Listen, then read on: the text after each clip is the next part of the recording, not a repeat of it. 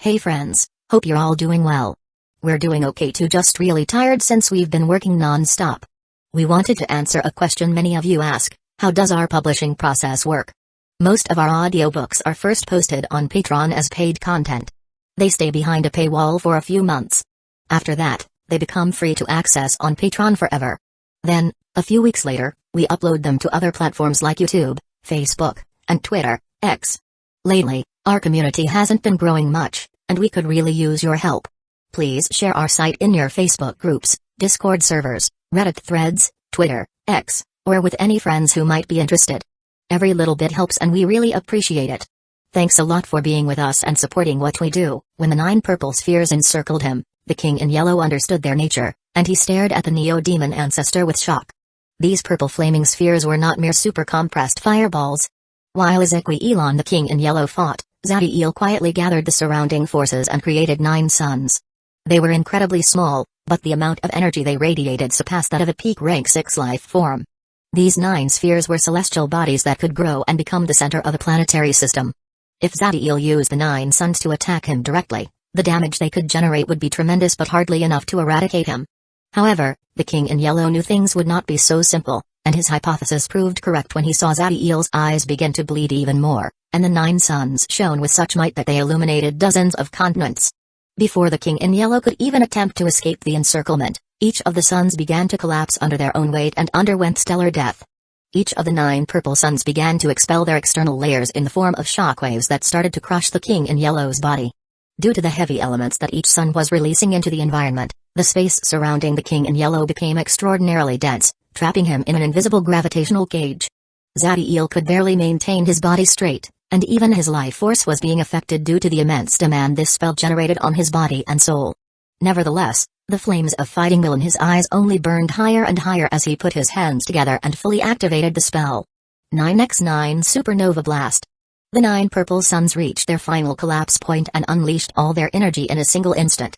Chapter 537, Fighting the King in Yellow, End. The light the 9 purple suns released as they compressed blinded everybody, but even if they could not see the explosion, the life forms on both sides were aware when the blast began due to the terrible sense of danger that assaulted them. That feeling was particularly clear for the soul-forging and law-engraving life forms, as they all felt their instincts screaming, telling them that there was no way any of them could survive what would happen next. The 9x9 supernova blast would cover the entire N corridor and expand to the neighborhood continents, annihilating everything in its path. Just as the millions of rank 4 and rank 5 life forms on both sides prepared to face their imminent death, the light that blinded everybody vanished. The legends, Magi, eye-holders, and neo-demons turned to the explosion that should have erased 99% of them, and what they saw was a gargantuan humanoid whose skin resembled bone armor. There was a demonic red aura overflowing the humanoid's body, and his eyes glowed with blue light that carried immense wisdom. Inverted exclamation mark boom. Inverted exclamation mark boom. Inverted exclamation mark boom. Everybody recognized the astral fiend, and the explosions drew their attention toward his arms. He pressed his hands together, forming a sort of cocoon where he concentrated massive amounts of red aura. Roku's face contorted as he used every iota of strength in him to keep the phenomenon in his hands from consuming the entire continent. More and more explosions carried on, generating shockwaves that formed huge cracks in space-time, and the astral fiend's arms trembled as he kept pouring his demonic aura into the cocoon. The Magi of the Eternium Empire stared at their emperor with immense pride and admiration. Roku held a force capable of eliminating millions of rank 5 life forms in a blink of an eye in his hands. That power level went beyond rank 6 and did not just position itself rank 7. It already showed the might of at least the late void stage. In any other circumstances, God's Tomb's world consciousness would have expelled the astral fiend as his power went beyond the limit established by the laws. However, while the transitional plane's world consciousness was new and lacked proper sentience, it had enough wisdom to perform decisions based on logic. The world consciousness allowed the astral fiend to momentarily ignore the restrictions since it would protect it from catastrophic damage. Zadiel watched everything from the sky, and he watched the red cocoon with coldness. His eyes were bleeding profusely, and his life force was weakening, but his resolution did not waver at all. Suddenly a torrent of white lightning appeared behind Zadiel and instantly morphed into Ezequiel. The supreme neo-demon was in perfect shape as if the horrible wounds he received from the king in yellow never happened. Of course, if one focused on the supreme neo-demon, they would perceive that his aura was but a ninth of the one he showed before. Zadiel knew very well that the one that appeared was not Ezequiel, at least not him fully. The newcomer that could transform into lightning at will was the energy essence avatar. Ezekiel's body and soul were full of injuries, but his energy pool was intact for the most part. Using the unique power of the immortal avatar True Doomsday body and the nature of the energy essence avatars, he managed to create one without damage. The energy essence avatar closed his eyes and drew the power of the universe into himself, transforming it all into primordial entropy lightning. Zadiel felt 2 hands on his back before white lightning entered his bloodstream and revitalized him. The Neo-Demon ancestor did not wait for even a second as he once again began to burn his life force, overdrawn his energy, boosted his bloodline force, and made his soul force explode. All of it with the sole goal of ensuring the phenomenon crushing the King in Yellow's existence carried on at full force. Boom! An explosion that seemed like the end of the world echoed throughout End Quarter, and a beam of light managed to pierce out of the red demonic cocoon. The beam was too fast, and it hit an unfortunate divine legend. At first, panic appeared in the woman's face, but she calmed down after feeling how there was nothing but life in this light. "I'm fine, it." The divine legend did not say more than 3 words before her soul and body transformed into dust particles. Horror appeared in the face of everybody, regardless of their side.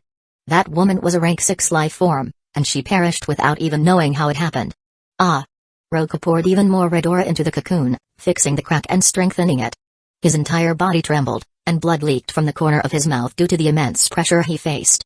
He did not care about the divine legend's death, but the phenomenon inside the cocoon did not distinguish between friend and foe and would kill everybody that lacked the strength to run away. Zadiel only kept pouring more and more of his force into the phenomenon, completely disregarding his safety and that of everybody else. The coldness in the Neo-Demon ancestor's eyes grew stronger and stronger. He would kill the enemy no matter what. Inside the red cocoon, a unique and marvelous phenomenon occurred. The forces of life, death, creation, destruction, gravity, and the mighty emptiness were present. Several shining golden halos occupied the periphery of this phenomenon. In them, the power of life and creation reached the extreme, and they carried a monstrous swallowing force. Dark waves with pure and absolute destructive and death power emerged from the halos. They drive toward the center of the phenomenon, and the farther they were from the halos, the purer their nature became. If that annihilator nature was not enough, those waves also carry another force, the almighty and encompassing gravity. It reached such a monstrous level that anything beneath peak rank 6 would not endure more than a second under its pressure. At the core of this phenomenon, bearing the life-swallowing force of the golden halos, fighting the annihilator waves, and enduring the absolute gravitational force, there was a dark inner law dimension. Inside the crystal sphere that was the inner law dimension, a monstrous soul took the form of a mass of shadowy tentacles with hundreds of eyes. As for the King in Yellow's body, the moment the 9 suns went supernova, the explosion obliterated his flesh and blood in a second. The creature used everything he had to reinforce the walls of his inner law dimension as he searched for a way out. As long as a fragment of him managed to leave, he would survive and, with time, fully heal. Unfortunately, nothing he did worked. The gravity reached such a level that it practically solidified space in every direction, making moving through it incredibly challenging. The dark waves eradicated almost all the soul fragments he attempted to send out, and the golden halos devoured those that escaped the phenomenon's core. The phenomenon kept growing more and more powerful, and the only thing the soul fragments achieved was making it stronger. Crack. Finally, the first crack appeared in the inner law dimension, and the King in Yellow immediately sent one of his tentacles to cover it. Sadly for him, that was just the beginning as more and more cracks appeared. 10 seconds after the first crack appeared, the inner law dimension's walls shattered into thousands of pieces that the annihilator waves instantly erased. Without the inner law dimension's protection, the soul faced the full power of the gravitational force and the annihilator waves. In 2 seconds, the gravity compressed him to the size of an atom before the annihilator waves erased his existence. Zadiel detected how the phenomenon completely erased any life form inside it and manipulated the spell to shut down, but his eyes widened as he felt it was not working. The phenomenon already surpassed the limitation of a simple spell and no longer needed him to work. The Neo-Demon knew how dangerous that would be, so despite the damage and pain, he again made every form of power burst before trying to take back control of the phenomenon.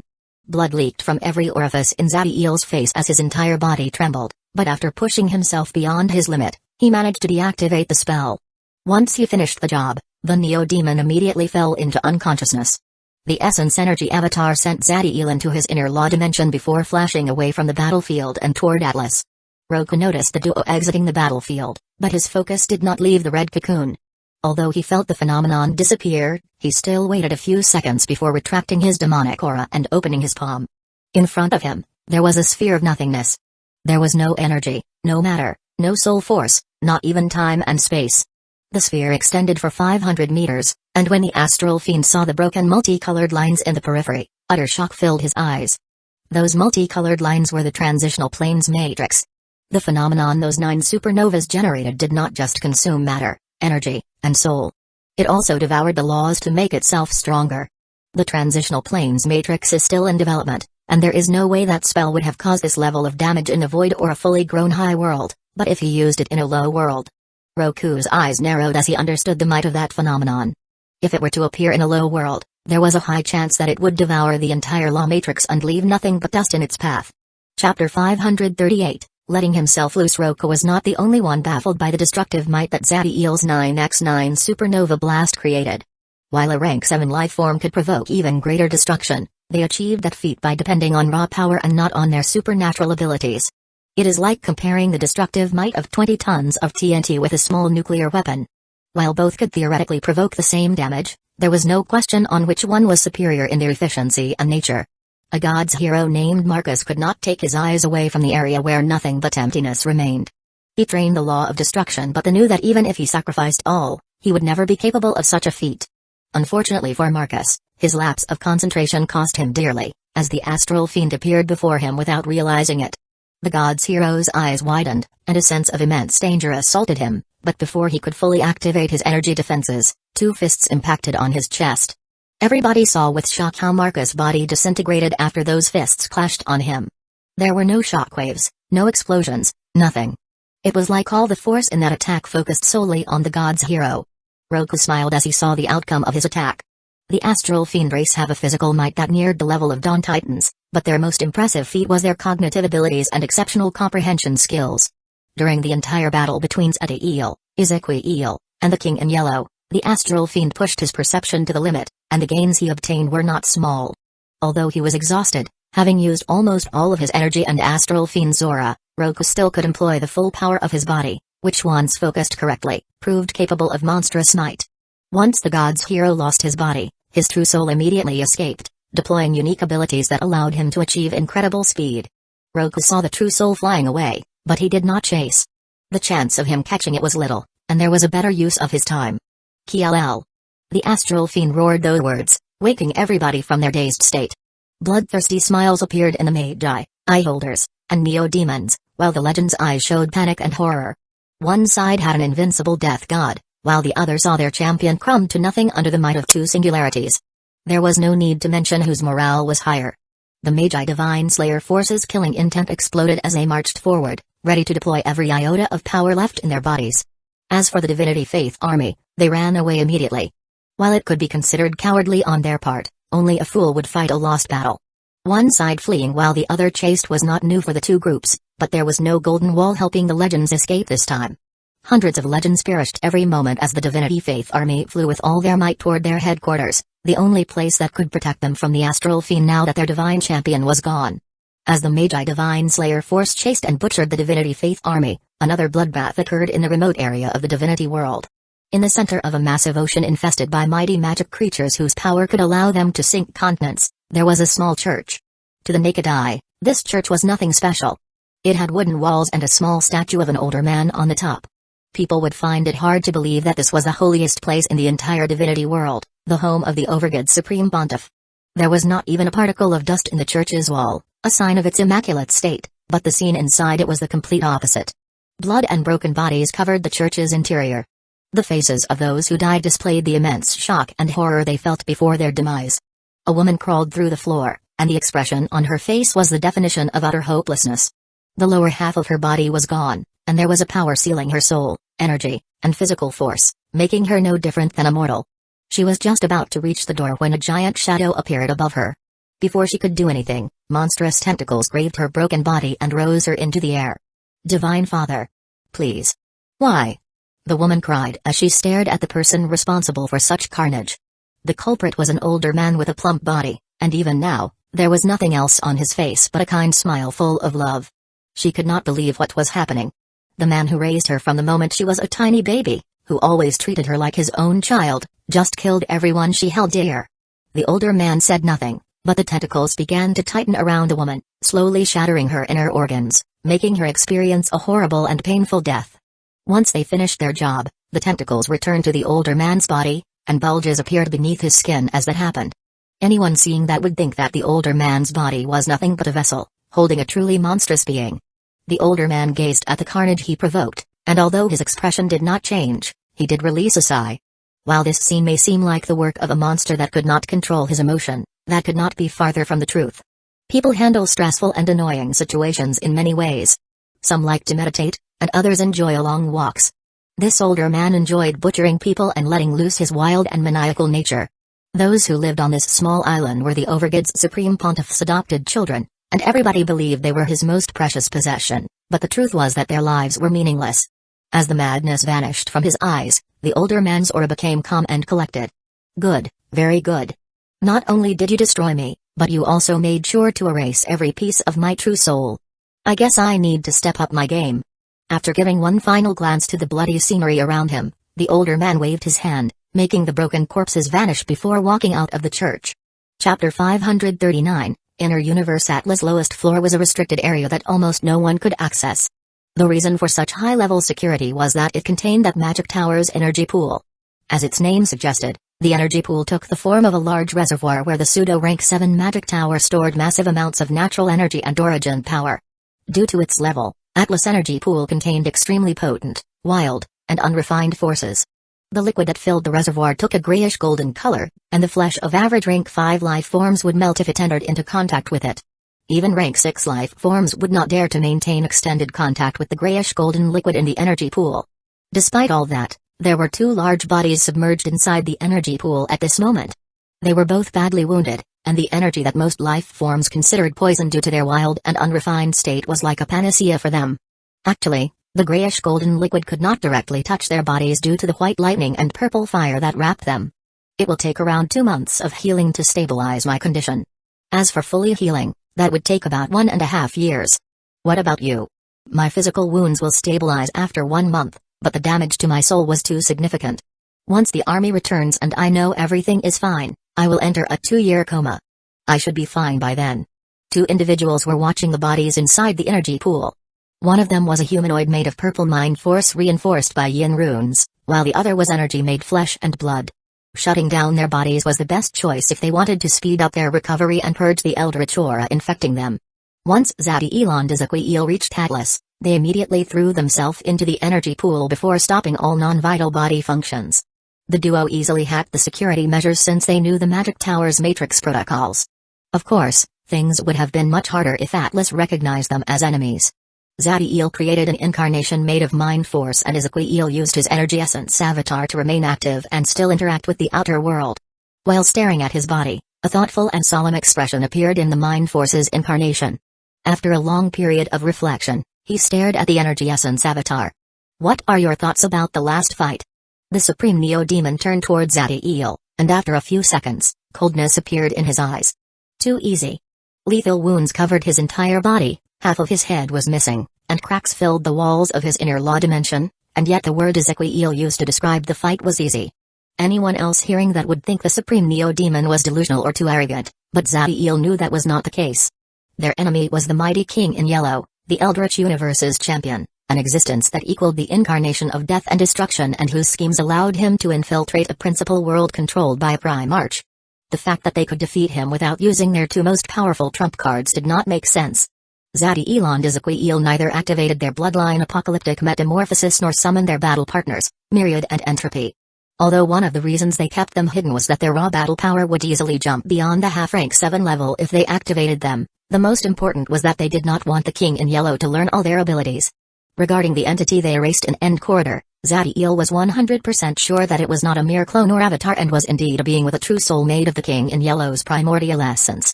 Divide your souls and putting them into different bodies was not a skill that impressed the Neo-Demon. After all, he performed that feat back when he was a mere rank 3 life form. Although making those broken souls evolve into true souls was much more challenging, he could still perform that feat. Believing that the Eldritch Universe champion could not do it as well with the resources of a principal world at his disposal would be too naive. Needless to say, Zati-El knew all that before starting the fight in End Corridor, but he still went all out to erase him.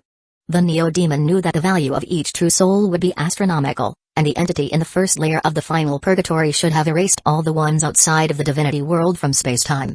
There was one question that plagued the Neo-Demon's mind, and no matter how much he thought, he could not find an answer.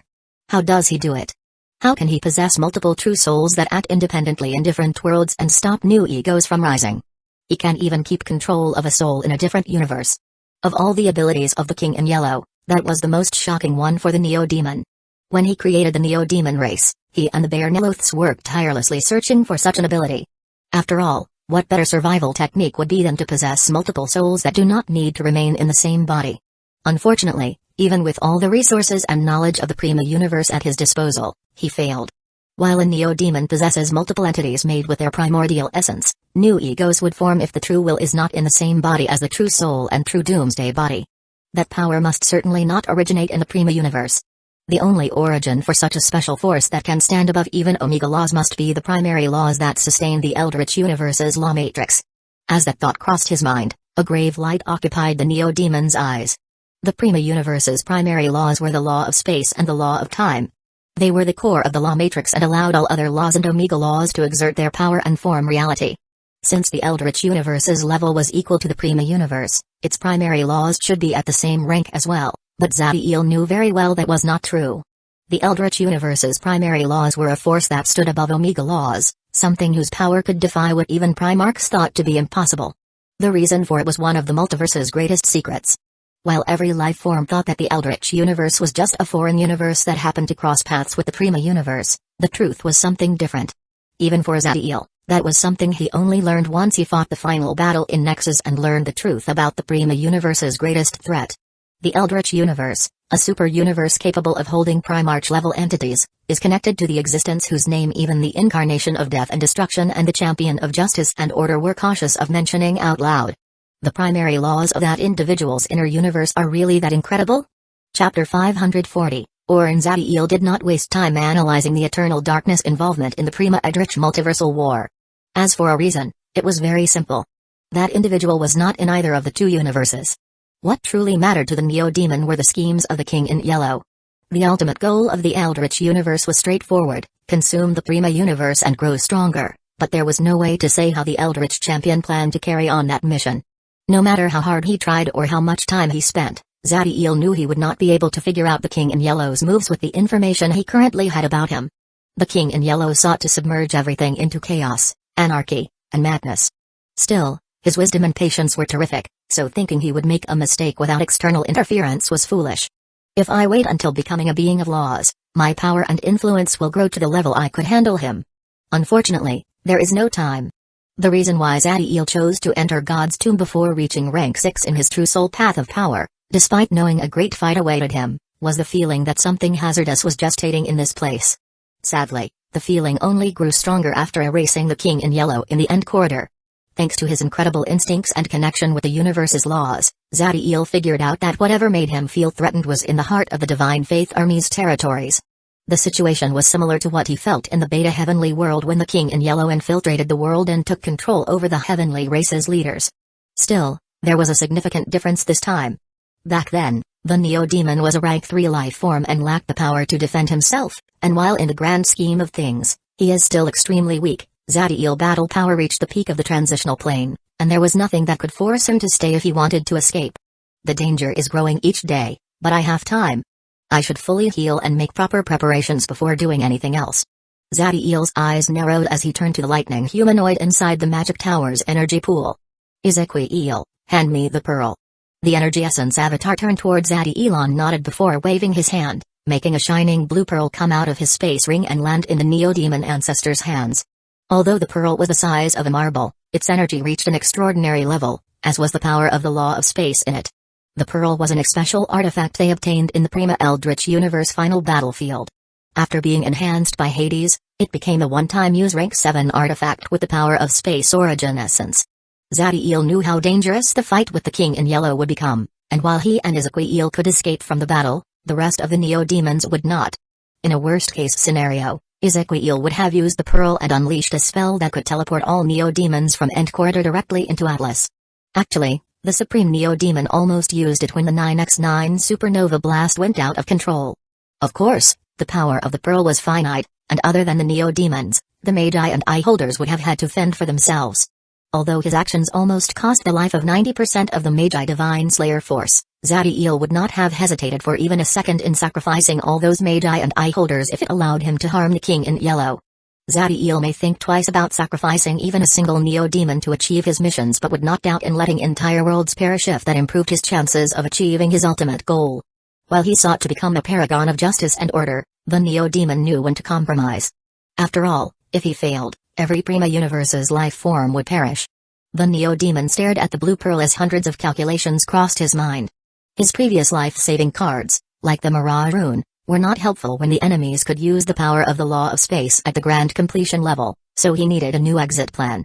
If I modify the pearl and make its full power to work in a single existence, I could use it to escape even if there is a force capable of sealing rank 7 life forms in that place. Confident with his analysis, the Neo-Demon began to prepare the first hidden trick for his next mission. 2 years went by after the End Corridor's supernova apocalyptic battle, in which the Divinity Faith Army lost roughly 30% of their soldiers. The loss of their divine champion was a massive blow to their morale and overall battle power, and although Zadiel and Ezequiel left the battlefield due to their wounds, the Astral Fiend was a killing machine that no god's hero could equal.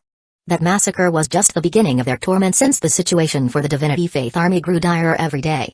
With such reduced numbers and without their strongest warrior, the Divinity Faith Army was full of openings that the Magi Divine Slayer force definitely took advantage of. The Divinity Faith Army lost 5 of the 30 continents under its control just 2 months after that battle. Currently, they possessed 14, a massive contrast with the ones controlled by the Magi Divine Slayer force that reached 58. Due to the vast control of the Magi Divine Slayer force, everybody could feel the Magi world's consciousness, laws, and natural forces more and more present. If things carry on this way, it won't be long before they affect the divinity world, marking the day where beings of law enter the stage. The last major stronghold of the Divinity Faith Army was their headquarters, the city with the imposing castle that could threaten the Astral Fiend and block the Magi Divine Slayer force from seizing the remaining continents. There was a gray force field that covered the entire city, obstructing the view of everybody, making it impossible for the Magi Divine Slayer force to know what happened inside it.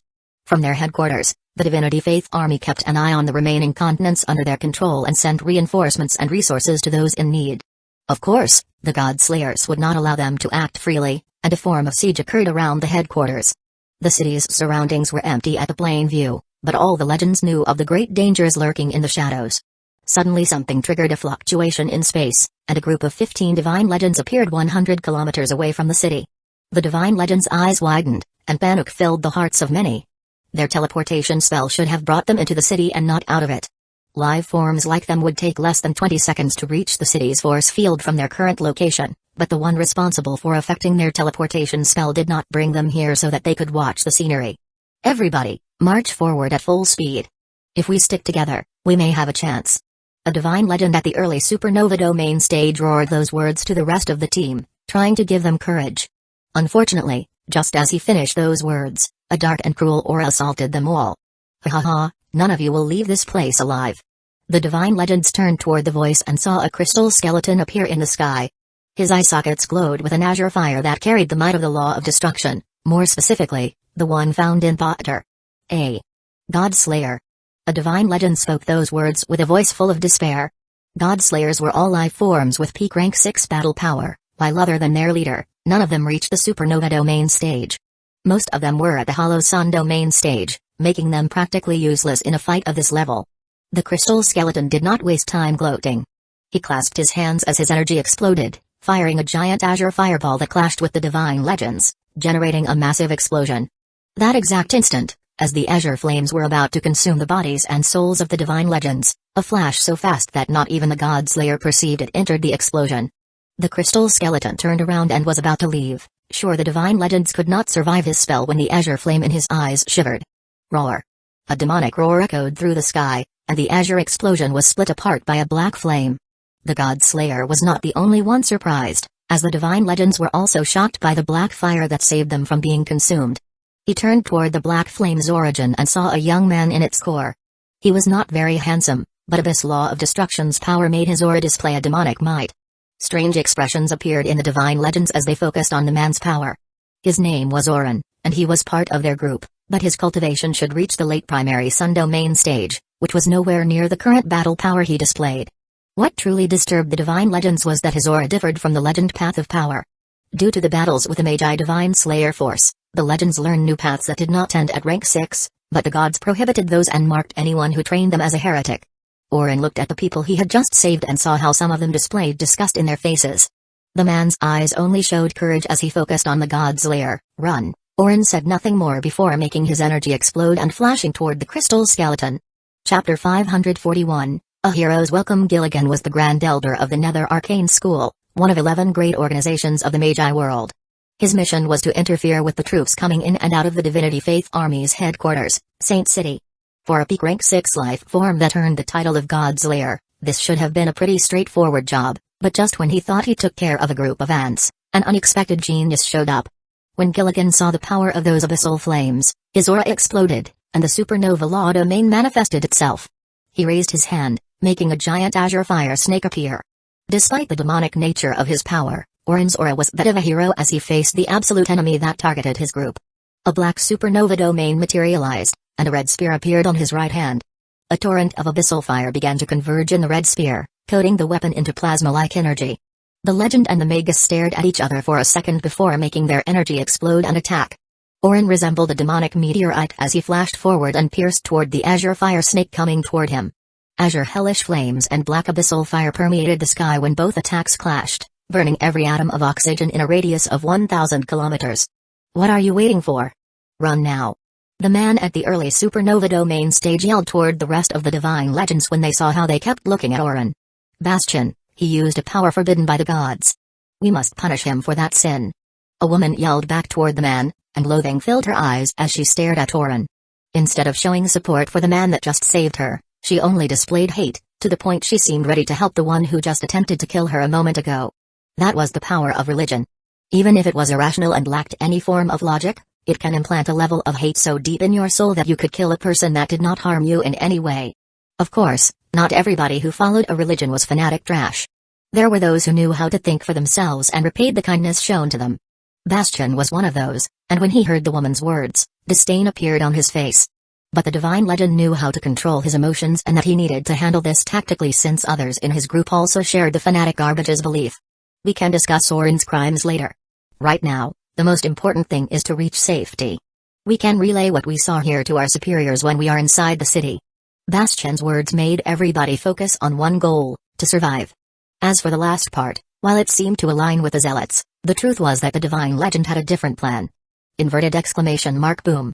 Another explosion echoed through the sky as Orin's spear and the azure fire snake under Gilligan's control clashed again. The legend was pushed back with blood coming out from the corner of his mouth but immediately regained control and charged even more abyssal flames into his weapon. Gilligan extended his arms before pulling them together, making the azure fire snake bite down toward the legend. Orin's eyes widened as he saw that massive mouth about to swallow him, but he showed not a single trace of fear as he unleashed a torrent of spear strikes. The spears pushed the azure fire snake back, giving the legend time to put some distance between them. It was then that Orin detected something and glanced at the legends that were rushing toward Saint City. His gaze landed on a beautiful woman at the late Hollow Sun domain stage. Her eyes carried on intense feelings that could only develop over a long time and after fully knowing a person. Orin's gaze lasted only a moment, but he showed the woman a kind smile before turning back toward the god slayers and piercing with his spear forward, shooting a pillar of abyssal fire. Gilligan sent his azure fire snake crashing toward the abyssal pillar, once again filling the sky with flames. The pillar failed to equal the azure fire snake, with the blast throwing Orin back, and just as he prepared to attack again, a sense of urgency appeared in his eyes. He saw how the god slayer managed to gather an immense amount of energy less than a second after that last clash and fired a full power spell. Orin just regained his stance when Gilligan pointed his hands forward, and a beam of super concentrated fire emerged from the giant azure snake. The legend managed to mobilize barely half of his energy and gathered it into the spear, thrusting it forward. Gilligan's attack was too powerful, and Orin managed to defend for a second before being overwhelmed and hit by it.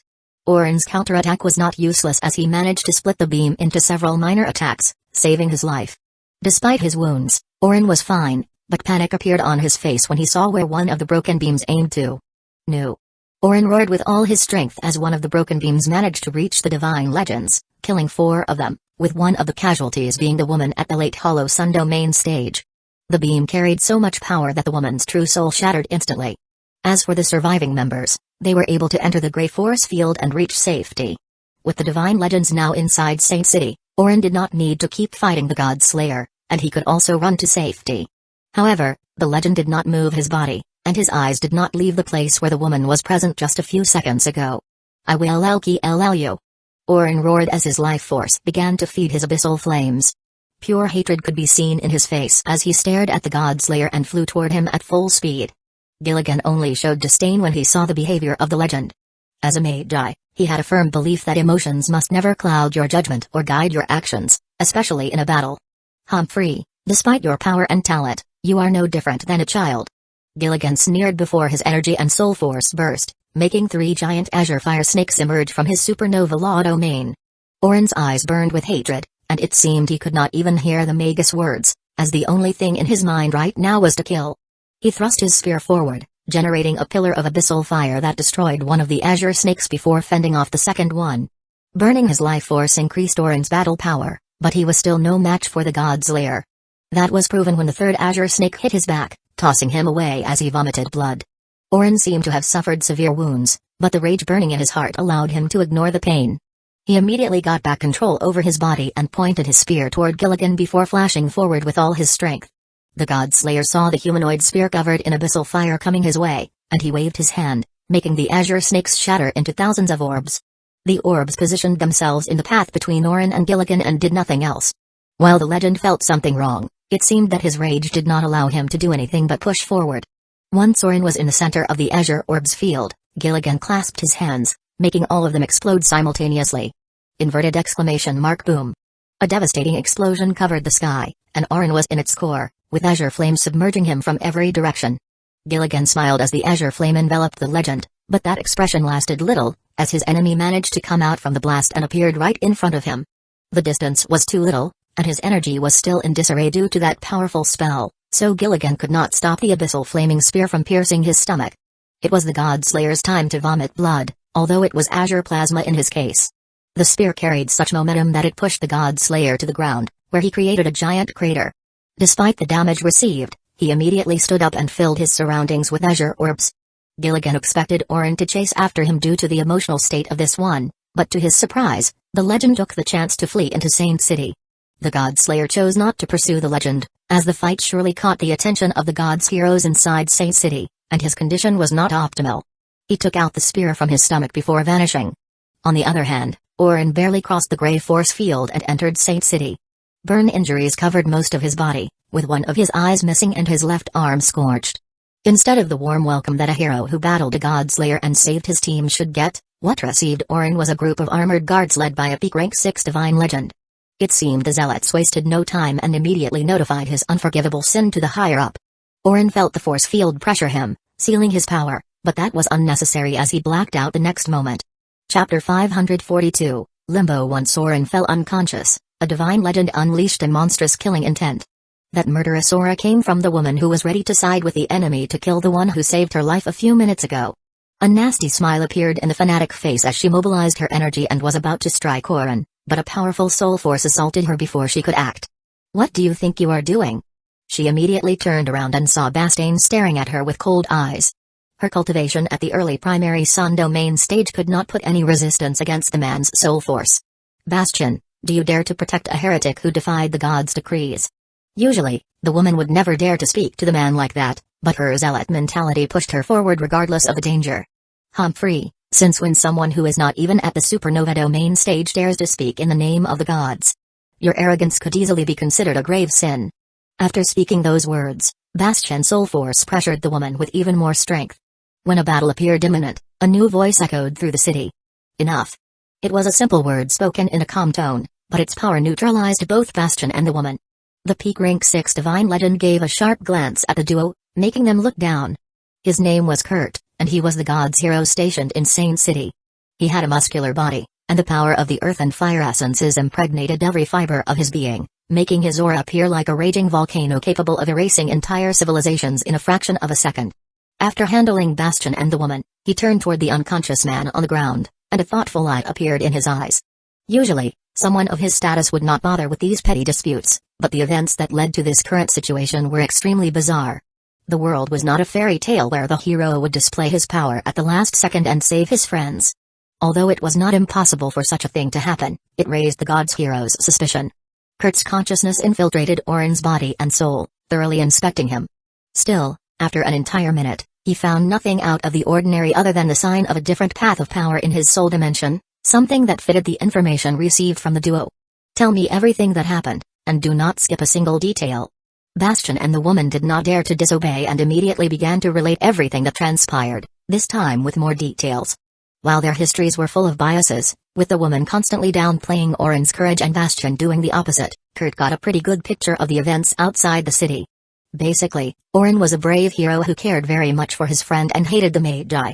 As for the fact that he cultivated a forbidden path, while it was a crime, it was not an unforgivable sin like the fanatic thought. Kurt would not have hesitated to pull Oren into his battalion if that were all, but the god's hero still felt that something was wrong. Tell me, who was the one with the deepest connection to this man? Kurt turned toward Bastion, and the severity in his expression showed the importance of the question. While Bastion was confused and did not understand what Kurt was after, he did not dare to remain silent and immediately responded. The one closest to Oren would be Hyuga. They have been together since their childhood, and their connection is intense. Bastion made a slight pause, and a sad expression appeared on his face as he continued. Unfortunately, she was among those that perished under the God Slayer's spell. I believe that was the reason Oren pushed himself to such an extreme and ended in this condition. Kurt frowned when he heard that. That woman was just what he needed since she could have told him if there was anything odd with Oren before or during the fight, even if it were just the way he looked at her. Bastion and the rest of the group could not capture those changes, especially with a God Slayer looming over them, but someone who met Oren for her entire life could have perceived something in those few seconds. He could be sure that Oren had done nothing wrong if he read the legend's soul, but his ability did not focus on that area, so it would be the same as killing him. Some gods' heroes focused on the soul and could read Oren's memories without causing irreversible damage, but they were all too busy protecting the remaining strongholds. If the Divinity Faith Army situation were not so dire, the god's hero would have killed this genius legend to avoid any surprise, but losing mighty warriors was not something he could afford right now. After a moment of deliberation, Kurt made a decision. Take him to Limbo. Once he wakes up, inform him that we will decide on what to do with him during the next God's Heroes Assembly. Kurt's decision provoked complicated expressions on those who heard them. Some thought the God's hero was too soft, while others believed the treatment was unfit for a savior. However, no one dared to rebuke Kurt since his authority was not something they could challenge.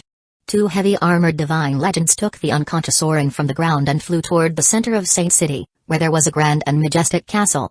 Nevertheless, their true destination was not the castle but the powerful magic formation built a few hundred meters away from it. Once they reached it, one of the guards took a metal orb from his space ring and began to inscribe a complex formation in it. After almost 3 minutes of inscribing, the guard finally completed the key, and the trio vanished.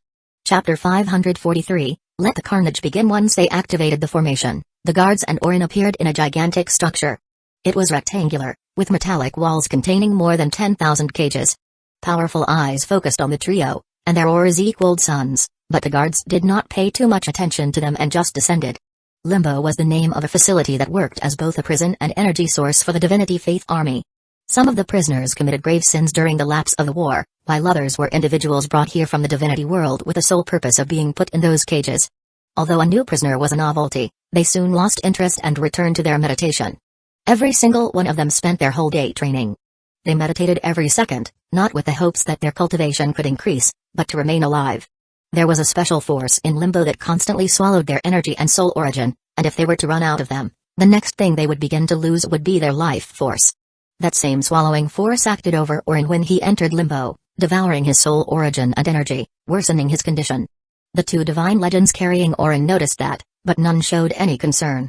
They limit themselves to continue descending, searching for an empty cell. While Limbo resembled an underground facility, in reality, it was a secret dimension around half a continent in size, with its dimensional core beneath Saint City. After descending at full speed for more than an hour, the guards and Oren finally reached an empty cell. One of the divine legends took out the metal orb and approached the cell to activate its formations, while the other kept holding Oren. The divine legend with the metal orb heard a noise, and when he turned around, he saw with shock how the unconscious prisoner they dragged here grabbed his comrade's head and blasted him into the ground.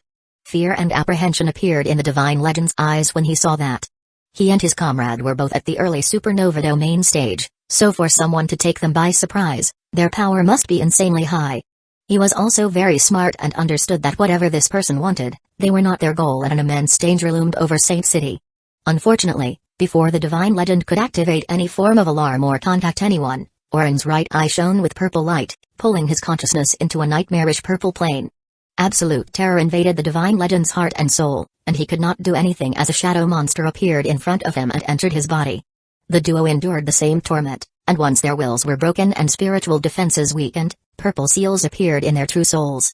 Both divine legends trembled for a few seconds as blood leaked from their ears and eyes, but then, they stood up as if nothing happened and flew up toward the formation leading out of limbo. Surprise, confusion, excitement, all kinds of emotions emerged in the prisoners' eyes when they saw that. They did not know what was happening, but they could detect that chaos would soon arrive. The show was not over, and they saw how the man opened his mouth and regurgitated a sphere made of hundreds of magic matrices and rune formations. Once the sphere appeared, it immediately submerged in the ground, and the next second, Limbo's magic matrix began to glow as a purple force infiltrated it. It took a few minutes, but the purple force managed to fully penetrate Limbo's magic matrix, making a small smile appear on the man's face. Although the prisoners did not know what happened with Limbo's magic matrix, they felt how the force that swallowed their energy and soul origin every day for the last century vanished. When they focused on the responsible, something happened that shocked them. Oren's body began to tremble, and something seemed to be moving beneath his skin before this one exploded, like a balloon full of blood. What appeared from the explosion was a handsome man with 3 eyes and 8 majestic wings. He did not even bother to look at the prisoner and took a deep breath before closing his eyes. The prisoners started to get impatient as the man just remained there without doing anything. Just as some of them were about to speak, they saw him open his eyes and unleash a monstrous aura. All those caged inside Limbo were seasoned warriors with powerful souls and will. Otherwise, they would not have survived the horrible living conditions of this place. Many were even killer and sadistic murderers, but even they felt absolute terror as that man's aura touched them. The fear was so immense that they began to hallucinate, and a demonic scenery replaced the metallic walls of Limbo. It was an abyssal dungeon full of melted bodies, disgusting parasites, and deformed infants. Poor bastards, rejoice, your life of imprisonment has come to an end. Luckily for the prisoners, the monstrous aura provoking those abyssal illusions vanished when a powerful voice echoed through Limbo. The terrified prisoners saw the gates of their cells opening for the first time since their imprisonment started, and they turned to the sky to see the winged man right in front of the Limbo's only exit. I have never been fond of helping out garbage, so this is the deal. Fight and kill until only 33 of you are left. I will bring the winners out of this place and help you unleash a battle power beyond your wildest dreams. The prisoners found it hard to believe what they were hearing. They were more than 15,000, yet the man wanted them to kill each other until only 33 were left. As they looked toward the sky, the same thought appeared in the mind of every prisoner. Push forward and use the formation to leave this place. However, there was a monster in their path, and even when he was 1 against 15,000, the only thing they saw in his face was absolute confidence and hunger. Their instinct told them they had a better opportunity to survive this bloody battle royale than to face that man. Come on, let the carnage begin. Chapter 544, Mayhem. Kurt and several of his strongest warriors were in the Grand Castle's control room. They could watch the entire Saint City from this location and keep a channel with the strongholds in the other continents under the Divinity Faith Army's control. Even though he did his best to keep a straight face, the God's hero failed to hide his frustration. The situation for the Divinity Faith Army was dire, with them losing warriors, resources, and terrain on a daily basis. It has been a week since I sent that man to Limbo. Soon Zealot and the others will arrive for the assembly, and I will learn whether or not I can use him. Just as that thought crossed Kurt's mind, he saw how the control room shone with red light. A picture appeared in front of the God's hero, and he saw how 2 men appeared less than 100 meters away from the gray force field. White lightning bathed one man's body while the other unleashed a demonic red aura. The one thing they had in common was that the monstrous physical power they released reached a level capable of twisting space-time around them. The God's hero's eyes widened, and panic appeared in them. He immediately recognized 2 of the 3 individuals that the Divine Faith Army classified as threats of Omega level. Their impact on the battlefield was higher than all the God Slayers combined. Due to energy shortage, Saint City's offensive capabilities were not what they used to be, with their precision and potency weakened. The Grand Castle would not be able to defeat the duo on its own without help, and if they broke the force field, the killing would be unprecedented. Kurt was ready to channel his energy and soul force into the Grand Castle and lead the attack on Izukui Eland Roku when a new alarm was triggered. A second holographic picture appeared in front of the God's hero. He saw with shock how the portal to Limbo began to shine, and 33 giant monsters emerged from it. Along with the shock, there was confusion on Kurt's face. He was sure that never before had he seen these creatures and could not understand how they came from Limbo. They were all 1,000 meters tall, with a purple aura coating their bodies and glowing runes covering every piece of their skin. For a moment, fear appeared in Kurt's face as he saw these 33 prisoners. Their ferocious and grotesque forms could not affect the heart of a seasoned warrior like Kurt, but the fact that every one of them had an aura that could equal a god's hero did the trick. After the initial shock, Kurt regained control over his emotions, and he noticed how the life force of these creatures was burning at an astonishing rate. While their lifespan measured in the hundreds of thousands of years, at this rate, they would not survive more than 30 minutes. Two mighty forces attacked Saint City simultaneously, one from outside and the other from inside. Even a fool would realize that they were connected. Kurt knew time was of the essence and was about to send a message to his fellow gods' heroes while taking control of the offensive weaponry of Saint City when he felt a spike of energy inside the room. The god's hero barely managed to turn around to see how two of his men began to glow with purple light before blowing themselves up. Boom. An immense explosion occurred inside the Grand Castle's control room, blowing up part of the walls, allowing an exit to the waves of purple fire. Kurt exited the Grand Castle through the broken wall, and there were burn injuries all over his body. Crack. Unfortunately for the god's hero, he did not have time to catch his breath as cracks appeared in the force field due to the fists crashing against it. Fireball and other spells appeared outside the force field and shot against the duo, but without a peak rank 6 life form managing it, both Ezequiel and Rukongai were too fast for them. Boom. More explosions distracted the god's hero, and he saw how the monsters that escaped from Limbo were wreaking havoc inside Saint City, killing and destroying everything in their sight. The Grand Castle attempted to suppress them, but the runes on their bodies allowed their souls to link together, fighting off that sealing force. It took less than a second for the situation to go out of control completely. I need to return to the Grand. Kurt could not finish that thought as an invisible force struck his inner law dimension with so much strength that he lost perception of his surroundings. The god's hero's instincts screamed like crazy, and he did all he could to push his magic defenses to the peak at that moment. His soul force was immense, so he managed to regain sight in an instant. Kurt felt no pain at all, so he assumed he had saved himself, but then he noticed the small holes in his head and chest. Black electromagnetic energy flooded both of them, destroying his heart and soul. As a peak rank 6 life form, even a meteorite would fail to harm his magic defenses, but an attack carrying antimatter was too much for him. The legends inside Saint City saw how their leader and strongest warrior fell from the sky lifeless. Without leadership and having to face 33 unstoppable monsters while two calamities were attempting to enter and kill them all, there was no need to say that absolute mayhem flooded the streets of Saint City. Among the chaos full of death and destruction, a figure entered the Grand Castle, passing through the purple flames that burned hotter than the sun as if they were nothing. The Neo-Demon ancestor knew that just like the King in Yellow would have found it impossible to sneak into Atlas Core without him noticing it, he would also fail to infiltrate Saint City's Grand Castle undetected. Since a subtle approach would not work, he went in the opposite direction, creating so much chaos that it would project a veil over his movements. Up until now, everything went according to the plan. It is time to find out what the King in Yellow is plotting. Chapter 545, Red Zadiel's plan was simple and highly effective. First, he took advantage of the explosion covering the group to possess a divine legend. While he could have done this at any time, he chose to do it when Gilligan ambushed the group less than a kilometer away from Saint City, decreasing the amount of time he would be supplanting the divine legend. He was the flash that pierced into the explosion of azure fire and possessed Torin, using his power to forcefully push the divine legend's cultivation to the supernova domain stage. From the beginning, his goal was to reach Limbo, so he needed to commit a sin grave enough that they would immediately arrest him, but not so great that they would kill him on the spot. Using a demonic path of power was the best choice available. Regarding Oren's partner's tragic death, that was his doing. When Zadiel detected the woman's feelings and read the divine legend's memories, he realized the woman could have seen past his facade.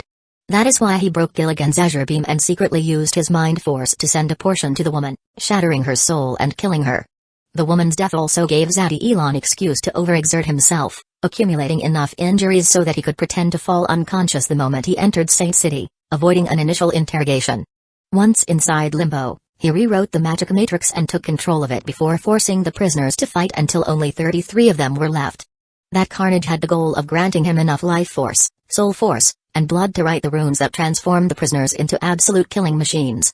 As for the fact that none of the prisoners would survive more than 30 minutes once Zadiel activated the runes, it did not matter to him.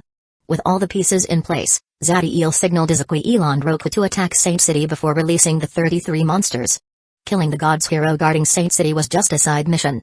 Zadiel would not have wasted his time going after him had the man been away from the Grand Castle.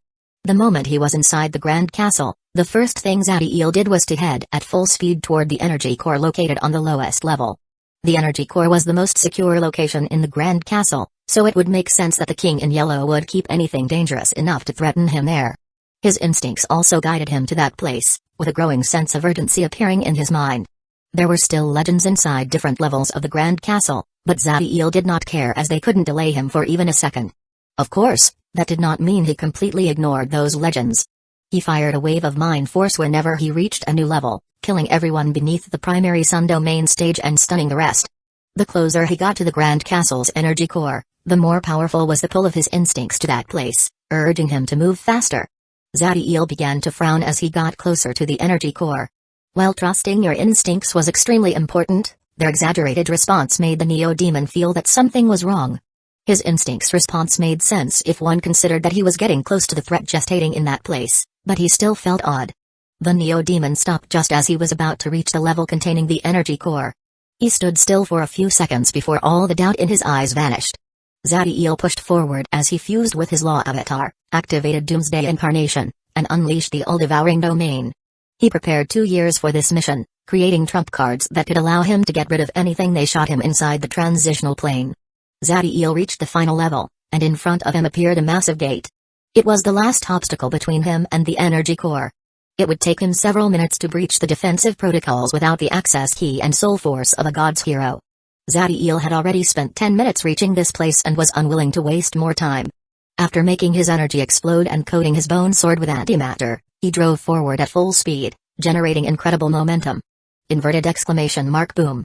A powerful explosion occurred in the Grand Castle's last level, unleashing a torrent of purple fire enhanced by antimatter that rose through the floors, killing everybody still alive. The bone sword could have pierced a sun from one extreme to the other and even buried itself deep inside a low world's crystal wall, but failed to pulverize the gates in one go. Zadiel's Eye of Life and Creation glowed as he used the power of the Life Origin Essence and burned some of his life force, making his energy explode once again. Crack. Thanks to the increased destructive power, the bone sword managed to finally shatter the gates, allowing the Neo-Demon passage into the energy core. Zadiel's pupils dilated as everything in the room entered his sight, and immediately a bad omen assaulted him. Other than the energy core, there was nothing else in this place, and if that wasn't enough, the pull of his instincts guiding him here suddenly vanished. Without hesitation, the Neo-Demon triggered a blue ring in his hand, making the power of Space Origin Essence embrace him. Too late. An ancient voice echoed through the room, and Zadiel saw how countless red threads emerged from his body and vanished into the distance. Some of these threads were so small that he could barely see them even with his eyesight, while others were thick enough that even a mortal could notice them from a distance. Zadiel frowned as he had no idea what these threads were and their use. The ring in his hand finally shattered, and the power of Space Origin Essence attempted to bring him out of the Grand Castle. Unfortunately for the Neo-Demon, the force that should overcome even the power of a rank 7 spell could not defeat the red threads. Zadiel's eyes widened as the red threads kept him here, completely ignoring the power of the Space Origin Essence. He could move his body but was bound to the room. Although there was a great shock in his heart, Zadiel did not let his emotions get out of control and calmed his heart before focusing on the place where that taunting voice came from. So calm despite facing a force that you know nothing about. Of all the people I have fought in the billions of years of my life, you are indeed the one I like the most. Crushing your existence and devouring your destiny will be a transcendental experience. An older man with a plump body walked out from the shadows.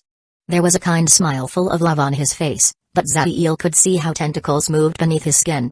Zadiel had read the memories of many divine legends and knew who this older man was, the Overgod Supreme Pontiff. Still, he knew that was just a disguise, and his true identity was different. King in Yellow. Chapter 546, Wrath. Zadiel glanced at the King in Yellow for a moment, but he lost interest the next second. The enemy showed no battle intent, so instead, he focused on the red threads binding him. The Neo-Demon's eyes widened when he saw that he could not touch the threads. It was as if they were not even here, yet their power was more remarkable than Space Origin Essence. While it may sound arrogant, saying that the incarnation of death and destruction understood every force and law that gave the Prima Universe order and formed reality would not be an exaggeration, nevertheless, Zadiel had absolutely no idea what these red threads were and how they worked. Even if they were some mighty Omega law, He should be able to perceive the Prima Universe's laws that gave birth to it, but he did not. The king in yellow saw Zadiel trying to decipher the red threads, and instead of stopping him, he maintained silence and allowed the Neo-Demon to focus. No matter what he did, whether his soul force, mind force or energy, they could not touch the red threads. If he could not even touch the red threads, how could he fight against them? Zadiel frowned but did not let his emotions get out of control. He took a deep breath before closing his eyes and remaining completely immobile. Interest appeared in the king in yellow's eyes when he saw that, and then felt how the forces inside the Neo-Demon began to shut down. First was his elemental chaos, then his soul force and even his life force shut down. In the end, the only force present in the Neo-Demon was his bloodline force. Then the rebirth eye opened, and a wave of mystical power emerged from the Neo-Demon. Zadiel focused on the thickest thread, and he managed to get hold of it this time. Coldness replaced the interest in the king in yellow's eyes when he saw that Zadiel was able to touch the threads after ignoring his other forces and using the purest might of his bloodline. Zadiel did not notice the change in the eyes of the king in yellow, as right now images were inundating his mind. He saw a boy at death doors thrown in a mass grave in the images.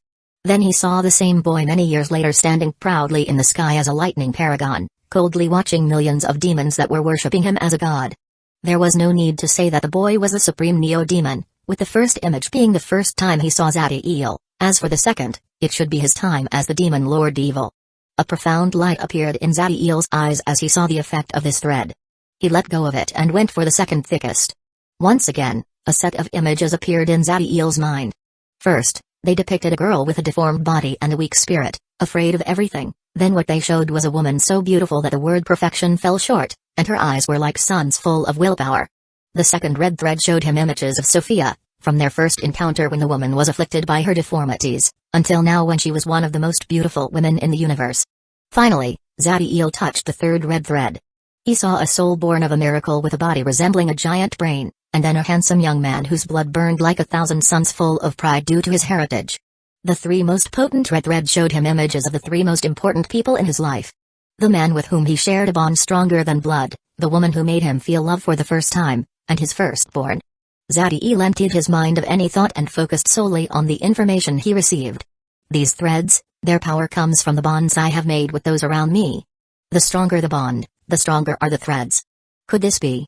The Neo-Demon stared at the king in yellow and spoke a single word. Karma.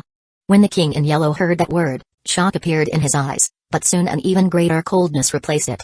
I cannot stop wondering, what is your real identity? The king in yellow's coldness did not bother Zadiel, and he once again focused on the red threads. He felt that the answer was just partially correct. Whatever this power was, it was also the thing that affected his instincts and led him to believe that this place harbored a threat that he needed to destroy as soon as possible. It affected my perception of the events occurring around me, of the dangers and real threats. The power that connects me to the environment and laws, the reaction that I have in the universe and that it has on me. A look of realization appeared in Zadiel's face, and he looked at the king in yellow with a smile. I understand. The Eldritch Universe's primary laws, the ones that allow your universe to exist, are the law of cause and the law of effect. The coldness in the king in yellow's eyes exploded into killing intent when he heard Zadiel speak those words. That level of perception and talent, he could not allow such a genius life form exist in an enemy universe. There is no need to act like that. Since you trapped me here, how about continuing the conversation we started in the Beta Heavenly World? Zadiel showed nothing as he felt the monstrous killing intent of the king in yellow. As the old monster he was, the king in yellow only needed a second to get his emotions in order, and he stared at the Neo-Demon before the smile in his meat suit widened. Please, do not look down on me. I know you informed your man outside the force field about your current situation. Also, I can see how the monsters you took from Limbo quietly target the energy patterns that enable Saint City's defenses. Zadiel no longer smiled, and coldness appeared in his eyes as he focused on the king in yellow. He had not started a fight because he was making time, but it seemed he was not the only one. According to my calculations, the force field should resist for another 15 seconds. Oh, you think you can erase me in such a small window of time? You are really confident. Zadiel began to mobilize his energy and was ready to unleash everything he had to face the king in yellow. The force field doesn't matter. After all, our battlefield is not inside this transitional plane. A horrible premonition assaulted Zadiel when he heard that and saw a red thread the size of an arm emerge from the king in yellow's head and vanish into the sky. Zadiel realized he could not move from his location, and an immense force grabbed hold of him and seemed to pull into the void. Hurry! Ezekiel heard Zadiel's voice in his mind, and while the Neo-Demon ancestor's tone was calm, he knew that something very wrong was happening. Without hesitation, the Supreme Neo-Demon triggered his bloodline apocalyptic metamorphosis, fused with entropy, and even went to the extreme of burning his life force and soul force to grow stronger. A shockwave emerged from Ezekiel's body, generating giant cracks in space as his power skyrocketed. God's Tomb's laws began to act and attempted to expel the Supreme Neo-Demon as his raw power went beyond half rank 7, but by using his ability to commune with the universe, he was able to hide. Ezekiel knew the concealment would only last for a few seconds, but that was all he needed, and he immediately began to strike the force field with everything he had. On the other hand, the 33 monsters wreaking havoc in Saint City flashed toward the Grand Castle, and once they were near it, they all blew themselves up. Boom. With most of the Grand Cast destroyed, the gray force field weakened significantly, and Ezekiel made a minor breach in it. It was a hole the size of a fist, but the Supreme Neo-Demon managed to go through it by transforming himself into a torrent of white lightning. Ezekiel immediately reformed his body and plunged himself into the burning purple flames that covered the lowest floor of the Grand Castle. He achieved superluminal speed thanks to his immense power and immediately reached the King in Yellow and Zadiel. He saw the red threads binding the second, and since he failed to understand their power, he chose to attack their origin. Vibration origin essence, primordial entropy lightning, terminus force, elemental chaos, astral chi, and world strength gathered in Ezekiel's left fist as he punched toward the King in Yellow. Boom. A multicolored explosion occurred the next instant. The force field that previously acted as a shield stopped the forces from dispersing, resulting in the complete obliteration of Saint City. Crack. The gray force field could not resist more than a few seconds before shattering, allowing waves of destructive force to spread through the surroundings. The only one still alive near the crater that was once Saint City was Roku. He stared at the core of the explosion and saw Ezekiel standing there alone. Ezekiel's eyes showed the immense rage inside his soul. Ah! The Supreme Neo-Demon roared as his energy and killing intent blasted in all directions, making the entire continent tremble. Before he could connect his attack on the King in Yellow, this one smiled at him and vanished along with Zadiel. Chapter 547, The Lord of Beginning and End versus the King in Yellow. Zadiel felt the red thread connecting him and the King in Yellow. An incredible potent force pulled the duo into the void, and they began to travel at a speed that surpassed the greater teleportation of a rank 7 life form. It was more than an hour before the Neo-Demon regained perception of his surroundings and the ability to move. Immediately, Zadiel's consciousness expanded all over the void, and he gained some understanding of his current location. He was in the center of a sea of dead stars and asteroids, on a remote corner of the universe. However, his surroundings were the least thing that mattered to him. Waiting for him and the King in Yellow in this sea of stars were 18 golden giants, with even the smallest being larger than a continent. Their bodies were not the only thing immense since their energy pool and soul force put 15 of them at the Void Creator rank. Zadiel failed to perceive anything from the last three, which could only mean one thing: they were individuals who earned the title of Beyond the Shackles existences, rank 8 lifeforms. The King in Yellow glanced at Zadiel before walking toward the giants with a smile on his face. He took his place in the group's center, and his aura was that of a leader. Zadiel focused on the giants with the rebirth eye and figured out their origin. They were gods, and to his surprise, the ones here were not avatar but their true bodies and souls. The rebirth eye showed Zadiel how special threads connected the gods and the King in Yellow. Unlike the ones he developed, a dark and nefarious aura infected the karma between them. The King in Yellow managed to infect the gods' karma, and by the submissive stance these golden giants adopted, it was clear how pathetic their condition was. Facing 18 being of laws, some that developed Omega laws, any life form beneath rank 7 would have a hard time even thinking, much less maintaining calm, but Zadiel's eyes showed only coldness as he stared at the King in Yellow.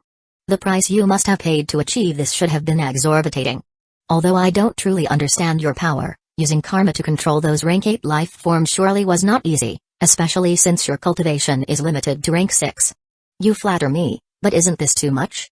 When the King in Yellow saw how calm Zadiel was, the smile on his meat suit vanished, and monstrous dark red killing intent began to rise from him.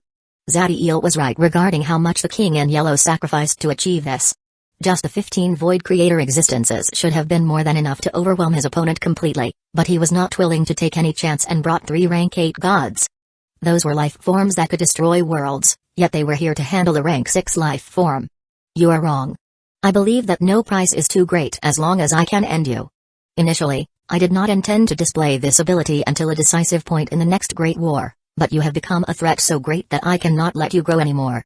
The king in yellow's dark killing intent increased with every word he spoke. Zadiel coldly stared at his opponent, but his eyes also focused on the god's response, and he saw the lack of surprise in their expressions. It was clear to him that they already knew that the king in yellow was not a member of the Prima Universe. There was still the question of whether these gods were aware of that after the karma corrupted them, or they knew it from before. If it was the latter, then the state of the divinity world is beyond redemption. There was no pity in the Neo-Demon's heart for these parasites that feed on people's fear, weakness, and hopes, but an entire principal world under the control of the Eldritch universe was an imminent threat.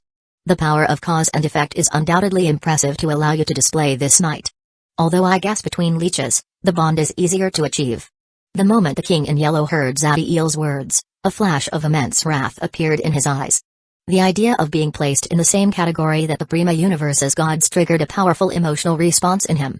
Usually, the king in yellow would have never allowed those emotions to show themselves, but right now, he was so sure of his victory and proud of his wits that for a small instant, he allowed himself to relax.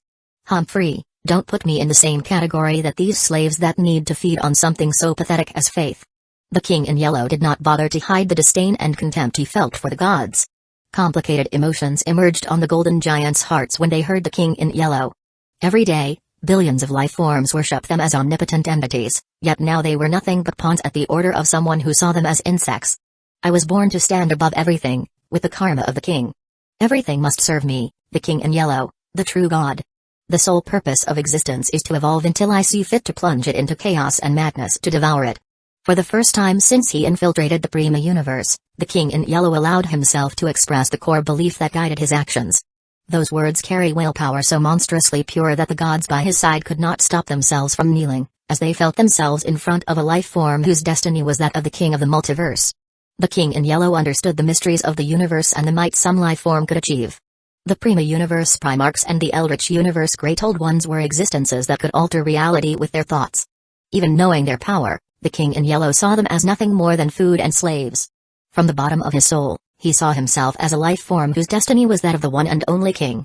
Chapter 548, The Lord of Beginning and End versus the King in Yellow. 2. Zadiel felt the king in yellow's aura reach him, and his eyes began to glow with silver light as the true will fought against the willpower of his enemy. In the end, none of them were able to overcome the other, since when it came to the purity and might of their wills, both Zadiel and the king in yellow stood at the same level. The Neo-Demon did not waste his time focusing on that, as his complete attention was on the king in yellow's words and emotions. From his initial and extreme rage at being compared with the Prima Universe's gods to the pride and conviction displayed when he expressed the belief that his place was the king of all existence. Although the Neo-Demon wanted to know more about his opponent, he knew that it was all the king in yellow would share. Those words were already a lot and only spoken due to the man's euphoria and self-confidence. I must say, I admire how calm you are, but please don't tell me you are expecting someone to come and save you. The power of karma once again blasted off out of the king in yellow, and Zadiel saw how red threads began to connect the dead stars and asteroids, instantly forming a world-sized cocoon. Zadiel's eyes narrowed as he felt the might of the karma cocoon, and the thing that amazed him the most was how it completely and utterly blocked any form of connection to the outside. You already know how hard to grasp the power of karma is, and I can guarantee that unless they knew our exact location, even Primarchs would need a few minutes to find us. Nothing can escape this place without my consent, not even an iota of your soul. The king in yellow's eyes glowed with pride as he saw his plan come to a success. He went to great lengths to make sure that there was no way of anyone tracking them, and the cloaking power of karma was something the life forms of the Prima Universe don't know and would find impossible to counter in a short time. He even forced the gods' true bodies to come to this place instead of avatars to leave no trail. Zadiel stared at the karma cocoon, and his rebirth eye showed him that the king in yellow was telling the truth. No one would be able to find him, and his soul seed could not exert enough force to bring pieces of his soul away from this place. As he found himself at a complete dead end, the coldness in Zadiel's eyes began to vanish, and slowly a smile appeared on his face. Ha ha ha ha ha. Of all the reactions the king in yellow expected to obtain, a laugh was the only one he did not anticipate. Me searching your soul, stealing your memories, and devouring your destiny sounds funny to you? There was wrath in the king in yellow's voice as he spoke to Zadiel. The Neo-Demon's laugh made him feel uncomfortable, as it generated doubts and questions in his mind regarding his plan. He waved his hand, and the golden giant's eyes glowed, unleashing the power of their souls. The Neo-Demon felt an immense force rushing him from every direction, and blood leaked from his mouth, but even then, he continued laughing. He stared at the king in yellow with a bloody smile, The reason that I laugh is that for the first time since I awoke, I lost control. Zadiel's eyes glowed with a silver light so powerful that the king in yellow felt as if flames were coming out of them. Even in the beta heavenly world, when you captured my clone, all went according to plan. I knew I would survive and defeat you as things moved forward. But now, I am truly shocked and could not have imagined this would happen. The king in yellow saw how ecstasy began to appear in the eyes of his enemy. The feeling of not knowing what is happening, of being one step away from death. I had forgotten how thrilling it is when your life is about to end, and every piece of your existence urges you to survive at all cost. Zadiel roared those last words, and then the soul forces that were crushing him disintegrated as a red light appeared in his eyes. The king in yellow's eyes widened, and he felt that something was incredibly wrong, so he commanded one of the rank 7 gods to flash forward and attack without hesitation. Although that would destroy the Neo-Demon's soul, making reading his memories almost impossible, the king in yellow felt his instincts screaming, urging him to act now. The peak rank 7 god's speed was incredible, and in less than a millisecond, he was in front of Zadiel and fired a punch toward his head. Zadiel's bloody smile did not falter as that punch came near to his head, and before it could touch him, a blast of red aura emerged for him and crushed half of the god's body. The king in yellow and the other gods saw with utter shock how the peak rank 7 god failed to escape the red aura and ended with his entire body and soul pulverized. Things did not end there, as the aura began to condense around Zadiel, and a red sun appeared in a second. Iver the Flawless gave 3 rewards to the Neo-Demon for his help. 2 of them were beyond Prima Omega arts for him and Ezequiel, and the last one was a spell capable of unleashing the full might of the Astral Chaos Omega Law Ones. The Eternum Empire's ancestor stored the spell in the core of the red seed that contained his beyond Prima Omega art. That was the reason for the difference between the one obtained by Zadiel and Ezequiel. When the king in yellow saw that red sun, he felt a tremendous hatred. Iver the Flawless was the main reason why the Eldritch life forms failed to overwhelm their enemies in the Prima Eldritch Universe final battlefield. However, once the initial shock passed, the king in yellow calmed down, and a smile on his face returned. I must say that it is an impressive trump card, but do you think it would be enough? There is no way your soul and body can mobilize such immense power. Your only path now is to blow yourself. Zadiel returned the smile to the king in yellow, and he did not deny those words since they were right. The power of the red primeval sun was too much for him. His body and soul were already on the brink of collapse due to the immense pressure the spell generated. Their original purpose was different, but improvisation is the essence of survival. The king in yellow heard those words and saw how violet seals began to appear all over Zadiel's body, and he was sure they also reached his soul. Even by his standards, those seals were terrific. At first, the king in yellow did not understand their purpose, but then he saw with horror how Zadiel's body moved, adopting a battle pose as the power of the red sun gathered in his right hand. Impossible. The king in yellow roared those words, as he could not believe that a rank 6 life form could mobilize a spell capable of achieving rank 9 battle power. Under his order, the 14 rank 7 gods and 2 of those at rank 8 marched forward and attacked with all they had. Sadly for the king in yellow, the gods were too slow, and Zadiel had already fired his punch forward before they could get near him. You don't fuck with a Neo-Demon. Those were the last words the gods and the king in yellow heard before a tsunami of astral chaos clashed against them. Chapter 549, The Lord of Beginning and End versus the King in Yellow. In a remote location of the Prima universe, there was an area full of asteroids and dead stars. Even a law overlord would not see anything wrong with this place at first sight, but all of a sudden, space began to tremble before a red cocoon the size of a world appeared. Cracks began to arise on the cocoon before part of it shattered, and a tsunami of astral chaos emerged from the opening. The red force obliterated everything in its path, under a weight that could collapse black holes. A figure emerged from the ocean of primeval astral chaos that could eradicate low worlds. What escaped that apocalyptic force was a rank 8 god. Although, to be more precise, the only thing left of the Beyond Shackles' existence was a small part of his chest. Once that piece of the rank 8 life form left the astral chaos, it exploded, showing a gray humanoid with tentacles instead of legs and a yellow robe covering his body. The king in yellow looked at the primeval astral chaos with eyes full of murderous rage. He managed to escape by entering the rank 8 god that he left by his side and using that body as an escape capsule. At first, he thought that everything went according to his plan. Even when Zadiel showed the red primeval sun, he calmed down almost immediately, but even in his wildest dreams, he never imagined that a rank 6 life form could fire a world-ending spell. Those violet seals, they were the key for that attack, but how? Even Primarchs could not create something like that. The king in yellow's thoughts were interrupted due to his instincts screaming like crazy, and he turned around just in time to see a bone sword penetrate his chest. Zadiel's cold eyes stared at the king in yellow as he pushed his bone sword deeper. Armor covered his body, and 6 swords were floating around him. The Neo-Demon was in his maximum state, with bloodline apocalyptic metamorphosis activated and having fused with Myriad. A purple electric matrix covered his bone sword and both of his arms, making them release an absurd level of energy. The king in yellow clenched his teeth as the bone sword pierced so deep into his chest that it managed to come out of his back. He was shocked by Zadiel's state. There was no wound on the Neo-Demon, so that meant that he managed to control the spell with such precision that no collateral damage reached him. At this moment, when they were next to each other, the king in yellow was able to feel an aura in the violet seals that were vanishing from Zadiel's skin, and the rage in his heart increased as he thought of someone. That fucking tree. The king in yellow figured out that the one responsible for those violet seals that allowed Zadiel to mobilize a rank 9 spell was no other than the World Tree. Despite his wrathful state, the king in yellow did not lose focus, and he felt how the bone sword was about to unleash an extremely destructive force. Instead of dodging or blocking the bone sword's power, the king in yellow chose a different path. Zadiel was about to unleash the power he charged in the bone sword when he felt the king in yellow's hand touch his chest. Karma Inferno. The moment the king in yellow pronounced those words, the billions of red threads coming out from Zadiel shone.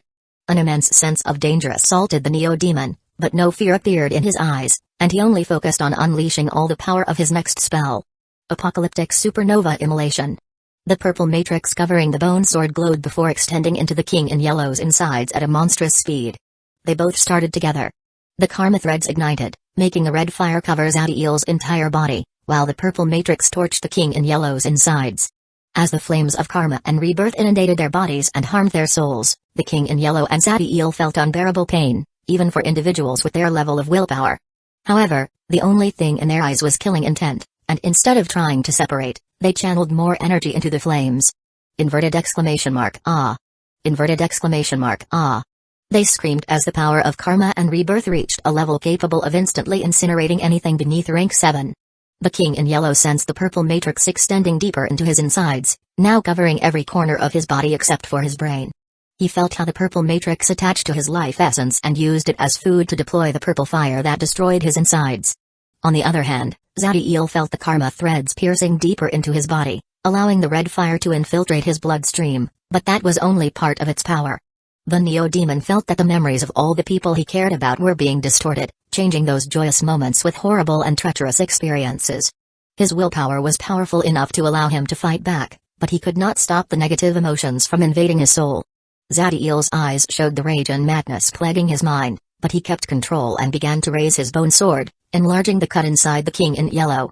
Black blood leaked from every orifice in the king in yellow's face, but he resisted the pain and put both of his hands over Zadiel's helmet before making the power of karma explode. The Neo-Demon felt the force affecting his memories and emotions growing stronger, to the point he began to lose track of what was real and what was fake. He could not allow the force affecting his memories and emotions to keep growing, so he sent a command, and the next second, a purple sun emerged from his right arm, making the electric matrix disappear. Immediately, the sun fused into the left arm, enhancing the purple electric matrix in this one, and Zadiel took out the hand from the bone sword's handle before punching the king in yellow's face. The king in yellow was sure that he could resist that fist, as his body was equal to that of a rank 7 demon lord, but when it touched his face, his eyes widened by the immense power he felt. That punch was not only strong but also fast, heavy, hard, and carried a heat that could ignite a continent in an instant. It sent the king in yellow flying away, destroying dozens of stars and asteroids on his path. Those purple suns were Zadiel's apocalyptic extremity suns, the unique ability of his bloodline apocalyptic metamorphosis. The purple suns had 2 powers, the first being an overall enhancement. If Zadiel used the power of the 3 on his entire body, he would grow 30% more powerful, but if they concentrated in a single extremity, it would improve 1-fold. By fusing 2 on his left arm, the Neo-Demon improved everything about the extremity by 200%. The second power consisted in fusing with the enemy's body and devouring their life essence to unleash an endless rebirth fire. The Neo-Demon called this ability Apocalyptic Supernova Immolation. Zadiel's face twisted by the pain and hate that was invading him, making it hard for him even to think, but after using his mind force to appease his soul, he flashed toward his enemy. The king in yellow regained control over his body only to see an enraged Neo-Demon flashing toward him, and the first thing he did was a hand seal. A dark eldritch aura emerged from the king in yellow, as the illusion of a horrible creature that resembled a larva with tentacles holding a flute appeared above him. The next instant, A flute materialized in the King in Yellow's hands, and this one began to play it. No sound came from the flute, but Zadiel stopped mid-flight, and he grabbed his head as the craziness in his eyes grew stronger. Ah! The Neo-Demon screamed in agony as the negative emotions filling him drilled deeper and deeper into his soul. The King in Yellow smiled as he saw the madness in the Neo-Demon's eyes, and he kept playing the flute, but all of a sudden, his enemy vanished from his line of sight. He detected the presence of the Neo-Demon behind him but was too slow to respond, and a large cut appeared in his back and inundated him with even more rebirth fire before pushing him away. How did he break my seal in space and teleported so silently that I was not able to detect him until it was too late? The answer to his question emerged the next second when he saw a lonely bone sword a few hundred meters ahead of him. Without any warning, the Neo-Demon materialized next to the bone sword and attacked him, making another large cut on his chest and sending him flying away again. Beyond superluminal speed, using the bone swords as beacons. The King in Yellow immediately figured out the trick behind Zadiel's monstrous speed, and his eyes narrowed when he detected another lonely bone sword on his path. He made a hand gesture, different from the previous one, and the illusion of an elephant-like humanoid monstrosity appeared above him. His muscles grew larger, and an immense sense of physical power emerged from him. Just like the King in Yellow expected, Zadiel appeared next to the bone sword, and then one fist and one blade collided. Chapter 550, The Lord of Beginning and End vs. the King in Yellow, End, inverted exclamation mark boom. The moment the bone sword and the fist collided, a purple-crimson explosion occurred, generating shockwaves that annihilated everything in their path. Despite the Neo-Demon charging the full power of his body into that sword strike, the King in Yellow's physical might reached such a monstrous level that he only required his right hand to stop it.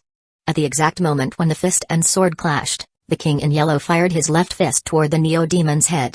Zadiel's eyes widened as a punch with enough force to blow his head up was about to land, but in the last second, he vanished, only to reappear holding another bone sword behind the King in Yellow. The King in Yellow felt how the bone sword aimed to cut his back again, but instead of dodging it, he allowed the wound before twisting his body and striking the Neo-Demon with the back of his fist. Another large laceration appeared in the King in Yellow's back, infected by rebirth flames that potentiated the purple matrix that penetrated his cells. As for Zadiel, that fist strike sent him flying away, clashing with multiple stars on his path, and the karma threads were enhanced, piercing deeper into his body.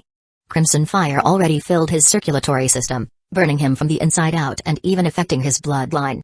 The moment the Neo-Demon regained control over his body, he saw how a giant fist was coming down to destroy him. His enemy chased after him and was ready to fire a deadly attack. The Neo-Demon flashed toward a bone sword more than 1,000 kilometers away and managed to save himself in the last instant. Once he got a second to think, Zadiel activated the red ring in his hand, making a stream of blood vitality, life force, and soul force enter his body and inner law dimension. For the mission into Saint City, he prepared two great trump cards, the first being the ring with the space origin essence that should have teleported him to a secure location in case of danger. The second trump card was a red ring in which he deposited part of his bloodline, life force, and soul force, which he extracted over the last 2 years. Its goal was to serve as a reservoir of those essences so that he could take them back in case of catastrophic damage. Although the red ring contained a crimson sphere the size of a moon, Zadiel calculated that he would be lucky if it lasted more than 5 minutes at the speed he was using it. Wrath and madness plagued his mind, making any form of coherent thought harder by the second, but the Neo-Demon managed to specify a goal. I need to kill him fast. Luckily for the Neo-Demon, the King in Yellow had the same goal. He was doing his best to keep the rebirth fire at bay, but it wouldn't be long before his battle power began to decrease due to the damage to his vital organs. Zadiel and the King in Yellow stared at each other for a second before making their energy explode and flashing toward the other, ready to unleash everything they had. Purple and crimson explosions shone for hundreds of thousands of kilometers as the duo destroyed everything around them. The King in Yellow constantly switched between the flute horror to increase the madness affecting Zadiel and the elephant-like Great Old One to improve his physical might. Zadiel pushed his speed to the peak, reaching a level that could equal the incarnation of the rank 7 shooting star archangel he fought in the Beta Heavenly World. He also employed the power of his mind force and rebirth eye. Direct soul attacks would not be useful against the King in Yellow, so Zadiel chose to trick his senses, weakening his reaction time and reflexes. More and more wounds appeared in the duo, with the rebirth fire and purple matrix already invading the King in Yellow's brain and the karma flames overflowing the Neo-Demon's body and mind. Instead of their momentum withering due to their life-threatening wounds, it only kept increasing each time they collided. Another explosion that shattered space-time occurred as the duo collided. Instead of following it with another deadly attack like before, Zadiel and the King in Yellow put some distance between them. The duo roared as they began to burn their energy, blood, and soul to fire their final attack. Ff, the first Old One, Sleeping Chaos, Origin of all Madness, Universal Dreamer, I the King in Yellow, summon your power. The King in Yellow performed multiple hand seals as he pronounced those words, and copious amounts of eldritch aura emerged from him. From death to life, from destruction to creation, with soul as a bridge, may rebirth change falsehood into reality. The armor covering the Neo-Demon transformed into a giant rebirth eye, with a black hole as the pupil. Zadiel inscribed a new seal into the all-devouring domain, using life origin essence, making the black hole invert its rotation. As the all-devouring domain turned white and the eldritch aura condensed, two phantoms of entities that stood above the Primarch level began to manifest. One of them was an amorphous creature resembling a mass of tentacles with billions of eyes and howling faces. It was so immense that it seemed capable of equaling the infinite layers of the abyss in size. The other was a humanoid bathed in flaming shadows, and the only thing visible about him was his red eyes. He seemed to personify the concept of the end, the final point that everything must eventually reach. They were only illusions, but their auras made it clear they were entities that already took a step above rank 9. Zadiel extended his right arm, which began to mutate and transform into that of the monsters behind him. Using the power to change illusion into reality, the Neo-Demon replaced his right arm with the one belonging to the incarnation of Death and Destruction's Phantom. Right now, Zadiel's right arm contained a power that once sought to decompose the universe into its primal essence before assimilating it. Light, heat, electricity, protons, electrons, everything around that right arm ceased to exist. The King in Yellow could not hide his surprise when he saw the phantom behind Zadiel, and enlightenment filled his eyes as he found the answer to many of the questions that had bothered him for a long time. However, he did not say a word and focused on the fight as anything else was meaningless at this point. His eyes glowed as his right arm exploded, and a mass of tentacles like the ones of the Eldritch Phantom emerged from his body. Following the King in Yellow's command, the tentacles began to assemble, and soon, they formed an eldritch arm that unleashed an aura capable of corrupting the laws. That was like a virus, capable of infecting the host and changing it so it could replicate with more ease. None of them said anything as they flashed forward, ready to deploy their final attack. The giant rebirth eye crumbled as Myriad once again fused with Zadiel, covering him with powerful armor that enhanced his body. The King in Yellow made a seal with his left hand, summoning the elephant-like horror again to improve his physical might further. Silence reigned for a second as a force that sought to decompose and assimilate everything collided with one capable of corrupting and devouring all existence. Inverted exclamation mark boom. From the explosion, arcs of power capable of twisting the laws extended in every direction. The Neo-Demon Ancestor and the King in Yellow sought to overcome their enemy and give the final blow. In the end, it was the Eldritch Arm, the one that began to crumble first. Die. Zadiel roared with all his power, as madness and chaos had already deprived him of his ability to think, and he pulled his right arm forward, destroying the mass of tentacles before plunging it into the King in Yellow's chest. Shock filled the King in Yellow's face when he saw that. He had lost, and his ultimate power was proven inferior to that of the enemy. The power in that right arm was about to erase him, and there was nothing he could do to stop his demise. A smile appeared on the Neo-Demon's face as he felt his arm piercing the enemy's heart, but then a sense of danger so immense appeared that it pushed away his madness and allowed him to regain sanity for a second. At that moment, the Neo-Demon saw how all but one karma thread vanished. It was the one connecting him and the King in Yellow. Zadiel saw the King in Yellow smiling as he was about to die and heard 4 words. Let us die together. The King in Yellow channeled his primordial essence into that final karma thread and fused it into the Neo-Demon, before crumbling into nothingness. Ah! A scream of unbearable agony came out of the Neo-Demon as he experienced a pain that went beyond what he believed possible. Chapter 551, End, I, inverted exclamation mark, ah. Zadiel could not stop screaming as his agony was unlike anything he had ever experienced before, even counting his life as the Prima Universe's strongest life form. The King in Yellow's primordial essence manifested as a dark and evil aura that reached the inner law dimension and encapsulated it, practically covering the walls in less than a second. This dark aura did not attempt to break the inner law dimension's walls. Its effect was much worse, as it unleashed a force that petrified anything near it. That petrifying force was also influencing the interior of the inner law dimension, with the first ones affected being the spiritual endless ocean and the soul's celestial vault.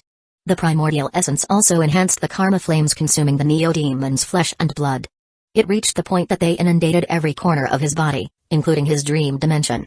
When the karma flames pierced into the dream dimension, their destructive power weakened significantly, as if the dimension contained a force capable of resisting the physical manifestation of the Eldritch Universe's cause and effect.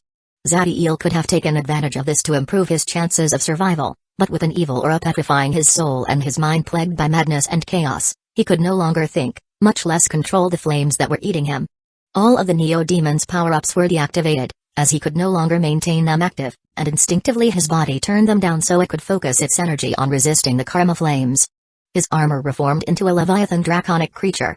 Myriad stared at the person that gave him his life, and sadness and panic filled his eyes. Myriad unleashed a soft roar to communicate with the Neo-Demon, asking for a way he could help, but the only answer he received was screams of pain. Myriad Rebirth Doomsday Avatar was an artificial life form. Still, after receiving the nurturing of the Rebirth Eclipse bloodline, Absolute Unity Omega Law, and Genesis Drive, he already evolved to the point that his soul could stand on its own, no different from Mother Prima Universe's children. Although he was more than 150 years old, Myriad's wisdom and intelligence were still that of a small child. That was not uncommon in life forms born at a higher rank, as their gestation and infant stage measure in the thousands of years. Myriad did not understand the nature of the forces harming Zadiel could not provide any help against them. Frustration invaded him, and he finally decided to adopt a serpent-like form and surround the Neo-Demon so that no one could take advantage of this one weakened state. While his intentions were good, the truth was that Myriad's actions were useless. The King in Yellow chose this location because of its solitude, and no one would come here anytime soon. The Neo-Demon continued yelling in agony, completely unaware of what was happening around him. His inner law dimension's walls were entirely petrified by now, as his spiritual endless ocean and soul celestial vault. The true soul and true doomsday body were also slowly petrified, with the only part of the Neo-Demon soul capable of fighting the King in Yellow's primordial essence being the true will. Golden shockwaves with silver seals were released from the golden humanoid as he attempted to destroy the foreign spiritual force. Suddenly, a gray point appeared in the true will's chest and gradually extended. Even the golden humanoid failed to resist the corruption of the evil aura. No weakness appeared in the true will's eyes as he saw that the petrifying force started to consume him. He stood up and extended his hands, firing silver beams of willpower that clashed against the inner law dimension's walls. The inner law dimension's walls began to shine with silver light that burned the evil aura, breaking it apart. Feeling the damage, the King in Yellow's primordial essence entered a hyperactive state, burning itself so the corruption would become faster and stronger. Who would survive was uncertain, but both Zadiel's true will and the King in Yellow's primordial essence were unleashing everything to defeat the other. In terms of physical deterioration, Zadiel's condition was no better. The karma flames already evaporated everything from his blood vessels, and what was worse, they managed to cross the membranes and muscles of his hearts and were harming their interiors. The Infinity Heart contained a particle of End that originated from a rank 10 life form. The Elemental Chaos Heart's chaotic core had an endurance that could withstand a direct rank 7 attack. Thanks to those heavenly treasures, they were able to resist. Unfortunately, the condition of the Bloodline Heart was not that optimistic. Bloodlines were delicate by nature, and damage to their core was even more challenging to heal than soul damage. The moment the karma flames pierced into the Bloodline Heart, they detected two things. One was the dormant soul of the Tree of Massacre, and the other was an eclipse with purple runes. Luckily for the Tree of Massacre, the karma flames focused entirely on the quintessence of the Rebirth Eclipse bloodline and attacked with their full force. As soon as the karma flames touched the eclipse, this one reacted by unleashing a tsunami of purple fire, immediately pushing back the enemy. The rest of the karma fire consuming Zadiel froze for a second before all of them converged into the Bloodline Heart. Those purple flames originated from the embodiment of a first-order law bloodline, and their nature was above anything else in the Prima universe. Unfortunately, those karma flames also originated from a force that stood above everything in their universe, and in terms of quantity, they were superior. Zadiel's screams reached a new high as purple and red fire came from his eyes. His entire body shivered as a crimson mist left through his pores. That mist was his bloodline incinerated under the flames of karma. As the karma flames did more and more damage to his bloodline core, the Eye of Life and Creation, Eye of Death and Destruction, and Rebirth Eye started to lose their unique powers and transform into crippled organs. Zadiel's bloodline aura decreased almost immediately from the first order to the fourth order. As the damage continued, it eventually fell into the Emperor level before finally ceasing to exist. Crack. The Neo-Demon's wings withered like dead leaves, and his eyes lost their color and light as the eclipse inside the Bloodline Heart shattered to pieces. To create a bloodline that would open the gate into rank 10, the incarnation of death and destruction manipulated the flow of time and tricked one of the strongest races of the Prima universe so that their most precious creation would work as a vessel for the essence of his being. He annihilated billions of life forms and sealed a corner of the abyss with a force that not even rank 9 archdevils could pierce to secure the other half of this ultimate bloodline. All of the Neo-Demon hard work and sacrifice vanished under the karma flames. The Rebirth Eclipse bloodline, born from two peak second-order law bloodlines reaching a unique equilibrium and giving birth to a miracle, ceased to exist. Chapter 552, End 2. After the chaotic core and the Neo-Demon realm, the most outstanding achievement of the incarnation of death and destruction was the Rebirth Eclipse bloodline, and now it is gone. The dream dimension that originated from the Rebirth Eyes dimension came crashing down, leaving nothing but a mass of chaotic and unorganized karma flames and mind force. Zadiel's brain received severe damage as his animus path of power faded away. Even for someone with the willpower and determination of Zadiel, losing his bloodline and the ability to practice a unique path of power like the animus path would have been a heavy blow. Still, by now, he barely had the strength to keep screaming, much less lament over his losses. The only silver lining of that tragic loss was that to overcome the Rebirth Eclipse bloodline's purple flames, the karma fire spent almost all of its power, leaving nothing but weak embers left. Zadiel's body was no different from a mummy, with no vitality and full of incurable wounds. As the last wisp of karma fire turned off, his body began to tremble, and malevolent roots started to emerge from his skin. Now that the Neo-Demon's soul and mind force were no longer keeping it dormant, the Tree of Massacre's soul woke up, and the first thing it did was to follow its instincts and devour anything with life near it. Myriad, who had been monitoring Zadiel's condition all this time, noticed the Tree of Massacre's actions, and immense wrath appeared in his eyes. His soul left the physical body made by the bone daggers and immediately entered the Neo-Demon's body and traveled to the sluggish bloodline heart. Roar. Myriad released a roar full of rage and killing intent as he stared at the Tree of Massacre's soul. The tree lacked sentience and only acted based on instincts, so it attacked when it saw the newcomer, unleashing phantasmagoric branches. Under Zadiel's nurturing, the Tree of Massacre improved significantly, reaching the Pseudo Rank 7 level and evolving beyond its original species. Unfortunately for the tree, Myriad's soul force was also at the Pseudo Rank 7 level, and he was better in every possible way.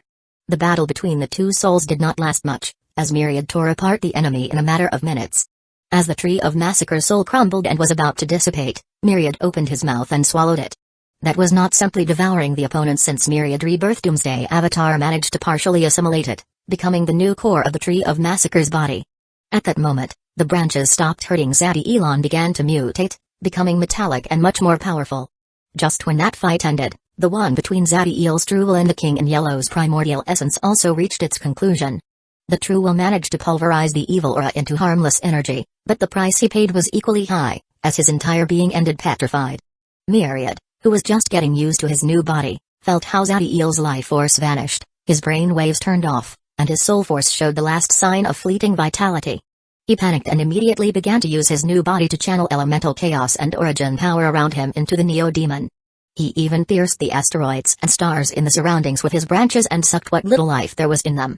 Unfortunately, no matter what Myriad did, Zadiel's body and soul were so damaged that they could not use those forces to heal. Myriad did not give up, even going to the extreme of channeling his own soul force into the Neo-Demon, but it did not work. Ezequiel and the Skybreakers were all gathered on Atlas' upper floor. Once the King in Yellow took Zadiel away to an unknown location in the void, the Supreme Neo-Demon called this meeting so they could figure out the best path forward. Although they were all frustrated and angry, there was no sadness or panic in their eyes, as they believed from the bottom of their souls that Zadiel would be fine, like always. However, they all felt a sharp pain in their hearts without any warning, as a sense of utter sorrow and loss assaulted them. Sophia and Zytra fell to the ground, and they grabbed their chest as tears fell down their faces. Their faces lost their color, and they could not stop their bodies from trembling. Father. Dante spoke that word in a broken and weak voice as everything around him turned foggy. Brother. Hines stared at the rest of the Neo-Demons in the room, hoping that he was the only one feeling these horrible sensations, so he could say to himself that they were fake, but the reality was not what he expected. Ezequiel froze for a moment before his breathing became faster and faster. He teleported out of the magic tower and stood in the sky looking at the void. He felt the connection of his genus chaotic core with the one that stood above all others vanish.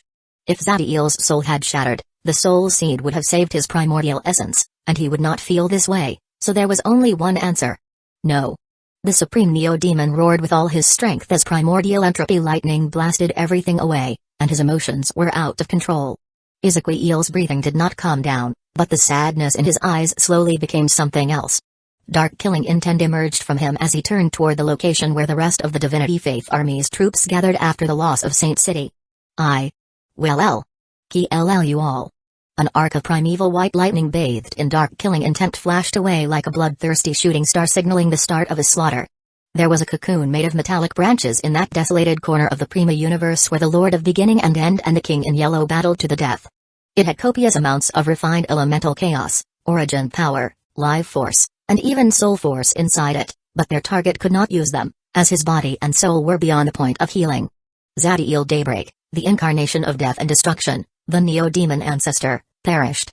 Chapter 553, Beginning. The exact moment that all signs of Zadiel Daybreak's life ceased to exist in the Prima universe, a wave of space-time force emerged from the White Sun and flooded the entire Neo-Demon realm. It froze the body and soul of everybody present in it and stopped any form of teleportation into this one. Even Hades failed to endure the power coming from the White Sun, but there was one who managed to resist, the Prima universe's champion of justice and order. He usually spent all his time in deep meditation, purging the corruption that plagued his soul, but the wave of space-time force woke him up. At first, he was just a little surprised, but then he frowned after detecting billions of white runes emerging over the final purgatory's surface and how this one started to spin the next second. Although he could perceive the state of the pyramid and the changes in the laws, that did not mean he could interfere with them. The final purgatory revolved at a speed that surpassed the one that even a rank 9 shooting star archangel could achieve, and the white runes in it glowed with the might of thousands of suns. A contemplative expression appeared in the champion of justice and order as he attempted to decipher what happened with the divine treasure that could stand equal with the final gate. It is charging.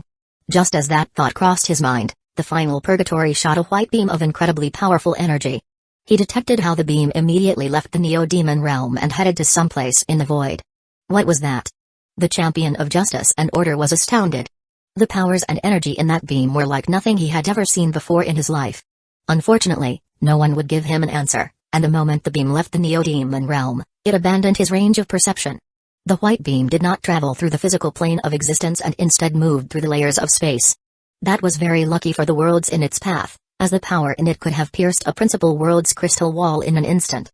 It drove at a fantastic speed, getting further away from the Prima universe's center, quickly reaching the periphery, leaving the zones capable of raising any form of life. Just as the beam seemed to extend into infinity, it collided with an invisible barrier at the edge of the Prima universe. Bomb. An explosion that shattered the Prima universe's law matrix for billions of kilometers occurred when the white beam clashed with the invisible barrier. The first life form to detect this explosion was the man who dedicated his life to the Prima universe's safety and who had made sure to leave alarm beacons that would warn him of any significant upheaval. Isaac planned his next move against the Eldritch universe when his eyes widened.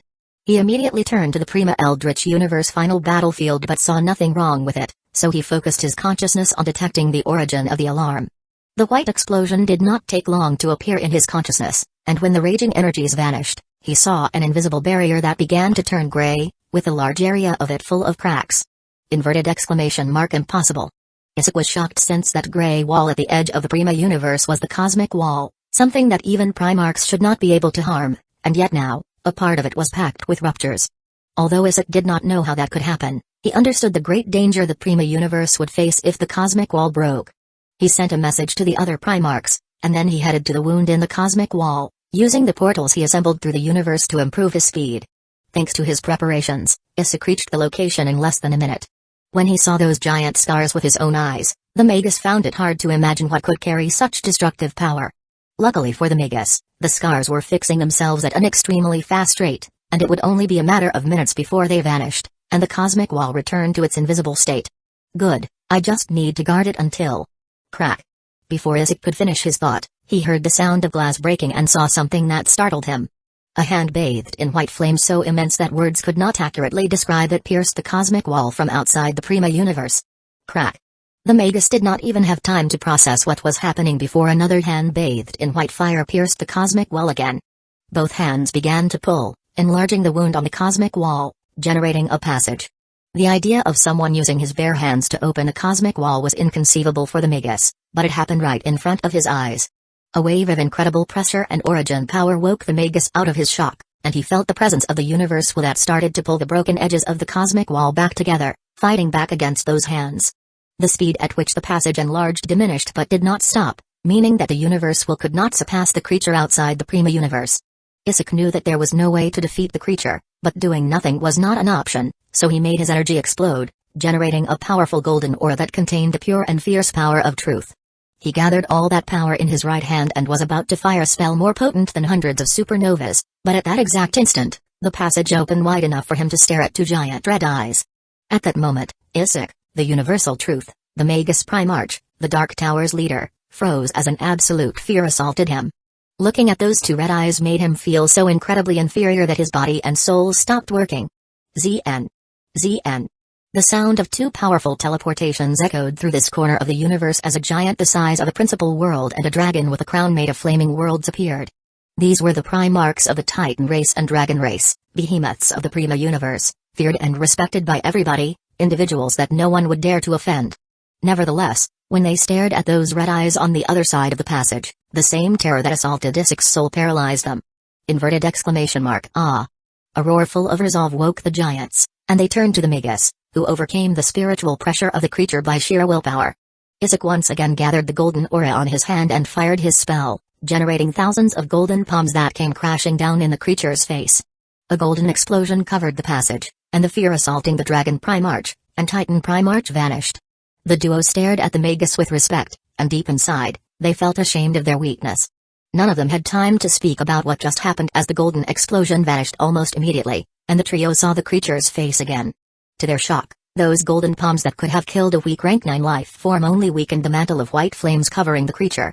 The attack did have a critical effect on the creature, as those red eyes that were emotionless before now stared at the trio with incredible coldness. Roar. The creature unleashed a roar, generating a shockwave that crossed the passage and pushed the 3 Primarchs away as they vomited blood. As they moved through the void without control, the trio detected how the hands pulled with even more strength the broken edges of the cosmic wall, making the passage large enough so the creature could pass their head through it. They opened their mouth again, not to release another roar but to charge a world-size white fireball. Isaac's eyes narrowed as he saw the power of that fireball, and he was sure that even if the trio survived, they would lose their bodies, and after seeing their fate, no one would come to face this creature.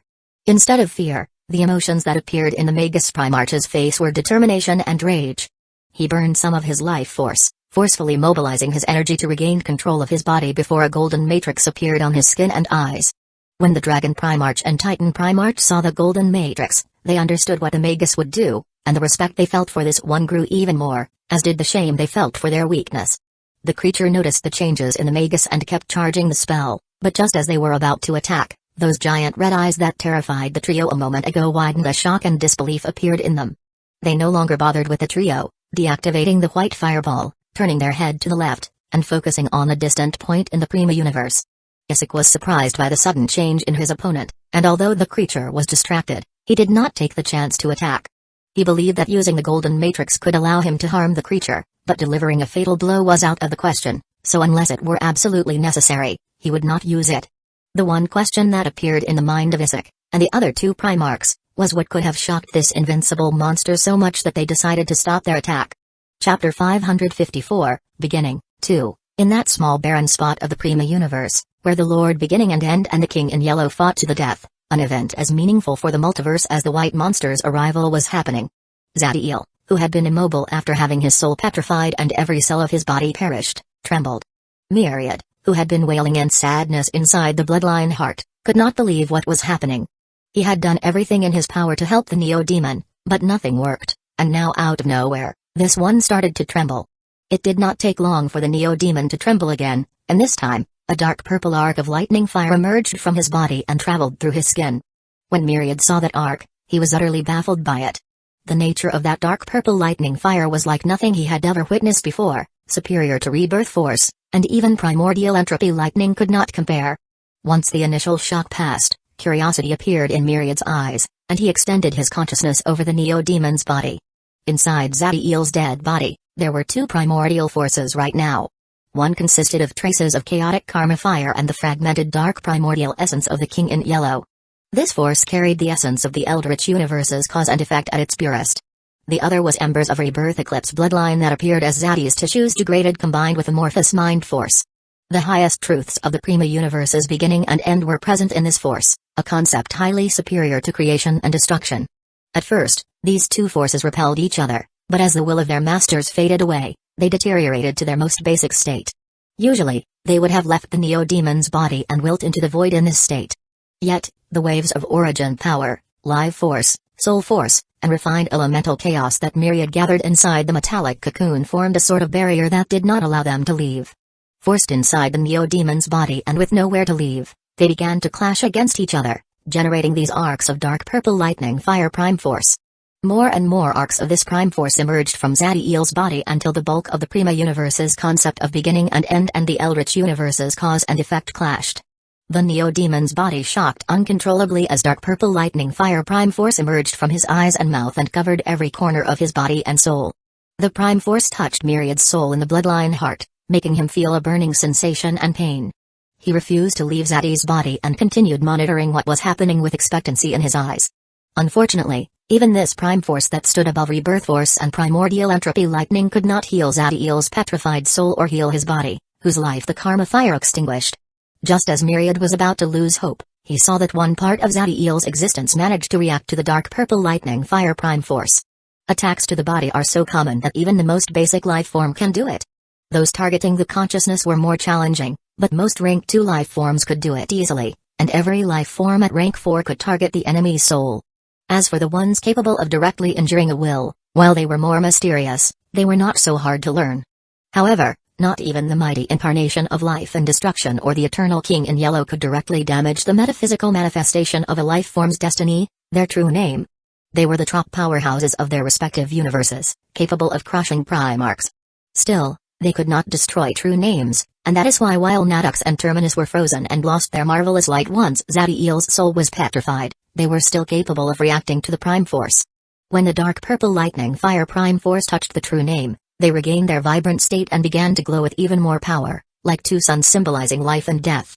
Nadux and Terminus began to shake as the prime force overcharged them, and they glowed with the intensity of supernovas before shattering into billions of dots. The true name breaking apart did not stop the prime force from nurturing them. On the contrary, now that they were disorganized, it enhanced them beyond their limits, even fusing in them the power of the Eldritch Universe. They evolved beyond the concept of beginning and end and the rules of cause and effect, becoming a force like nothing the Prima Universe or the Eldritch Universe had witnessed in all their epochs. The golden dots that originated from Nadux evolved into a force representing the starting point of everything, the first step in a path with endless possibilities. On the other hand, the black dots left by Terminus were the opposite. They embody the reaction that every step generated across the elusive path of destiny, the end that everything must reach once it fulfilled the purpose of its existence.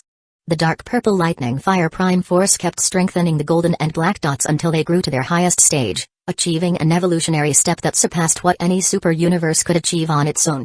Just as the golden and black dots were about to reform, the dark purple lightning fire prime force acted one last time above them, making them clash against each other.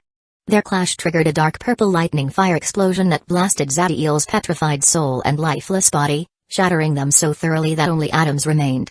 Myriad's soul that had been inside the bloodline heart all this time was pushed away with severe wounds. However, the same prime force that evolved the true name impregnated the core of his primordial essence. He did not have time to wonder what effect that prime force would have on his soul, as his entire focus was on the dark purple lightning fire explosion. The soul entered the cocoon made of metallic branches, and a dragon face appeared in the inner walls. It did not take long for the dark purple lightning fire explosion to calm down, revealing a set of strange letters floating in the void. When Myriad saw them for the first time, he achieved a state of supreme enlightenment as his consciousness entered a dream. In this dream, Myriad saw the beginning of his life, even before he gained sentience when Zadiel first started his creation. It carried on, showing him all the events that led him to this place, but it also showed the path he did not take and how those could have changed his destiny. He saw what would have happened if he rebelled against Zadiel, and even the less critical decisions like the outcome of choosing to counterattack instead of dodging during previous battles. Myriad experienced all those possibilities and the paths they opened. Although they were all in a dream, they felt so real that he found it hard to distinguish them from reality. The origin of that dream was 4 words that displayed a power whose nature was superior to a super-universe's law matrix and embodied the destiny of a man that just embarked on a path that would shake the multiverse to its core. Rex Samsara Universeless Causalitax Chapter 555, Samsara. After a few seconds, Myriad woke up from that dream, although he felt hundreds of lifetimes had passed. The reason for his awakening was that the power of the true name began to condense behind it. Slowly, streams of crystallized dark purple lightning fire prime force emerged from the true name and began to form a wheel. Myriad felt he could find the destinies of the Prima Universe and Eldritch Universe in the wheel. Horrible monsters, angelic beings, Colossal humanoids, draconic creatures, and many more pictures could be seen in this wheel as it fully formed. The true name glowed with a power that blinded Myriad as the wheel started to draw the atoms left by Zadiel's body and soul. Once it collected every piece of the Neo-Demon's existence, 4 streams appeared inside it. They were golden, blue, black, and red. Myriad did not understand what was happening, but the wheel began to rotate. It was incredibly slow, and every second, the streams made of Zadiel's soul and body were purified and grew smaller. The concept of samsara reincarnation was nothing but a dream in the Prima universe. It represented a new beginning after one experienced a definitive end. Still, the laws of the universe did not allow it, since you would cease to exist once the eternal river of the afterlife finished with you. The best powerhouses could hope to achieve would be to experience rebirth, restarting their life fire and soul force so that they could begin again. Zadiel Daybreak had experienced death multiple times before, with the first being due to old age in his homeworld and the second due to the wounds he received during his final battle in Nexus. He never truly perished, as the core of his soul and ego did not experience an end, so while he came back to life, those could only be considered rebirth and were far from a true reincarnation. However, all of that changed the moment the wheel created by Rex Samsara Universeless Causalitax performed a full rotation of the 4 streams obtained from Zadiel's remains. The streams vanished, signaling the end of Zadiel Daybreak's existence, but it gave birth to a dark purple cell in the center of the wheel. Once the cell materialized, the true name glowed again, unleashing a wave of dark purple lightning fire prime force that generated a membrane around it. Myriad did not dare to send his consciousness inside the purple sphere as he feared it could harm the Neo-Demon, so he pushed his eyesight to the peak to see inside it. Under the influence of the true name, the dark purple cell split in 2, and the new cells performed the same process. This duplication carried on repeatedly as more and more cells appeared, and soon they began to differentiate and achieve specific functions. The purple membrane began to devour the origin power, life force, soul force, and refined elemental chaos around it, and after a few minutes, it happened. Thump. A heartbeat originated from inside the purple membrane, and although it was merely a sound, it meant something much more important. Zadiel Daybreak, after his body and soul reached their end, was alive again. He was the first life form in the Prima universe to have ever experienced samsara reincarnation. Myriad could not contain the bliss and excitement that filled his soul when he heard that heartbeat and saw the fetus inside the purple membrane. He did not have time to lose, as the healing forces filling the metallic cocoon were decreasing at an accelerated rate due to the insatiable hunger of the fetus. Of course, that did not sour his mood, as in Myriad's mind, if Zadiel wanted to eat, it meant he was healthy, which filled his eyes with happiness. He generated a secondary metallic cocoon around the purple membrane for more protection before flying at full speed toward the nearest source of life. In the Cosmic Walls passage, the monster bathed in white flame saw everything that happened with the Neo-Demon, from the moment that dark purple lightning fire prime force appeared until the first execution of samsara reincarnation.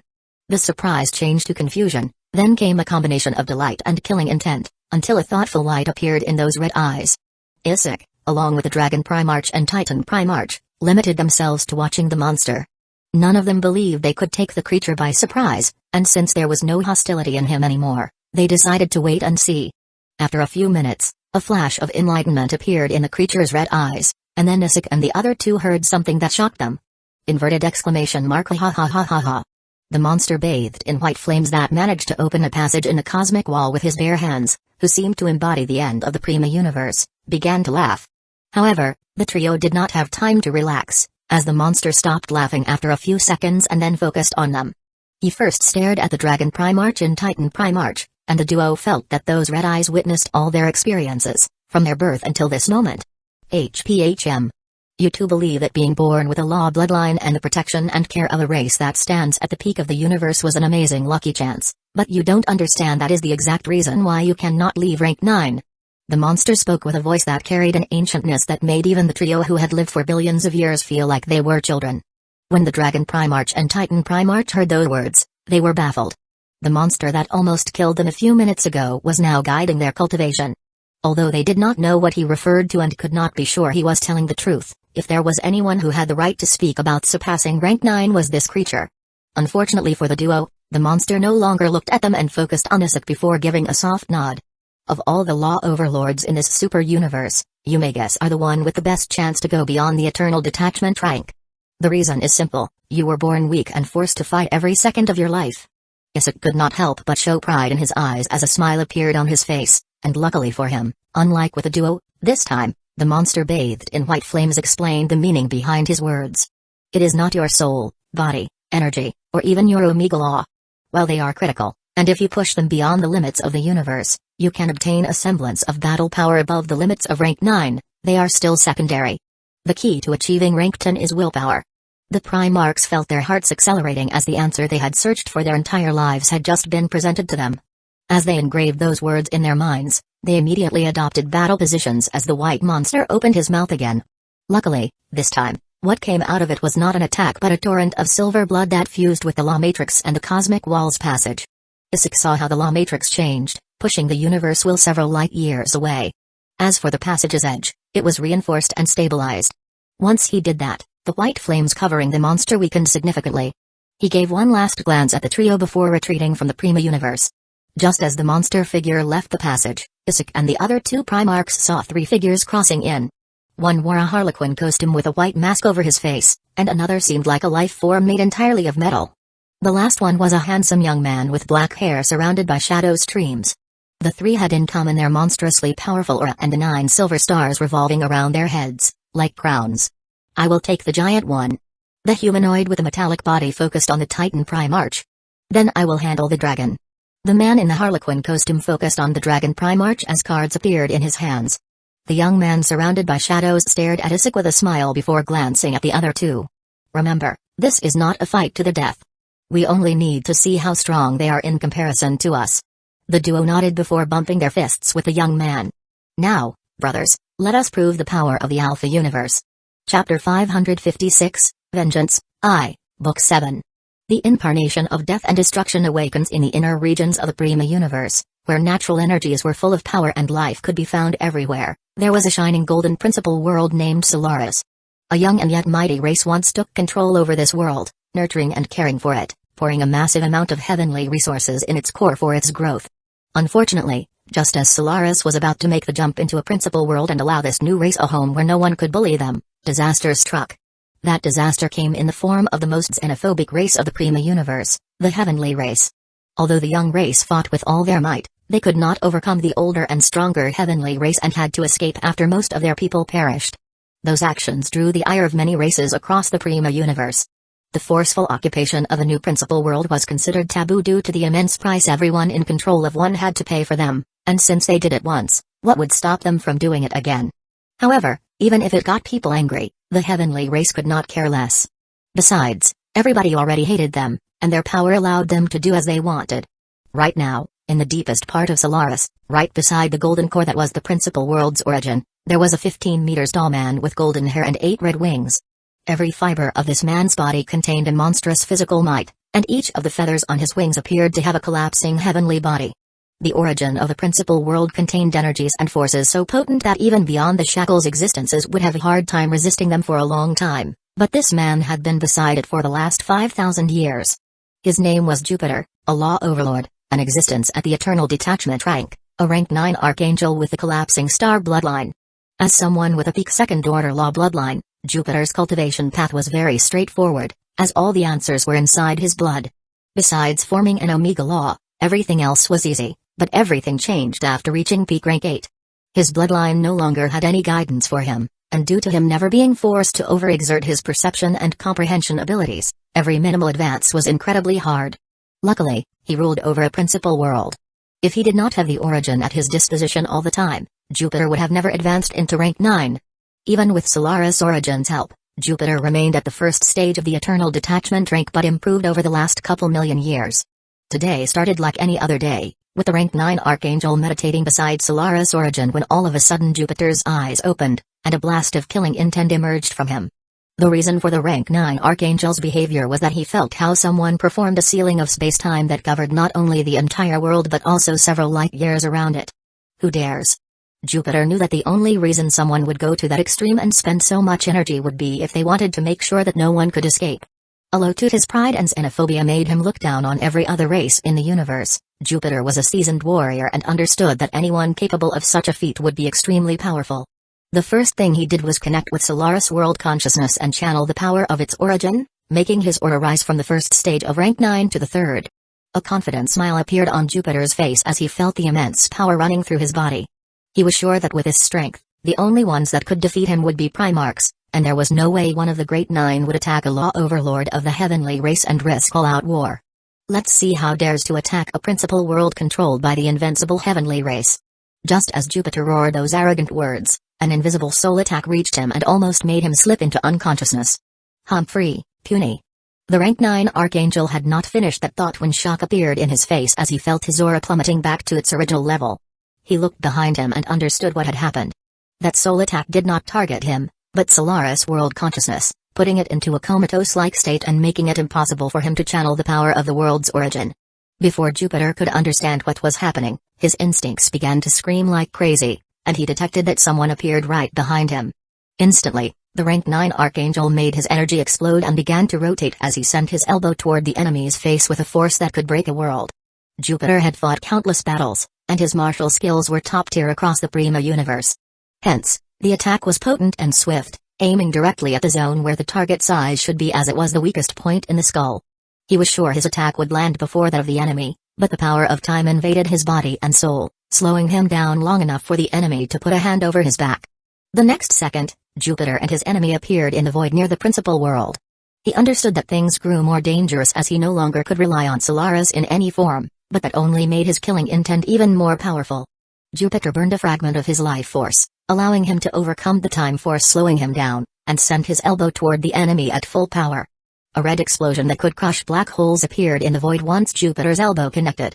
Inside the raging sea of destructive force, Jupiter's eyes widened with shock as he saw how his enemy managed to stop his elbow with his bare hand.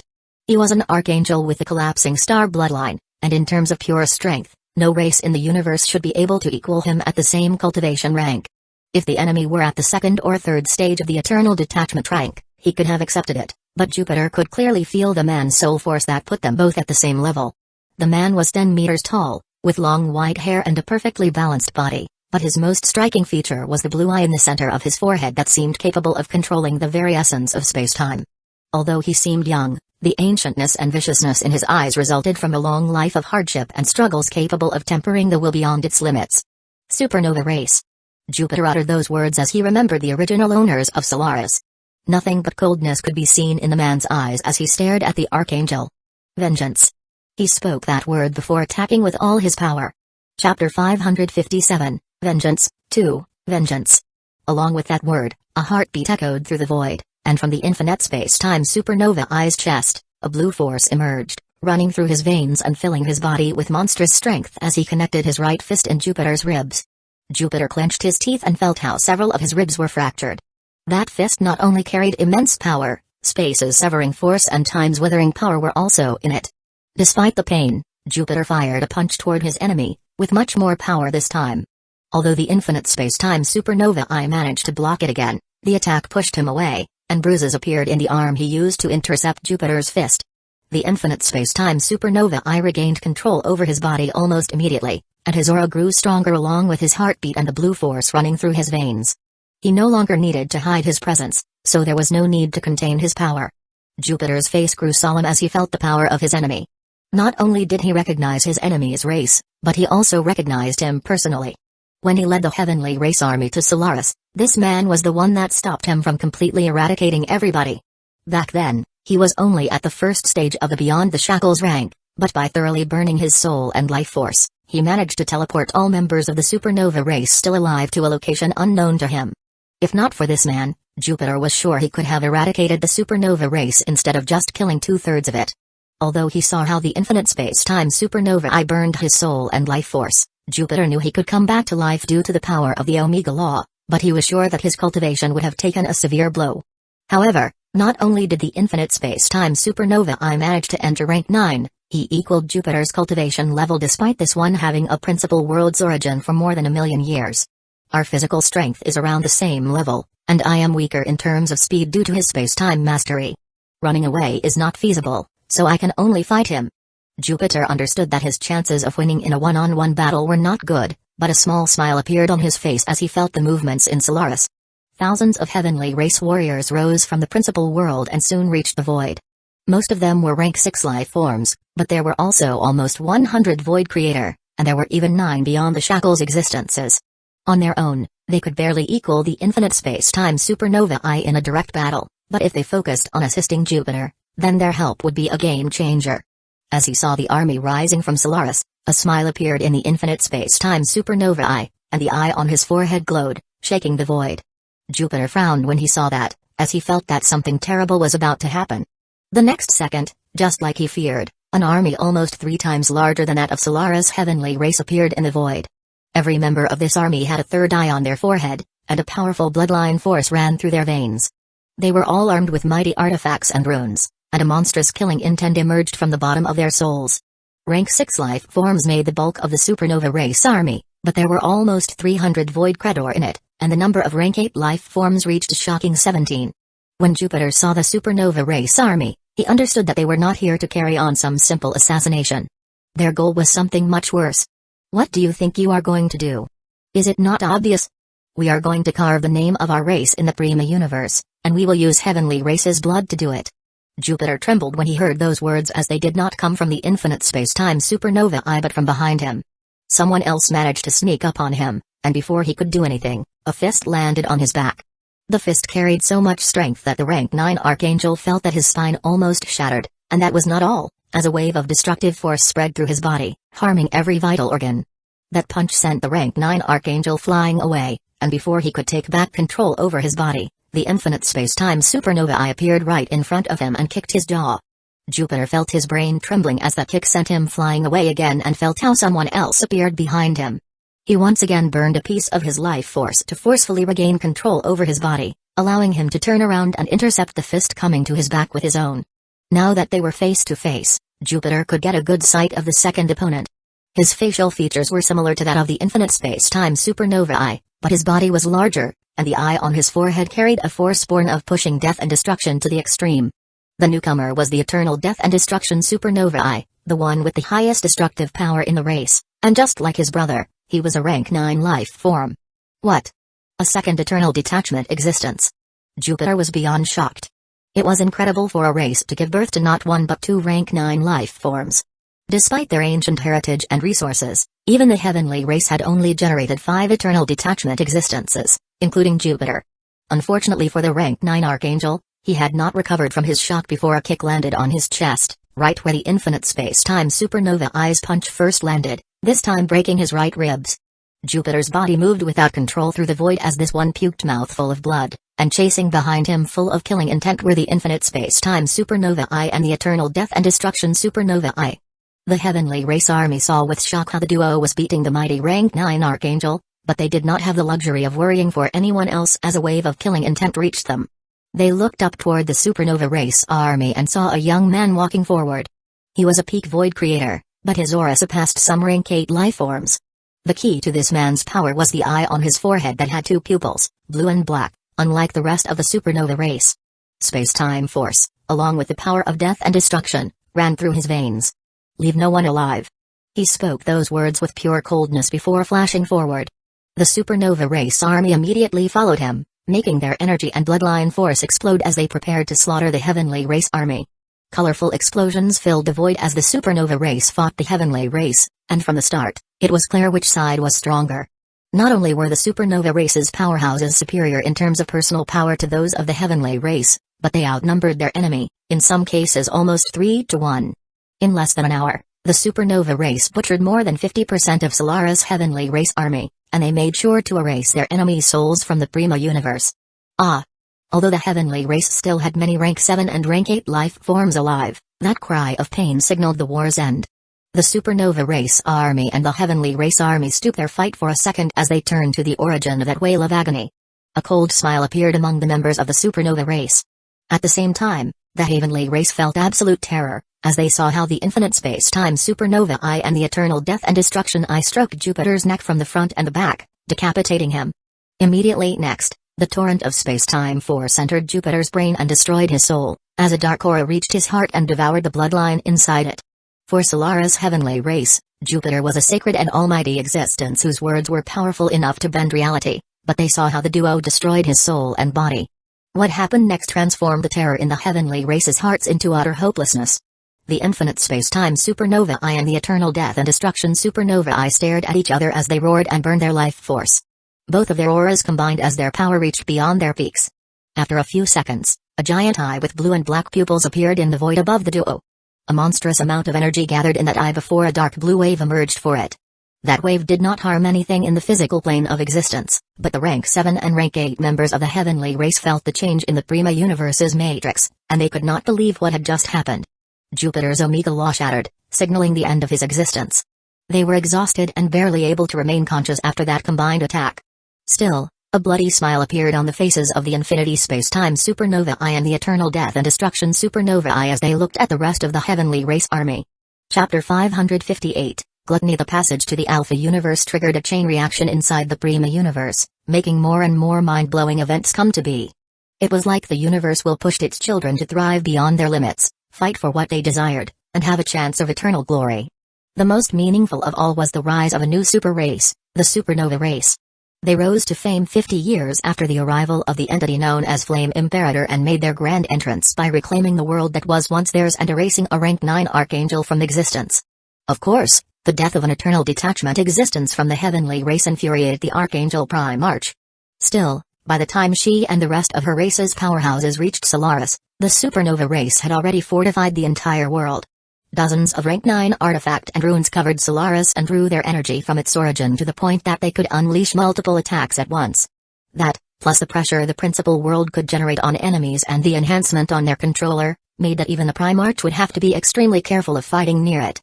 The Infinite Spacetimer Supernova Eye and the Eternal Death and Destruction Supernova Eye were extremely powerful fighters.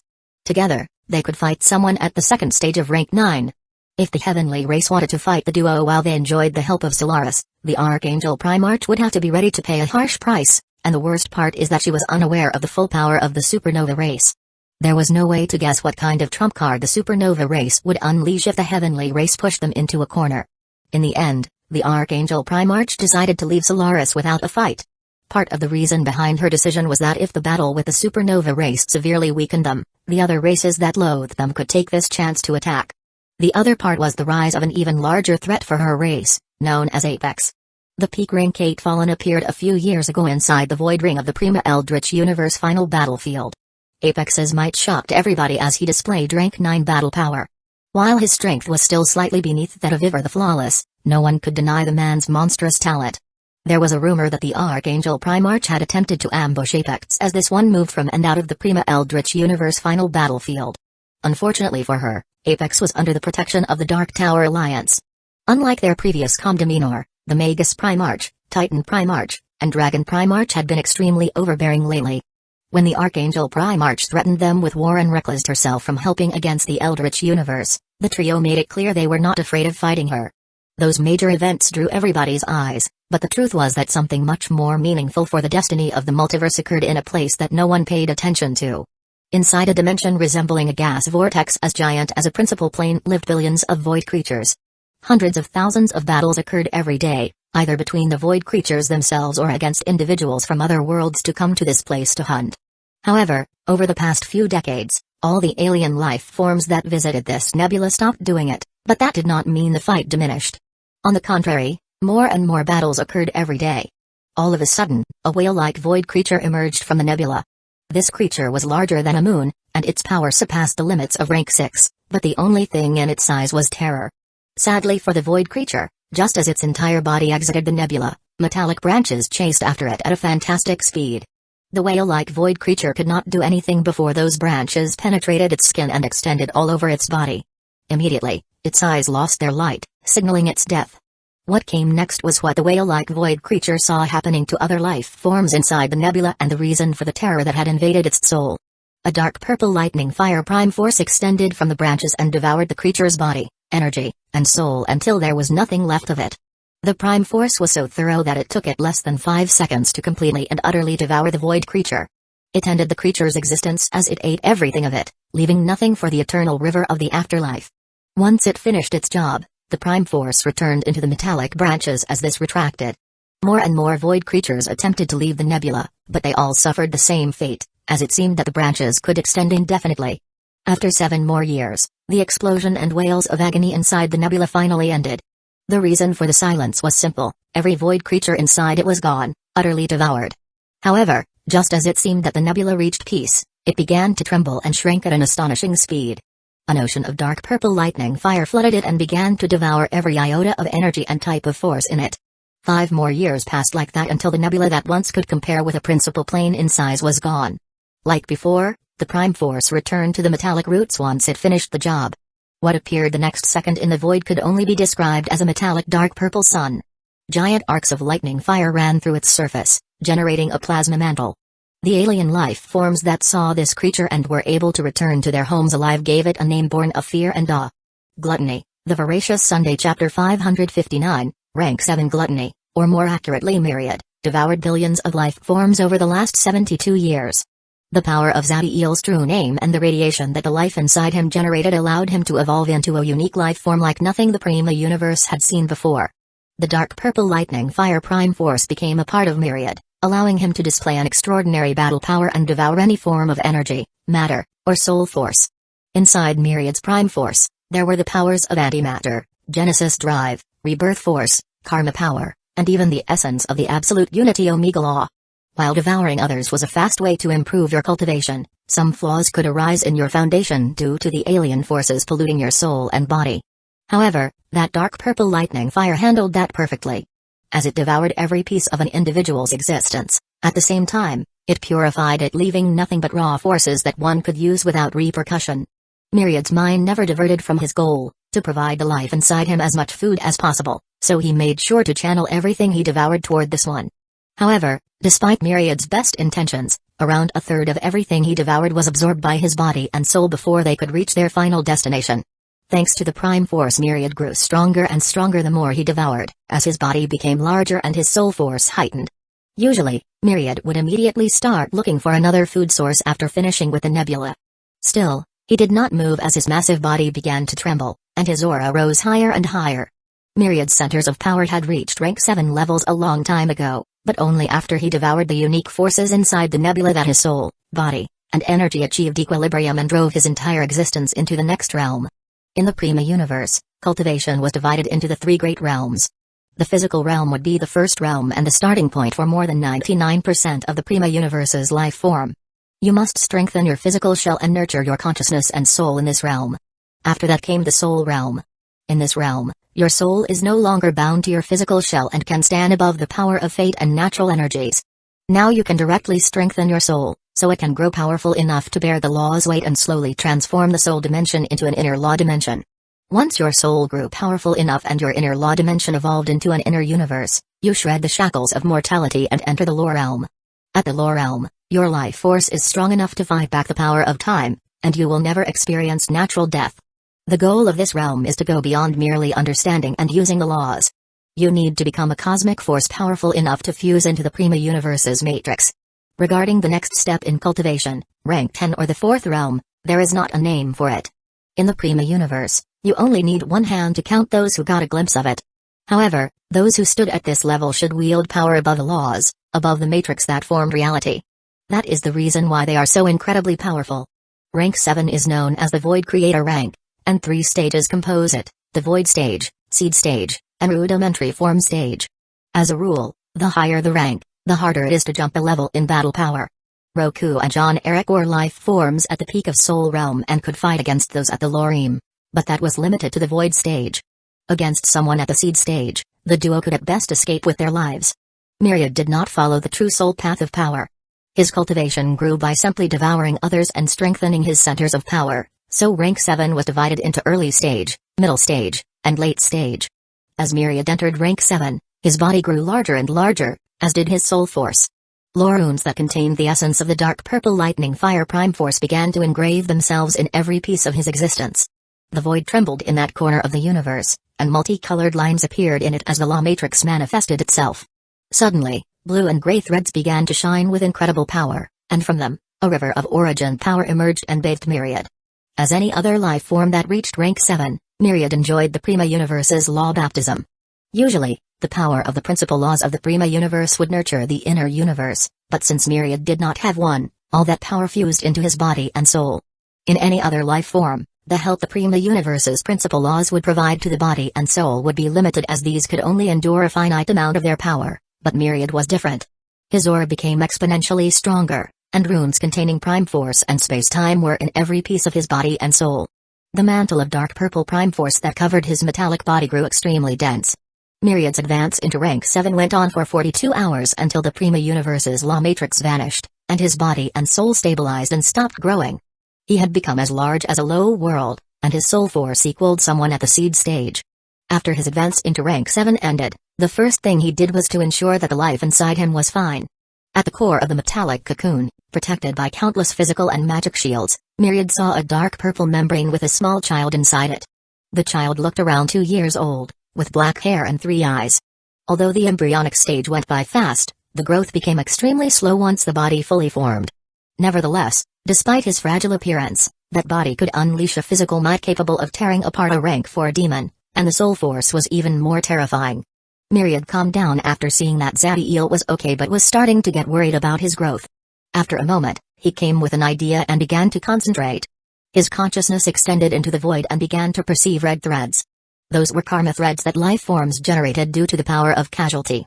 After the Prime Force runes enhanced Myriad's soul and body, he obtained a set of unique skills such as this one. He looked for the larger ones that only being of laws would be capable of generating, and after a few minutes, he found one. As he concentrated on the thread, Myriad saw a golden kingdom floating around a small world. Immediately, killing intent appeared in Myriad's soul. He loathed gods as he blamed them for the damage Zadiel received. He flashed toward the golden kingdom without wasting time, bending the void to improve his speed. Chapter 560, Killing Gods. Kinger was a middle world in the outer regions of the Prima Universe controlled by 5 gods, with their leader taking the title of highest ruler of the universe. The other 4 gods took the names God of Light, God of Darkness, God of Illusions, and God of Death. Those titles represented the laws that have bound their souls forever. From their birth until their last breath, priests engraved the belief that the 5 gods existed from the beginning of times and were responsible for all creation in the mind of Kinger's people. Those priests did not seek to deceive the people as they truly believed the lies the gods made them propagate through the world. The gods killed anyone who knew the truth about them, and they also erased any knowledge about the path of gods or any other path of power so no one could ever rise above rank 0. Higher life forms produced more potent faith power, which was the gods' power source. That was why the divinity world allowed their people to grow stronger. However, Kinger's gods were so afraid that a powerful life form could rise among the mortals that they blocked any path for them. Although their cowardly behavior made any cultivation advance almost impossible, it allowed them to keep absolute and utter control over Kinger for the past 100,000 years. A beautiful woman with white hair sat on a golden throne in the largest divine kingdom around Kinger. A dignified and holy aura around her would make mortals immediately bow down. She was Kinger's oldest god and made people call her the highest ruler of the universe. There was a smile on her face as she watched an entire continent with billions of people praying to her. Some of these people were old and frail, but they still begged for her help until they fainted. These people prayed with such fervor so that their goddess would help them fight the drought that had affected the continent for so many years and caused millions of deaths. The woman's smile grew larger as she imagined these people's expression if they knew that she was the cause of the drought. While her actions were disgusting, her behavior was something prevalent among gods. They would strike people with horrible calamities and then transform their desperation into faith power.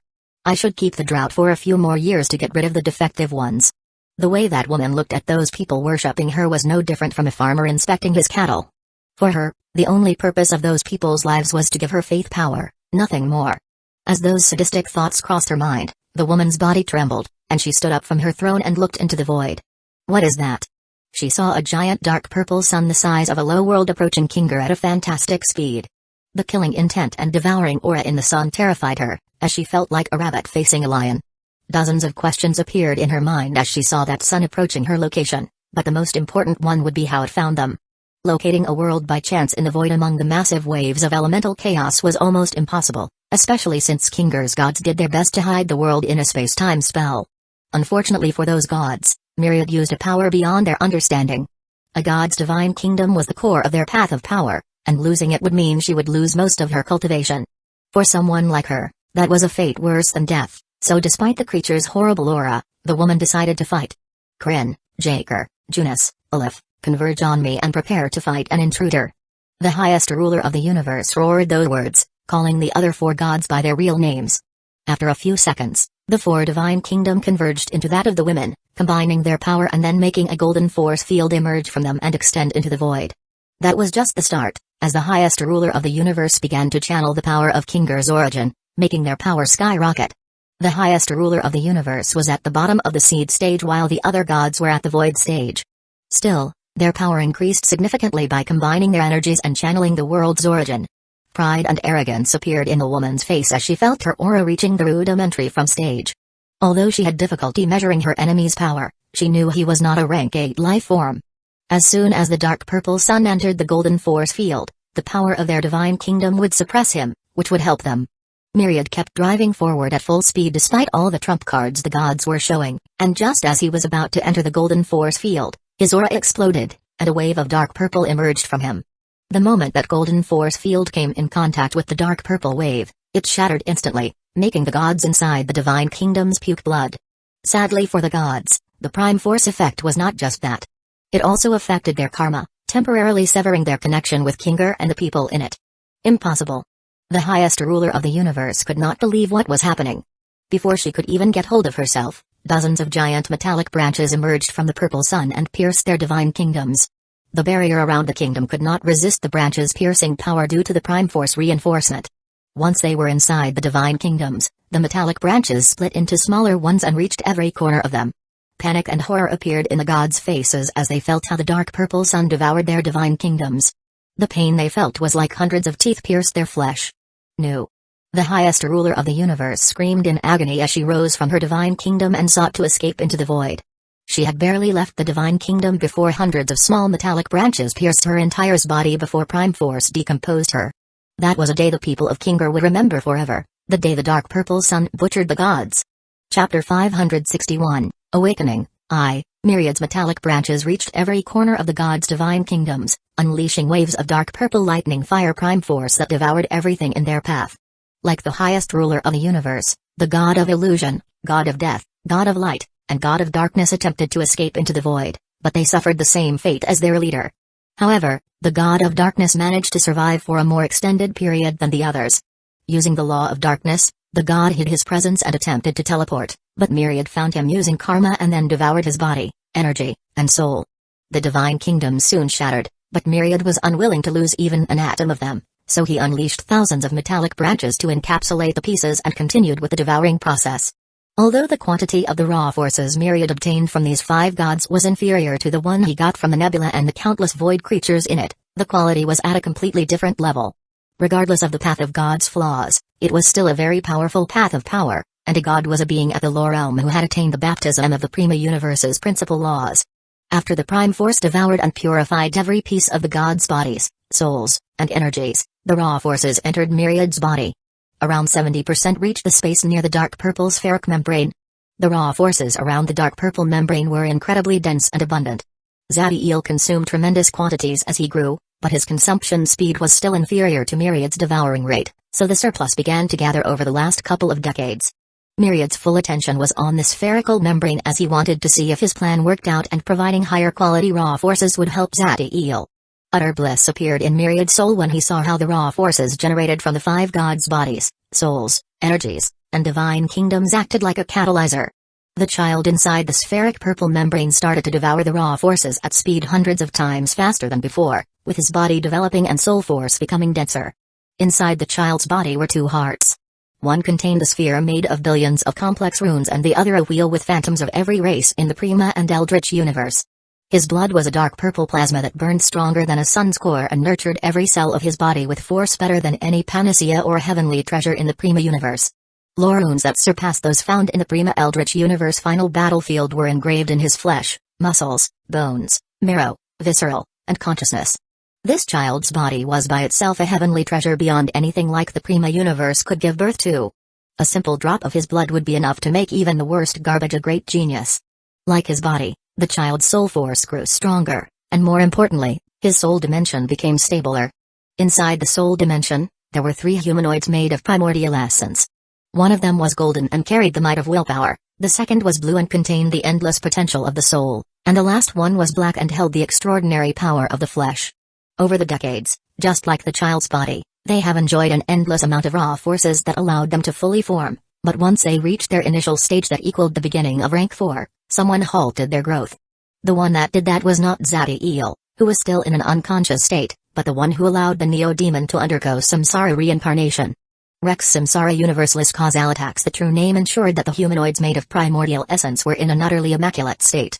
They could not start their cultivation or be affected by the Prima Universe's laws for its plan to work. Once Zadiel's soul dimension grew powerful enough to resist the weight of the laws, the true name that had been silent began to glow with immense power. Under the true name's guide, a seed began to appear inside the soul dimension.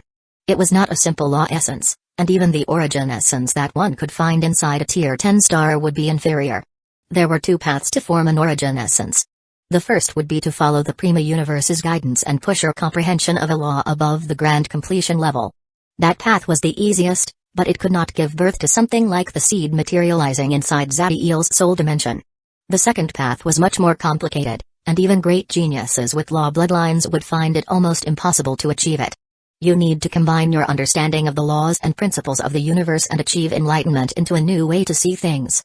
Roku achieved this by fusing his understanding of the basic principles of the Magi Path of Power and the Demadan Path of Power, allowing him to generate the Astral Fiend origin essence. Those who can embark on the second path have already opened the gate into rank 8 and Omega laws.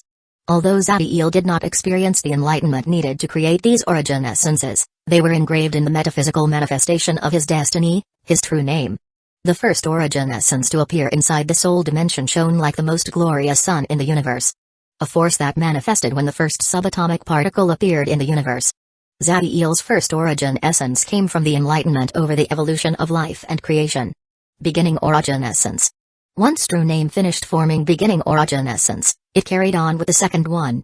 The new seed was black, and its aura would leave even the mightiest black hole in shame. A force that manifested when the last proton decayed and the universe reached its final destination, the one that everything would experience at some point in time. Zadiel's second origin essence came from the enlightenment over the evolution of death and destruction. End origin essence. When the two seeds, one that resembled a golden Omega sun and the other an ultimate black hole, appeared inside the soul dimension, this one was ready to start its transformation into an inner law dimension. However, once again, Zadiel's true name had a different plan. Chapter 562, Awakening, 2. Zadiel's true name stopped the soul dimension from evolving into an inner law dimension and then carried on with the birth of the third origin essence. The new seed made of laws was white. It marked a goal, a purpose that everything sought to achieve and whose outcome had endless possibilities. Zadiel's third origin essence came from the enlightenment over the sources of all actions and events and how they affect the world. Cause origin essence. As expected, the next seed of laws was Cause's parallel and manifested as a gray seed. It represented the outcome and consequences that every action would make and connect you with the universe in an endless butterfly effect. Effect origin essence. After forming the fourth origin essence, the power of Rex Samsara Universeless Causal Attacks was reaching its end. Although there was a final seed it needed to give birth to, it seemed the true name would not be capable of doing it. Luckily, the beginning, end, cause, and effect origin essences began to glow just when the soul dimension was about to overcome the power from the true name and evolve. They sent a beam of energy into their creator, generating positive feedback. Zadiel's true name regained its vigor and began to glow with a power dozens of times greater than before, unleashing a torrent of dark purple prime force that gave birth to a fifth origin essence. The latest law seed was dark purple. Although the aura of beginning, end, cause, and effect was weaker than that of the other origin essences individually, its true power came from the equilibrium between these four forces. Zadiel's fifth origin essence came from the enlightenment over what would happen once beginning and end harmonized with cause and effect. Karmic Samsara origin essence. The moment the five origin essence finished their formation, they began to mobilize on their own, forming a ring. Karmic Samsara origin essence positioned itself at the peak, beginning origin essence faced cause origin essence in the middle, and end origin essence met with effect origin essence in the lower half. Once they were in place, each origin essence unleashed a pillar of force connecting with the one above and beneath them. It was clear that the five origin essence sought to form a wheel, similar to the one behind the true name. Those pillars connecting them began to solidify, and mystical runes appeared in them, signifying the fulfillment of their conjunction. If the power of this origin essence wheel reached the extreme, the controller would have the ability to influence the very essence of reality, a realm above the laws. Of course, how much Zadiel could develop the new bloodline's power was unknown, but there was no doubt that its potential surpassed the limit of rank 9. Now that 5 seeds completed the origin essence wheel, the true name no longer stopped the soul dimension evolution. Under the principles that allowed the existence of the true soul path of power, the inner law dimension began its construction. The first step was creating the spherical wall that surrounded the soul dimension. Raging energies with the power of beginning, end, cause, effect, and karmic samsara fused in the soul dimension's wall, solidifying it and making Zadiel's spiritual defenses exponentially stronger.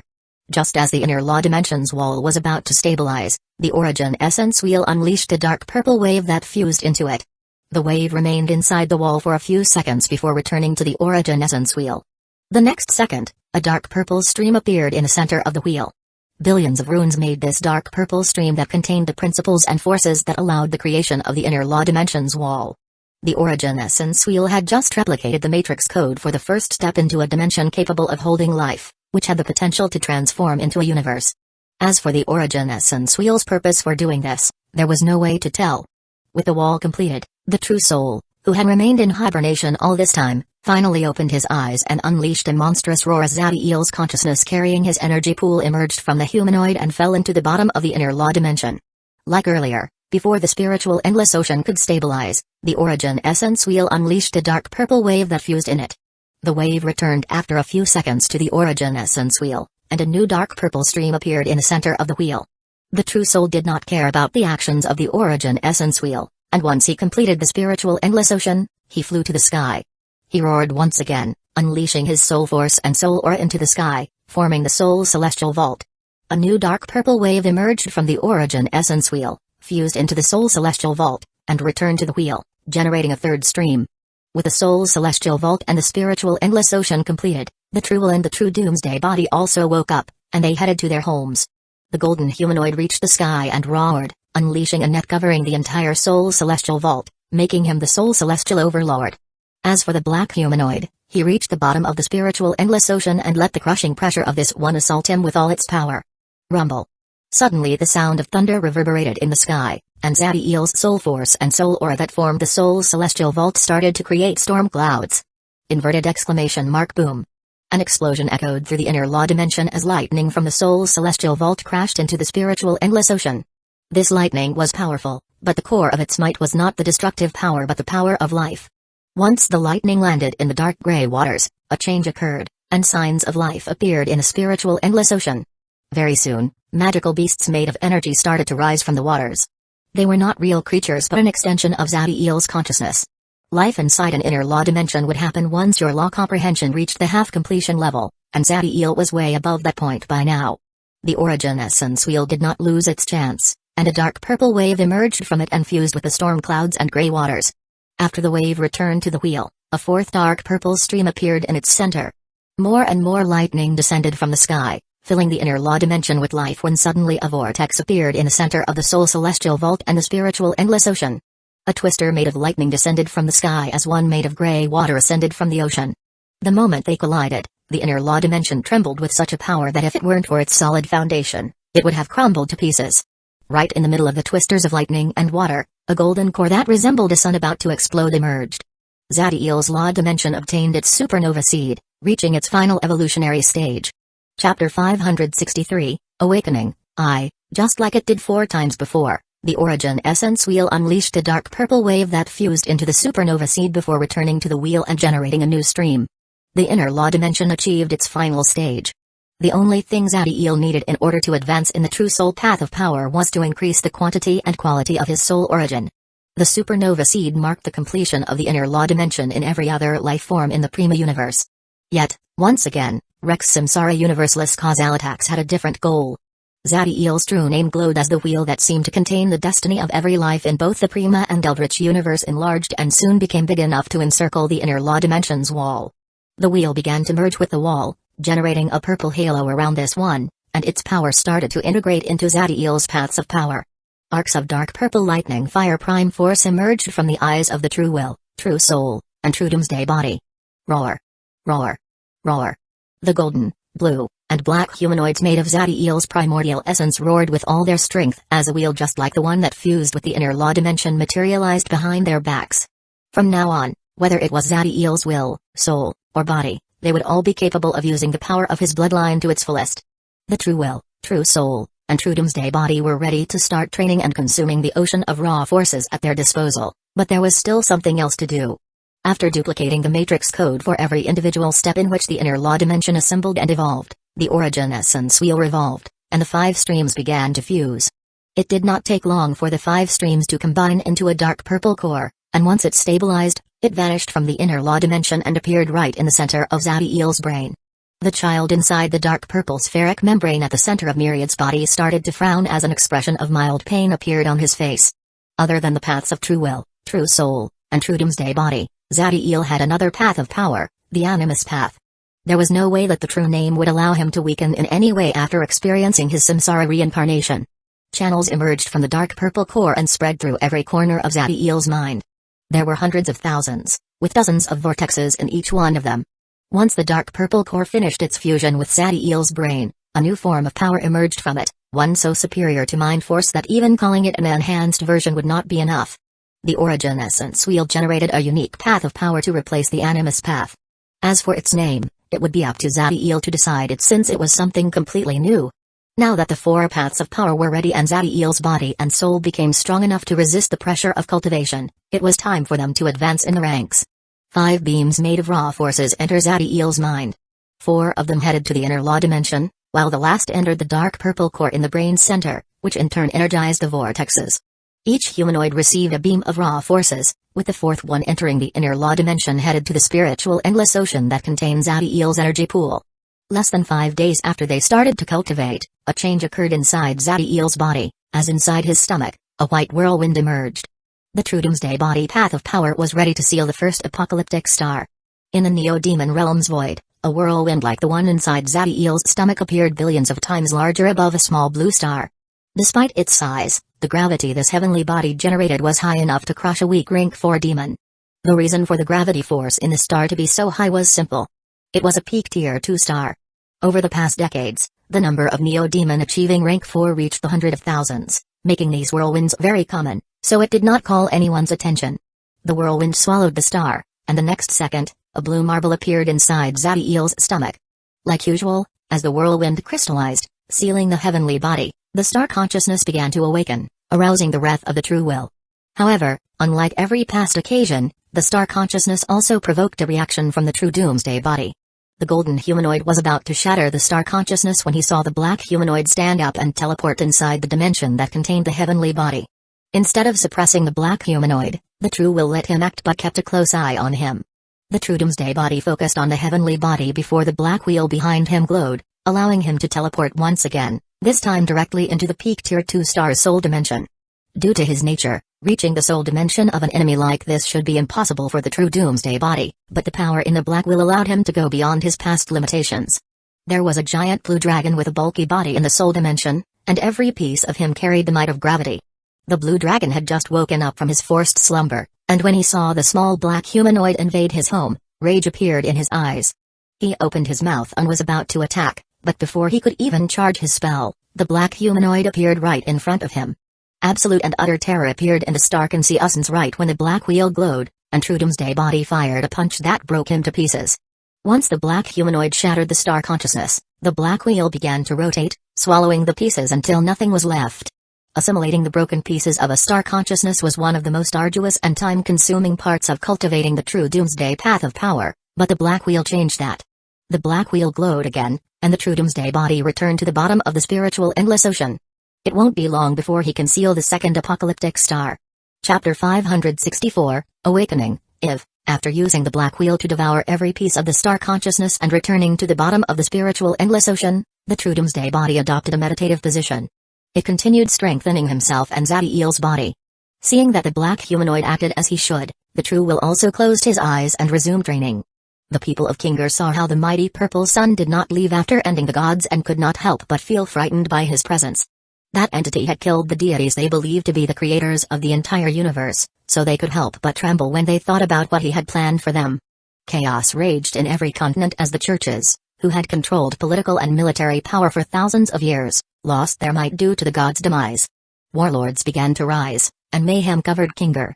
However, some people began to notice how the gods' death carried on a decline in the number of natural disasters.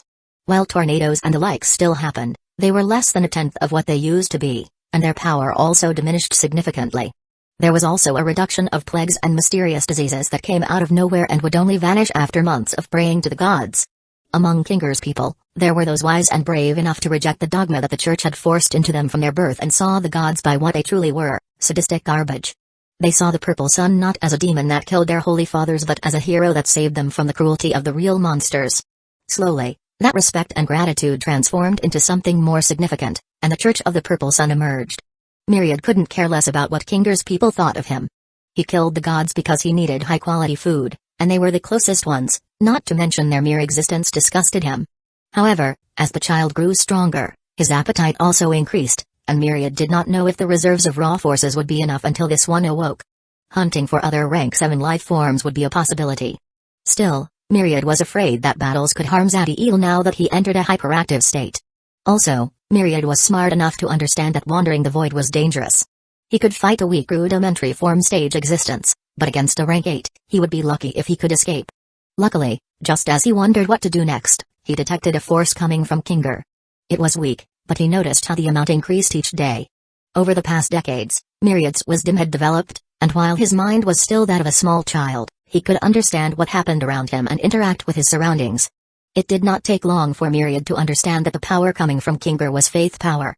He should not be able to perceive this power, as he was not a god and did not train any technique that used this form of energy, but after Zadiel's bloodline augmented his soul and body, he could do all kinds of incredible things. Myriad did not fully grasp the dangers of faith power but knew that it was a form of energy his creator considered a poison, so he was afraid of using it. He carefully allowed the dark purple lightning fire prime force to devour it and was happy to see that nothing more than raw forces were left. Unfortunately, the ratio of faith power to raw forces was less than a 20th, and the amount he obtained from Kinger was very little. After a few minutes of thinking, Myriad came up with a plan and used the same ability that allowed him to channel the faith power to connect with the people who were most faithful to him. In a castle's lowest level in a small continent of Kinger, there were 6 people gathered, and 5 were sitting at a table. Every one of them wore a robe with a purple sun engraved in the back. These 5 people were the higher-ups of the Church of the Purple Sun. Some showed nervous and somber expressions as they discussed their path forward. Although they have gained followers, their church was new, and many people still believed in the god's grace and considered their killer a monster, and those who followed him, heretics that should be burned alive. At the head of the table was a young girl who could not be older than 16. Despite her age, her eyes glowed with immense wisdom. She was the founder and leader of the Church of the Purple Sun. Your Highness, I am afraid that we cannot advance at the speed you hope. Your own father declared the Purple Sun a monster, and any sign of people worshipping him has resulted in executions. The one who spoke was a frail older man sitting in a wheelchair. He was ill, and it didn't look like he had much life left. The girl saw how the 2 other men at the table nodded to the older man's words, but she focused on the only other woman present. What do you think of my plans, Countess Emily? Immediately, everybody present focused on the woman, and the expressions on their faces were full of respect and admiration. Their kingdom was one with a powerful patriarchal society, so for a woman to gain any form of title, much less one so high as a countess, was incredible. Ah, Lady Gladys, you opened our eyes to the true nature of the gods, and guided us to the mighty Purple Sun, so for that, we will always be thankful to you. But, there are still fanatics in the court that believe that the monsters will return, and they control too much power. Your plans are too aggressive, and frankly, a little childish. You dare to insult Her Highness. As soon Countess Emily spoke those last words, the only person not sitting at the table shouted. He was a man clad in full knight armor standing behind the princess. His name was Jork, and he was the princess guard.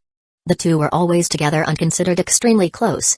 Everybody knew that if it were not for the man, Gladys would have perished several times due to the danger of the royal court.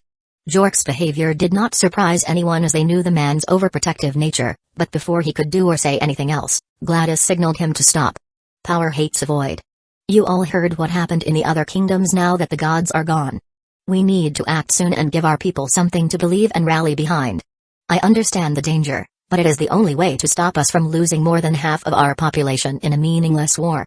The princess's voice was steady and calm, but the powerful feelings in her words were clear for everybody. When the countess and the other men heard the girl and saw her wisdom, courage, and sense of justice, they could not help but feel a deep respect. Those qualities were the reason none of them ever thought of replacing her as the church's leader, despite her young age and apparent impulsiveness. However, along with that respect, there was also some sadness. Gladys could become a great ruler, loved by both the weak and the strong, but due to her gender, her fate was to become a pawn and be traded by lands or political support. Just as they were about to continue their discussion, they all froze as a red thread connecting them to the void appeared in their foreheads. The world around the 5 people vanished, and they saw themselves standing in the void, right in front of the god's killer entity they called Purple Sun. A complete and utter awe filled the hearts of the higher-ups of the Church of the Purple Sun as they faced him. None of them could manage to gather the power to speak a word, but luckily Myriad brought their consciousnesses here to listen. Grow stronger, make more people pray to me, and help them grow strong as well. The more people pray to me, the more power I will give back. When they heard those words, the five woke up from their stupor. They were surprised to listen to the Purple Sun speak, even more as his voice was that of a child. Oh, that is right, I almost forgot. If you do bad things, I will kill you. Once again, they heard a childish voice, but this time, they froze as they felt the certainty in those words. The next second, using the karma threads, Myriad channeled small amounts of prime force into the body of the five along with a significant quantity of cultivation knowledge. Chapter 565, Awakening, V. Back in the castle's underground, the five people sitting at the table trembled as their bodies began to expel a thick layer of filth. The prime force improved their foundation, eliminating any illness or disability, and nurtured their consciousnesses. A dark purple crystal appeared in each of their foreheads as their auras skyrocketed and overcame the limits of rank 0 life forms. For someone like Myriad, a rank 7 life form who controlled that dark purple lightning fire prime force, rank 1 was nothing. If he was willing to overexert himself, he could push them to rank 6. He did not do that for 2 reasons. The goal was that these people help him gain raw forces, not drain them, and the other was that he did not trust them. Jork was shocked by the sudden events and did not understand what was happening. He could not see the karma threads, and there was no way a mortal could feel Myriad's aura. However, the knight's perception that he had honed in the battlefield warned him that the five became extremely dangerous. A strange light appeared in Jork's eyes as he focused on the princess, but it vanished almost immediately as the people regained consciousness and stopped trembling. Gladys looked at the rest of the Church of the Purple Sun's higher-ups and could see the shock and awe that assaulted her heart in their eyes. The raw power running through their bodies was just part of the reason for that awe. What truly shocked them was that the knowledge engraved in their minds taught them how to grow as strong as the gods. Not even the wise princess, who managed to see the truth of the gods without any help, had ever imagined that something like that could be possible. Immortal life and the strength to crush suns with your bare hands. Who could remain serene after knowing you could achieve that? Incredible, incredible, incredible. Monroe, the ill older man, was the one who roared those words as he stood up. That wheelchair had bound him for his entire life due to a strange illness, but not anymore. Tears fell from his eyes as strength filled his body. Praise the Purple Sun. He roared those words before kneeling on the ground. Although some would consider the reaction of Monroe over the top, the other higher-ups did not say anything, as their joy and bliss were equally high. Not even in their wildest dreams did they imagine that the Purple Sun would repay their devotion so handsomely. Jork's eyes widened when he saw Monroe stand up, and his ears bleed since the man's shout carried too much force for a simple mortal. His heartbeat started to accelerate, and all kinds of thoughts crossed his mind. What is the matter, my faithful servant? Why do I feel so much fear coming from you? Those words surprised everybody, and they saw Gladys staring at Jork with cold eyes. The other higher-ups were confused as they did not understand the change in the princess since she had always been very close with the knight, treating him like family. Jork's eyes narrowed when he saw the way Gladys looked at him and immediately kneeled before lowering his head. I am sorry for my shameful behavior, Your Highness. I was afraid that an evil spirit possessed you. When the higher-ups heard Jork's explanation, they nodded. In Mortal Kingdom's culture, people considered evil spirits and the likes as real things and the reason for many inexplicable events. Oh, so that is why. Dumb me, I believe that you were having a hard time figuring out how to explain to the Crown Prince what just happened here. Jork's trembled, and he felt cold sweat running through his back. He jumped backward and took out his sword with great skill before focusing on Gladys. Since when did you? I have known it for many years, but I was too weak and could not let the Crown Prince think I was a threat since that would have ended my life, so I tolerated you. If everything went according to plan, you would have told my brother what happened here, and then I would have taken advantage of the misinformation to defeat him. However, now that the Purple Sun answered our prayers, there is no need for tricks anymore. Gladys' voice was calm and lacked any form of ill will, but the coldness in her eyes showed how much she loathed the man. All this time, she had to act kind, lovely, and gentle with a man that betrayed her and who would not hesitate to kill her. If anything, the girl's mental fortitude was remarkable to have kept the charade for so long. Jork was backed into a corner and did not know what to do. Before, he could have cut every person in half and escaped, but now his instincts told him that fighting would be suicide. His muscles tensed as he saw the previously frail Monroe look at him with wrath and walk in his direction. The older man who once could barely gather the strength to raise his fists now looked like a mighty dragon to the knight. However, before Monroe could get to the knight, Gladys signaled him to stop. Monroe showed some apprehension when he saw the princess approaching the knight. He understood the power they gained and knew that Jork was not a threat at any level. He acted to spare the girl from the unpleasant task, but after seeing the resolution in her face, he took a step back. Jork's heartbeat increased more and more as the girl approached him before he finally could not take it anymore and struck with his sword. That sword strike could have cut a horse in half, but as it touched the girl's neck, Jork felt he attacked the hardest metal in the world. The knight was immortal, while Gladys was already a rank 1 life form with a body tempered by the dark purple lightning fire prime force. She could have easily dodged the sword but allowed it to land, and as she expected, it could not even cut her skin. Die. Gladys spoke that word before flashing forward and firing a punch that pierced Jork's chest and destroyed his heart. When the other higher-ups saw that, they looked at each other before nodding and bending their knees toward the girl. She had already proven her kindness and wisdom, but now she showed them that she could be merciless if needed. In her, they saw a true leader, someone they could follow, to bring light and get rid of the darkness in their kingdom and the world. The princess stared at the four. With the blood still wet in her hands, she signaled them to raise before detailing her plan. Rally your troops. They must be ready to march and secure public safety at once. We will use our power to kill all the fanatics and eliminate the garbage that thinks they can prey on the weak. Everybody else can either side with us and enjoy the power of the Purple Sun or lose their political and military power forever. Leader, about the killing. Emily spoke respectfully toward Gladys, and although she did not finish her sentence, everybody understood what she wanted to say. Don't worry.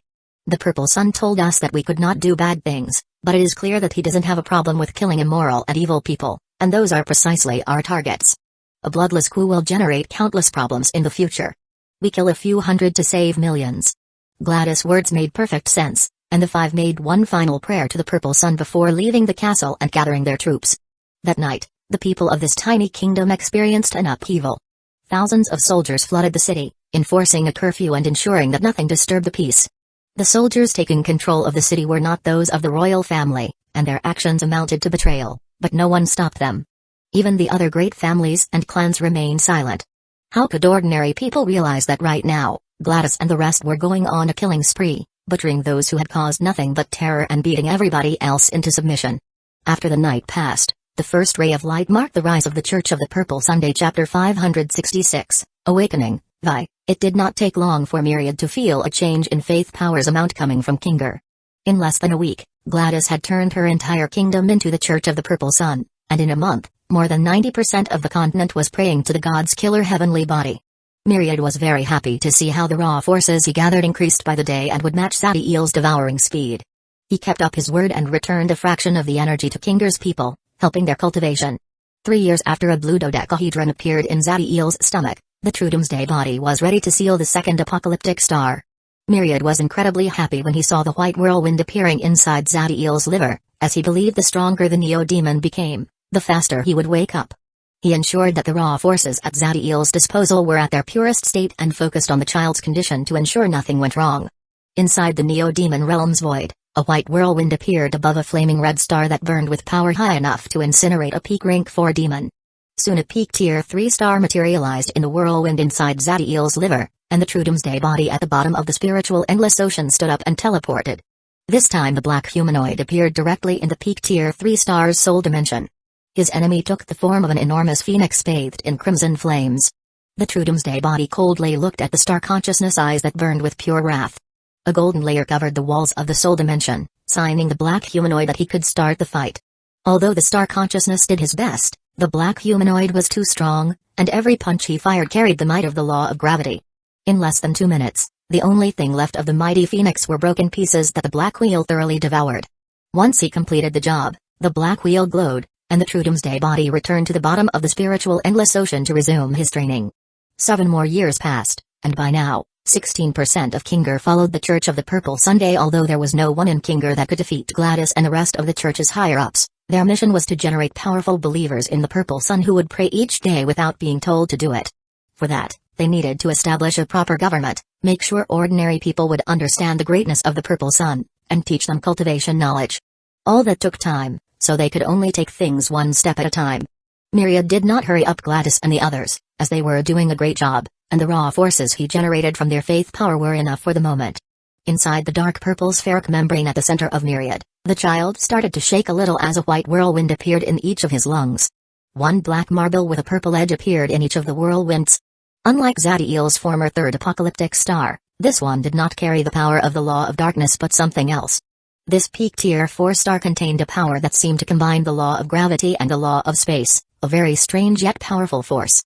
The true Doomsday body stood up, and a severe expression appeared on his face as he felt the power of the new enemy. He teleported to the peak tier 4 star soul dimension and saw the form that the star soul took. The star consciousness resembled a semi-bipedal creature with a muscular body, 2 horns, and a large tail. Unlike previous star souls, he was not a giant creature, and his height was slightly superior to that of the black humanoid. A black aura with a purple edge covered the star consciousness body, and the true Doomsday body could feel the power of space and gravity in him. Immediately after the star consciousness fully awoke, he vanished only to reappear on the true Doomsday body's right and fired a punch. The black humanoid's eyes widened when he saw his opponent's speed, and to make things worse, the moment the star consciousness appeared by his side, a gravitational force assaulted him, slowing him down. Inverted exclamation mark boom. The black humanoid managed to raise his arm to block the punch at the last moment. He was surprised by the immense weight he felt in that strike. That attack sent the black humanoid flying away. Before the shockwaves of the punch or anything else could escape the soul dimension and harm the exterior, golden energy reinforced the wall. Fury appeared in the star consciousness when he saw that someone dared to meddle with his home but did not lose focus and immediately flashed after the black humanoid that just clashed with the soul dimension's reinforced wall. The true Doomsday body saw the star consciousness appearing before him again, and a gravitational force restricted his body, but this time he was prepared. His black wheel glowed, allowing the black humanoid to counter the gravitational force of the star consciousness with his own that he obtained after defeating the first apocalyptic star. He responded to the attack with a punch carrying all his strength, but the star consciousness did not fall behind. Both received a direct strike and were pushed away after enduring severe damage.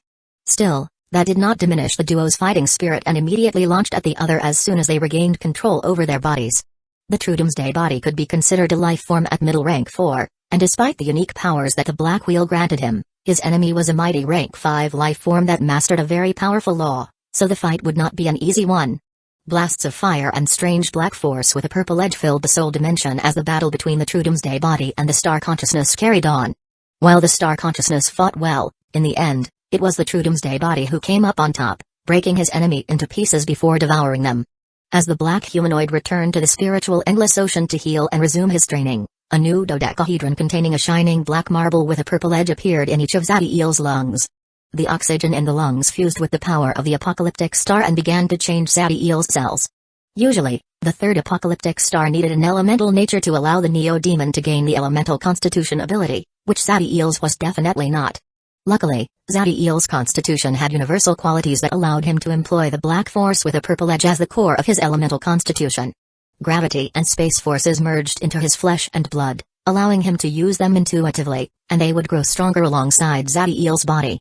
The fusion of the quintessence of law of gravity and the law of space would give birth to the law responsible for all kinds of amazing cosmical phenomena. Using the law of void inside his third apocalyptic star, Zadiel obtained a void constitution. Chapter 567, Awakening. Other than the true will, all the paths of power had yet to enter rank 5.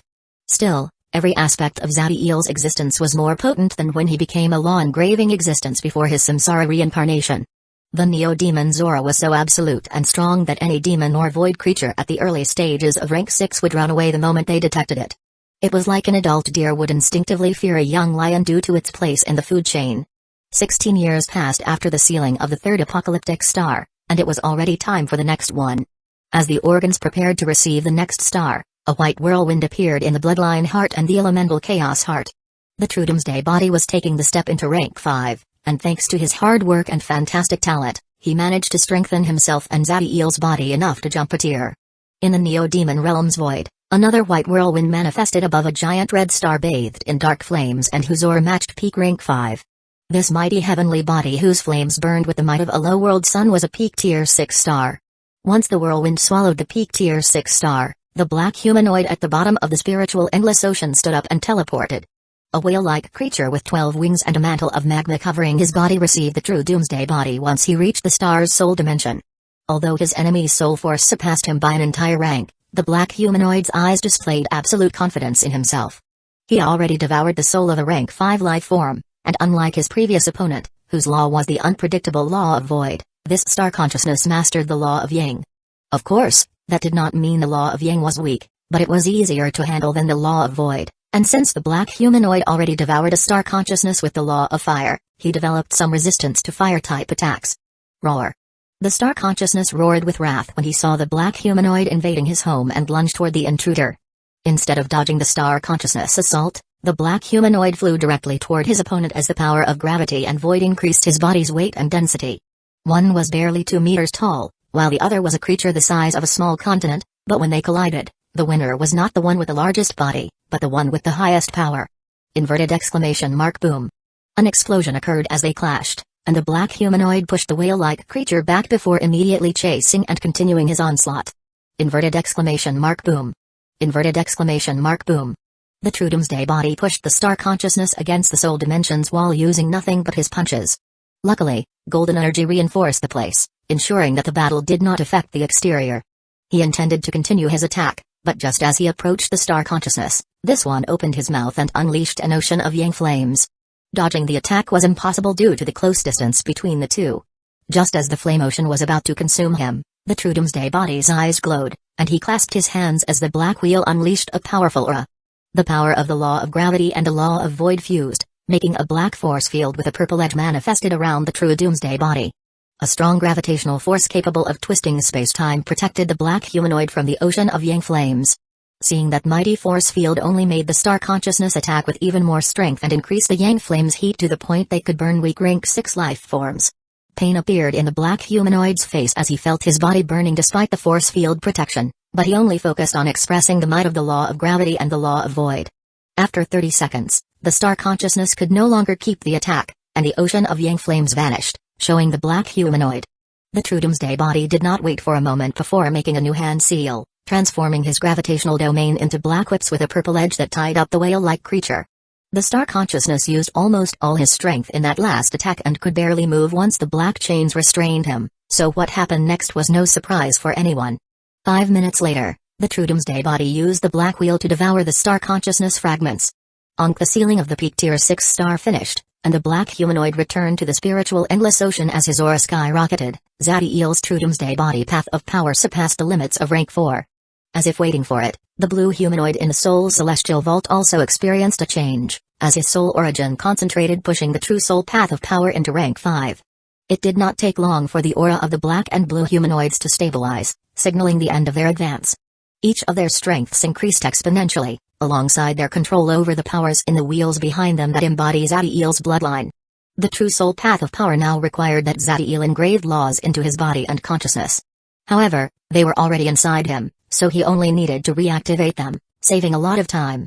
4 years after the true soul and true Doomsday body reached rank 5, the dark purple core at the center of Zadiel's brain trembled as the vortexes in the channels began to evolve from a gaseous stage into a liquid one. With a change in the vortexes, every path of power advanced beyond rank 4, and the child inside the spheric dark purple membrane began to move.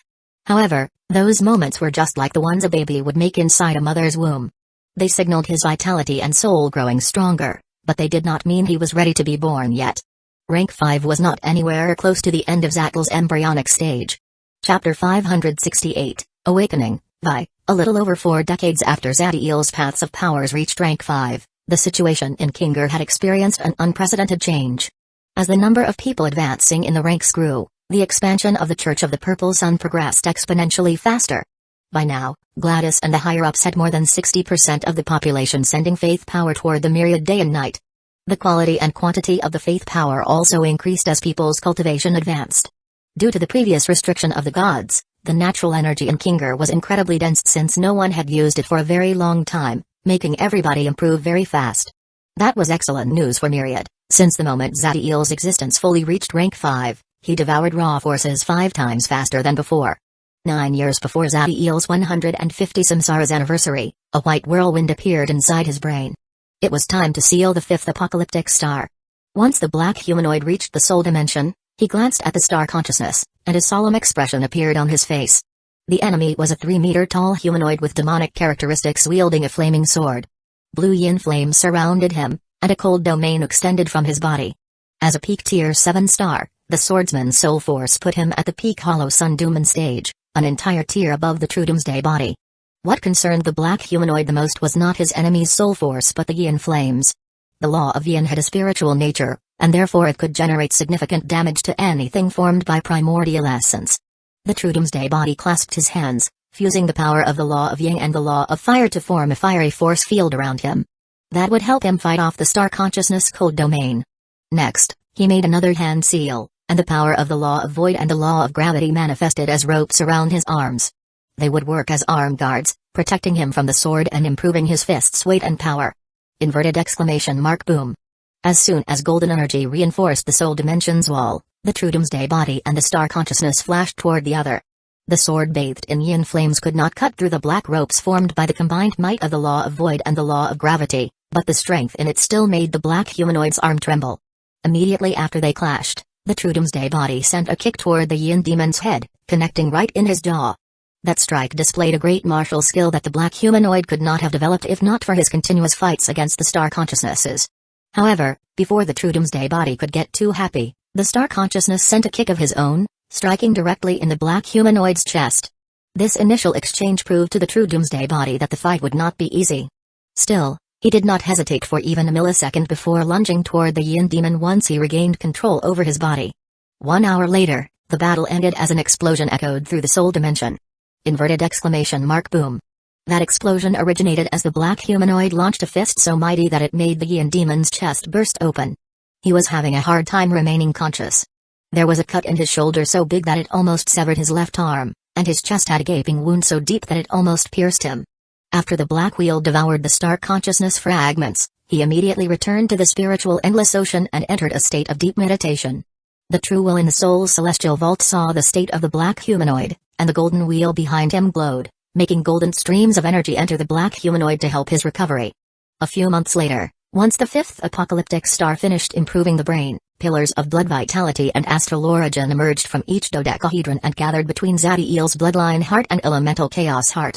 The peak tier 6 Yang apocalyptic star and peak tier 7 Yin apocalyptic star handled the positive and negative forces needed for the new organ. The infinity heart began to form using the patterns and matrices engraved in the true doomsday body. Usually, the new organ would require so much astral origin and vitality that neo-demons would resemble mummified corpses by the time they completed it. However, Zadiel's monstrous bloodline spared him from that. Of course, he still ended up fragile, with his body resembling a malnourished person and his skin losing its color due to the blood loss. The infinity heart was almost ready, but to finish, it still needed the catalyzer, the blood particle from the existence in the first level of the final purgatory that managed to push his body above the limits of rank 9. Luckily for the neo-demon, just like his true name saved his primordialist core, it also stored the blood particle. If not, Zadiel's true doomsday body could not have progressed anymore until this one woke up and went to the neo-demon realm. A powerful blood force emerged from the wheel that fused with the inner law dimension's wall, and the next second, the blood particle appeared inside the dark golden heart. Pain appeared in the child's face as the infinity hearts obtained physical form. He was sleeping but still suffered great agony. The true will had reached the Moonshatterer rank, but there was a limit to the level of pain he could suppress. Myriad saw the pain that assaulted Zadiel, but there was nothing he could do other than wait. Or that was what he thought until the dark red core in the center of the brain began to shiver, and waves of a dreamlike force emerged from the neo-demon and reached the void. That dark purple brainwave altered the void and began to evolve from an illusion into something real. Zadiel's thoughts were powerful enough to create life. Myriad was utterly shocked by what was happening. As more and more brain waves gathered in the void, he felt how this new entity was not merely something made of energy but would have a body and even a rudimentary soul. Usually, knowing Zadiel's abilities were so extraordinary would have brought nothing but bliss to Myriad, but there was a significant problem with the new entity forming in the void. Those brain waves manifested due to Zadiel's agony, giving them a nightmarish nature, so the creature manifesting in the void was nothing but a straight-up terror. Myriad did not hesitate before attacking the creature with all his power. His instincts told him that this thing would only bring pain and terror to the universe. The horror once again surprised him as it was incredibly resilient, and while he could break it to pieces, it would reform almost immediately. Luckily, Myriad had the dark purple lightning fire prime force at his disposal, which was powerful enough to consume the nightmarish horror. If he did not have the prime force, the only thing Myriad could have done would be to seal it. The horror may have flesh and a spirit, but its core was an idea, a metaphysical manifestation of Zadiel's agony. Myriad was the first life form in the Prima universe to face a power that would bring terror to the multiverse one day. Chapter 569, Awakening, X. More and more terrors emerged as Zadiel's brain waves altered the void. They resemble nightmarish versions of the Prima Universe life forms. Myriad did not hesitate, and each time one of them appeared, he would use the dark purple lightning fire prime force to devour them. Luckily, Zadiel's agony stopped when the Infinity Heart fully formed and connected with every corner of his body. The moment the child inside the spheric purple membrane regained his peace, the nightmares ceased to materialize. The true Doomsday body had just reached the middle rank 5 when the true soul woke up from his meditation and teleported toward the origin essence wheel that floated inside the soul celestial vault like a bright sun. He took a deep breath before using the power of the laws to generate a new qualitative and quantitative change in his soul origin. After a few hours, the blue humanoid shivered as his soul force skyrocketed, crossing the limits of rank 5. Roar. The true soul roared with all his strength as his soul origin solidified, becoming a golden seed the size of a grain of rice. Its volume became 100 times smaller, but the amount of soul origin in that seed was 10 times greater than before. Zadiel's true soul reached a level he had yet to achieve before his samsara, transforming him into a soul law domain existence. Without wasting time, the true soul channeled the power of the origin essence wheel, and soon mystical runes with the forces of beginning, end, cause, effect, and karmic samsara were engraved in the soul origin's seed. The true soul path of power granted an extraordinary mastery of the laws because it allowed you to engrave them in every piece of your existence, fusing them in your body and soul to the point that they were one and the same. For a life form to enter the Hollow Sun domain stage and be considered a true rank 6 life form, they needed to engrave law essences runes into their soul origin. It took him a few hours, but the true soul managed to engrave every law in the origin essence wheel in his soul origin, allowing it to gain a gravitational force. A magnetic force field emerged from the golden seed, allowing a new layer to form above it. The true soul would need to fill this new layer with soul origin, solidify it, and fuse it with the golden seed to cross into the primary sun domain stage. This process would repeat itself once he reached the supernova domain stage. With the new layer in place, the blue humanoid resumed his meditative state and continued consuming origin power and transforming it into soul origin. 5 years later, the dark purple core inside Zadiel's brain shivered and sent a massive amount of energy into the channels coming out of it. Gradually, the liquid vortexes started to crystallize, and the density of the force coming out of Zadiel's brain obtained a qualitative improvement. The true soul and the unique path of power advanced into rank 6, and things did not end there as the true will reached the middle moon shatterer rank, allowing his spiritual strength to cross into rank 7. 69 years after forming the Infinity Heart, the true Doomsday body stood up as a blue marble appeared in the white whirlwinds inside Zadiel's knees. He immediately teleported to the soul dimension and saw a rock, a giant mythical creature with blue feathers. The power of space-time surrounded the star consciousness, and his soul force put him at the peak primary sun domain stage. The star consciousness pupils contracted as he unfolded his wings and vanished. Although it seemed like the star consciousness disappeared, the black humanoid knew the creature was moving at an incredible speed around him, using the power of space-time to conceal himself and improve his momentum. Disdain appeared in the black humanoid's face as he felt the rock waiting for an opening to strike. He clasped his hand, and a force field with the power of the law of void and the law of gravity inundated the entire soul dimension. Shock appeared in the rock when his figure became visible again. The force field's power surpassed the might of his space-time force. The black humanoid did not give the rock time to think, lunged toward him, as burning and cold forces coated his right and left arm, respectively.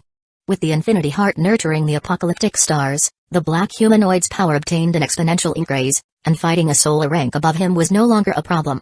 That was especially true if he had laws at his disposal capable of countering the enemy's abilities.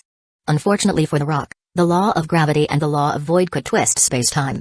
15 minutes after the fight started, the true Doomsday body used his black wheel to devour the star consciousness and reached the late rank 5. 2 individuals with humanoid forms fought in the sky ring of the Prima Eldritch Universe final battlefield. Every time they clashed, they generated shock waves that could annihilate all life inside a low world. One of the humanoids had 10 arms, and his head was nothing more than a skull. The aura of an eldritch life form filled his body, granting him extraordinary physical might. The one facing him was a man bathed in white lightning, with a red rose surrounding his body and a plasma halo on his forehead and back. Ezequiel's eyes burned with killing intent as he fought against the rank 7 Eldritch. He channeled every iota of world strength in a radius of millions of kilometers, and astral chi filled his flesh and blood with power. A red sphere emerged in Ezequiel's left hand as he gathered an immense amount of vibrational force in it and fired it toward the Eldritch life form. When the punch was about to land, the Eldritch life form used the 5 arms on his right to block it. Shockwaves that could vaporize several continents blasted out when the red sphere made contact, but the rank 7 Eldritch proved his might by keeping his ground. Immediately, The rank 7 Eldritch charged his left arms with all his power and energy and fired them toward the Supreme Neo-Demon, with every attack aiming at a vital point. Ezekiel showed not even a trace of fear as those fists approached him with enough power to blow his head up. Instead of attempting to block, he fired his right arm forward. As the fist moved forward, a black sphere with a red horizon emerged. A seemingly infinite amount of gravity and weight emerged from the black sphere, forcing the 5 punches of the rank 7 Eldritch toward it. Shock appeared in the rank 7 Eldritch's soul when he felt the power of the man's right fist. He could not overcome the gravitational pull and lost control over the direction of his punches. And when his 5 punches collided with a man's right fist, that shock transformed into awe. Their offensive and defensive powers have been around the same until this point, but he could feel how that black sphere crushed the flesh and bones on his hands. He was at the late void stage and specialized in defense, which meant the black sphere with the red horizon could harm someone at the seed stage. Chapter 570, Awakening, X. The day the Supreme Neo-Demon felt his connection with the man that opened his eyes to the universe and showed him a path to power and freedom vanished, he went crazy with rage. He slaughters city after city inside God's tomb, painting the earth and sky red with the blood of legends. Less than 20% of the Divinity Faith army survived after the Supreme Neo-Demon's rampage. They managed to secure themselves beneath the transitional planes portal to their world. The blood of countless legends did nothing to satiate Ezekiel's wrath, so he targeted the other group he blamed for Ezekiel's loss, the Eldritch race. The carnage he unleashed inside God's tomb was a child's game compared with the slaughter he freed inside the Prima Eldritch Universe final battlefield. In the small window of 40 years, he killed more than 1 billion Eldritch life forms in the Earth Ring. Deep inside, Ezekiel hoped that carnage would bring him peace, but nothing changed no matter how many he killed. The guilt that tormented his soul every day never went away, and that only made his desire to butcher gods and Eldritch life forms stronger. Eventually, he returned to the Neo-Demon realm and saw how everything was in chaos. Of course, there was no pillage, killing, or the likes since Neo-Demons were all kind and caring to each other. However, despite their utopian behavior, the Neo-Demon culture centered around the ancestor. From the moment the chaotic core appeared in their hearts, their path became clear to them. A Neo-Demon never questioned whether something was good or bad, whether the path ahead was right or wrong. They believed in following the ancestor from the bottom of their souls, and nothing more matters. Now that Zadiel was gone, they did not know what to do. The Skybreakers managed to bring some order, but it was frail. Heinz, Sophia, Dante, and the other Skybreakers were powerful and respected by the entire Neo-Demon race, but none of them was not an absolute entity like the ancestor. New Skybreakers could rise as genius Neo-Demons challenged the old generation, so they could not become the pillar that the race needed. When Ezekiel returned to the Neo-Demon realm, he immediately became the center of attention. Millions of Neo-Demon focused on him to see what he would do. His goal had always been to grow stronger to help the man that gave him everything. Now that goal was no more, and he lost his purpose in life. What he really wanted was to leave everything behind, continue his endless carnage of gods and Eldritch life forms, and vanish from the Prima Universe's memory. However, when he saw how the Neo-Demons looked at him, the same way he looked at Zadiel when they first met, the guilt inside his soul grew stronger. I will not fail him again. That was the thought that crossed Ezekiel's mind as every ounce of willpower in him exploded, and he roared with all his strength. Roar. A tsunami of killing intent emerged from the Supreme Neo-Demon and flooded the Neo-Demon realm's void. It was a slaughter or fed by the life of countless rank 6 Eldritch. Silver light burned inside Ezekiel's eyes as he roared, and the words in his Neo-God King mantle began to change and grow stronger. Those words corresponded with the concept of reality that Ezekiel began to harmonize after reaching the Moon Shatterer rank. Before, they unleashed an aura that would make people experience liberty, but now they changed into something new and more ruthless.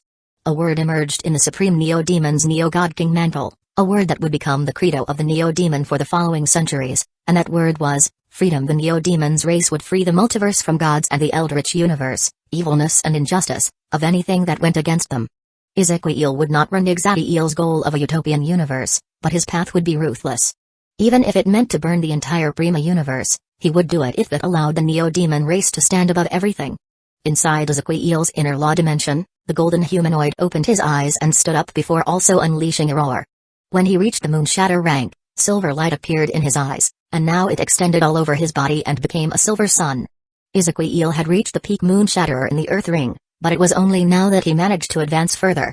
When a Neo-Demon found the core belief that would guide him forward and reflected his individuality, his true will became powerful enough to enter the Sun Collapser rank. The golden humanoid spiritual strength grew immensely, reaching late rank 7, But the true might of a Sun Collapser was that their willpower could now affect the real world.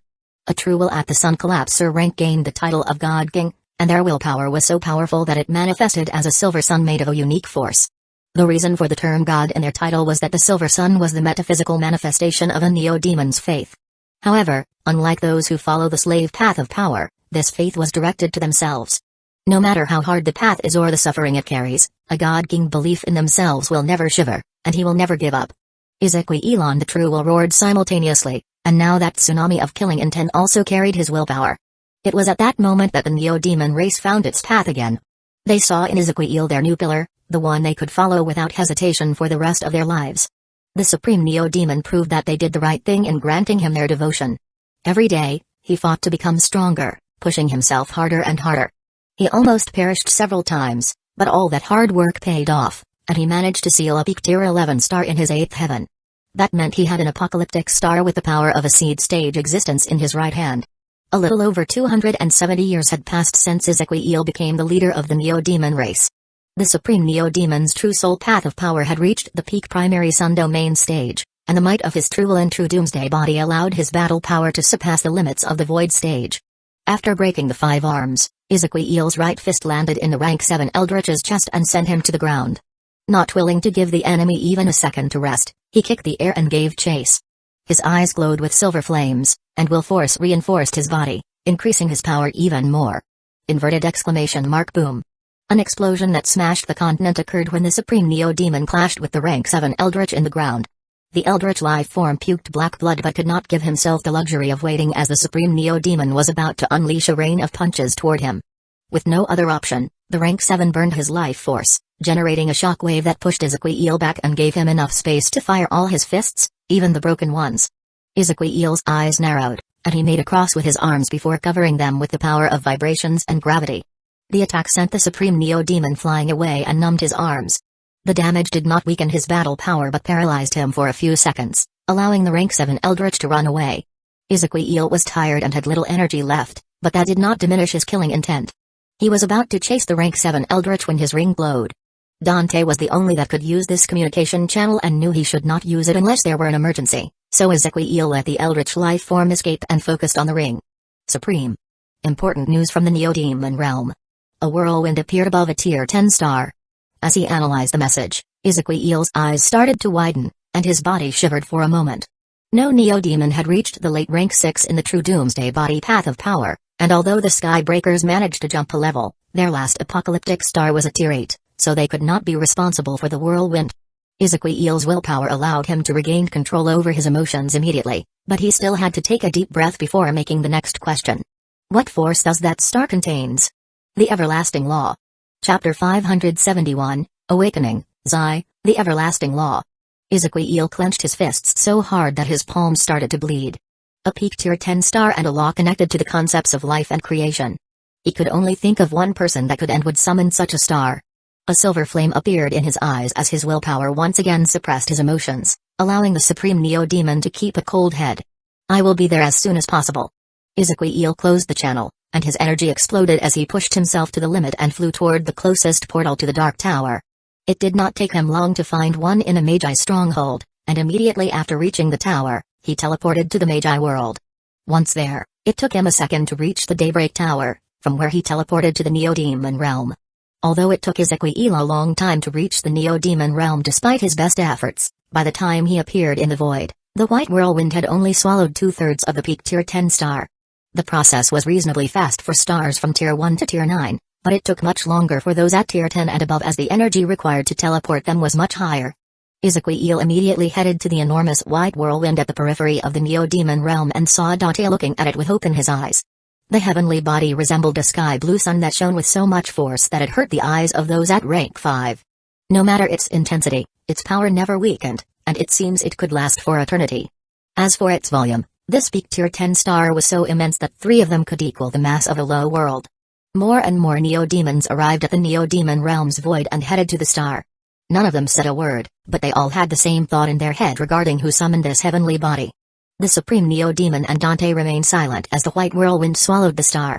Just as the peak tier 10 star was about to vanish from the Neo-Demon realm completely, 2 beautiful women and a muscular man appeared.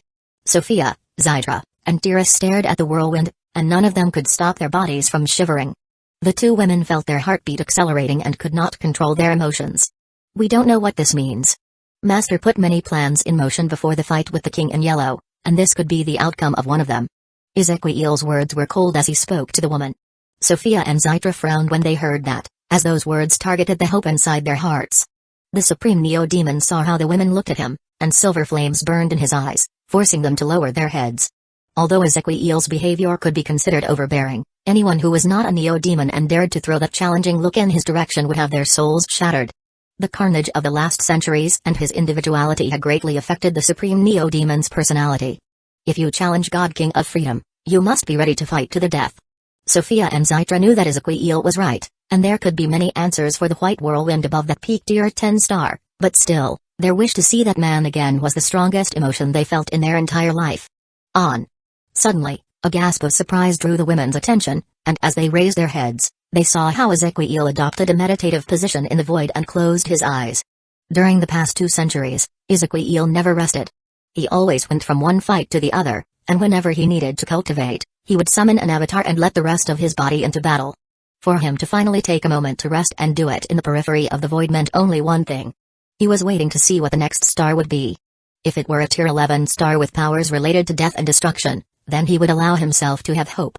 Dante, Sophia, Zytra, Tiras, and other Neo-Demons followed his lead and adopted meditative positions in the void, waiting for a miracle. Inverted exclamation mark boom. Inverted exclamation mark boom. Inverted exclamation mark boom. Unlike the calmness in the Neo-Demon realm, a battle of epic proportion occurred inside the peak tier 10 star soul dimension. A creature resembling a prehistoric bull with gray skin and 2 large horns from where sky blue force emerged rammed a black humanoid and threw him to the soul dimension's wall. The peak tier 10 star consciousness was a majestic being. His body contained an immense might, and there was a sense of immortality and indestructibility in him. Death force and time could not affect him, as the star consciousness represented a force that surpassed the concepts of life and vitality. The true Doomsday body did not have time to recover as the star consciousness marched at him again, and every step he took increased his momentum. Luckily for the black humanoid, before the star consciousness could trample him, someone appeared beneath this one and shoved him to the ceiling of the soul dimension. Roar. The star consciousness released a roar of rage and pain as a golden humanoid pinned him against the ceiling and punched his belly. Unlike the previous battles against the star consciousnesses, the True Will stepped in this time. There was no need for the true Doomsday body to fight alone, but he did it to train himself, something the golden humanoid approved. However, this time the enemy was a peak tier 10 star consciousness. An entity with a soul force at the peak void stage, and there was no way the true Doomsday body could win on his own. Actually, the golden humanoid's spiritual strength was also at the peak seed stage, and since he had to channel some of his power to reinforce the soul dimension's wall, he was the one who needed the help of the true Doomsday body in this fight. Roar. The star consciousness released another roar, generating a shockwave that pushed the golden humanoid away. Despite his size, the star consciousness was extraordinarily nimble and managed to strike the golden humanoid, sending this one crashing to the ground. Inverted exclamation mark boom. Without wasting time, the star consciousness kicked the soul dimension's ceiling and lunged toward the golden humanoid. The creature's momentum was astonishing, and the golden humanoid did not think he could survive a direct strike. Just before the clash, the black humanoid tackled the star consciousness, striking him in the head. That strike managed to divert the creature's path away from the golden humanoid. Seizing the opportunity, the True Will flashed toward the star consciousness and connected a kick right on the neck. Crack. Sound similar to broken bones echoed through the soul dimension when that kick landed. It carried enough force to send the giant star consciousness clashing against the soul dimension's wall. Although the golden humanoid would have wanted to continue the onslaught, he needed a moment to calm his raging energy, so he stood steady as the black humanoid landed by his side. They looked at each other before turning toward the star consciousness, and they saw how this one used the sky blue force to heal his wound at a shocking speed. Everlasting was a frightening power, and the True Will and True Doomsday body knew the enemy would be incredibly difficult to defeat. Inverted exclamation mark ah. Inverted exclamation mark ah. Neither the black nor the golden humanoid showed fear as they roared, making their roars explode before flashing toward the star consciousness. Chapter 572, Awakening, Z. Explosions, shock waves, and all kinds of blasts of energy reverberated through the peak tier 10 star's soul dimension as the black and golden humanoid battled the star consciousness. By the time silence returned to the dimension 7 hours later, the only thing left from the star consciousness were pieces. The True Will and True Doomsday body managed to defeat him. Of course, Neither the black nor golden humanoid came unharmed from the cataclysmic battle. There was no part of the true Doomsday body that wasn't severely injured, and the True Will lost his right arm and left leg. Both could barely maintain consciousness and would need to enter a semi-comatose state so their injuries would not leave permanent damage. The only reason those horrible wounds would not affect their foundation was that the True Will had undying properties and could heal as long his core remained intact. On the other hand, the true Doomsday body could consume the peak tier 10 star consciousness with a soul force at the peak void stage. After using the black wheel to devour the pieces, the true Doomsday body returned to the inner law dimension along with the True Will. A dodecahedron with a sky blue marble materialized inside Zadiel's third eye when the sealing ended, making him a rank 6 life form in all his paths of power. 39 years later, when Zadiel's time inside the dark purple spheric membrane surpassed the 2.5 centuries, the True Will woke up from his meditation. It was time for the true soul path of power to advance into the primary sun domain stage. The blue humanoid used the power of the laws to fuse the seed of soul origin with the layer above it and generate a new one. It took him around 29 hours to finish. His soul force grew exponentially, as did his ability to perceive and use the laws. He calmed his raging energy before resuming his meditative position and channeling origin power. As for the True Will and True Doomsday body, they were both still in the semi-comatose state. Their wounds have significantly recovered, but there was still a long way until they completely healed. Zadiel's 412th anniversary since his samurai marked the day the True Will and True Doomsday body woke up and continued their cultivation. Despite the black humanoid absentee, the Neo-Demon's body kept growing stronger over the last century as the peak tier 10 apocalyptic star never stopped nurturing his flesh and blood. The black humanoid was ready to carry on the sealing of the next star since the black wheel allowed him to assimilate the star consciousness during his recovery, but he did not as the True Will stopped him. It would take a few years for the golden humanoid to reach the late moon shatterer, which would allow his spiritual strength to reach the seed stage. The True Will did not think it would be wise to fight a peak tier 11 star consciousness before that. Hundreds of thousands of Neo-Demons stood in the void of the Neo-Demon realm. Ezequiel, the Skybreakers, and everybody else have been waiting for hundreds of years here. They all understood that the stronger your last apocalyptic star was, the more time it would take you to advance to the next one, so a few centuries was nothing. Even if it meant waiting for millennia, they would still do it for the chance to see the miracle they all have been waiting for. Suddenly, Ezequiel opened his eyes and looked into the distance, in another corner of the Neo-Demon realm. A gargantuan white whirlwind, so immense that it could swallow a low world, appeared in that location. Fear and anxiousness appeared in the eyes of the Neo-Demons as they saw the whirlwind appearing above nothing. No. Sophia murmured that word as utter sadness appeared in her eyes. That whirlwind did not target a star and seemed to arise spontaneously in the void, which could mean the previous one was not related to Zadiel. Wait. Luckily, before their souls descended into utter despair, Heinz yelled that word, and a smile slowly emerged on his face. Ezequiel, Sophia, and the others turned to the cultivator and saw a red pentagram in his eyes. Heinz did not leave the Neo-Demons waiting and began to explain what happened. That whirlwind is swallowing a star. We can't see it because its power can negate all forms of light and even space-time, hiding it from everything. The Neo-Demons started to breathe faster as excitement filled their hearts. After a moment, Sophia asked the question in everybody's mind. What law does that star embody? When Heinz heard that question, his face became severe since he understood that he could not make a mistake with something so important. He took a deep breath and poured every ounce of energy and soul force into his eyes, pushing the ancient Oblivion eyes beyond their limits. The cultivator bled for his eyes and ears and could not keep the ancient Oblivion's eyes activated for more than a few seconds, but despite the damage, when he looked at the others, bliss could be seen in his face. I cannot say for sure what law is at the core of that star, but it is a power that can annul all life and stop creation before it can happen. Smiles emerged in all the Neo-Demons when they heard that. First, a whirlwind swallowed a peak tier 10 star with force connected to life and creation, and now it devoured peak tier 11 star with a law linked to death and destruction. Ha ha ha ha ha ha. Laughter echoed through the Neo-Demon realm's void and filled all those who heard it with happiness. The Neo-Demons turned to the origin and saw how Ezequiel laughed so hard that his eyes were tearing. Sophia and Zytra began to cry as beautiful smiles full of love appeared on their faces. As for the male Skybreakers, they joined the Supreme Neo-Demon and laughed with their strength. Happiness filled the Neo-Demo race for the first time in almost half a millennium. Unlike the cheerful atmosphere covering the Neo-Demon realm, the True Will and True Doomsday body adopted a solemn attitude. They were about to fight an enemy whose soul force surpassed theirs and that mastered a power above death and destruction. A contemplative expression appeared in the golden humanoid as he waited their chances. After a moment, he frowned and turned toward the blue humanoid. The true soul woke up from his meditation and looked back at the golden humanoid. He had not formed part of the battle effort against the star consciousnesses, even when True Will and True Doomsday Body barely outperformed the peak tier 10 star. Unlike the black humanoid that would absorb the star consciousness and the golden humanoid that was indestructible, any damage to the blue humanoid would take a long time to heal, and it could leave sequels. Unfortunately, this time the true soul did not have a choice. He and the true will needed to help the true doomsday body defeat the peak tier 11 star consciousness. The true will, true soul, and true doomsday body teleported to the star's soul dimension. As soon they appeared there, a frightening aura assaulted them. They saw a giant humanoid creature covered by a black fog, with arcs of energy forming eyes and a smile inside the soul dimension. Golden, blue, and black permeated the soul dimension as the trio walked to the star consciousness.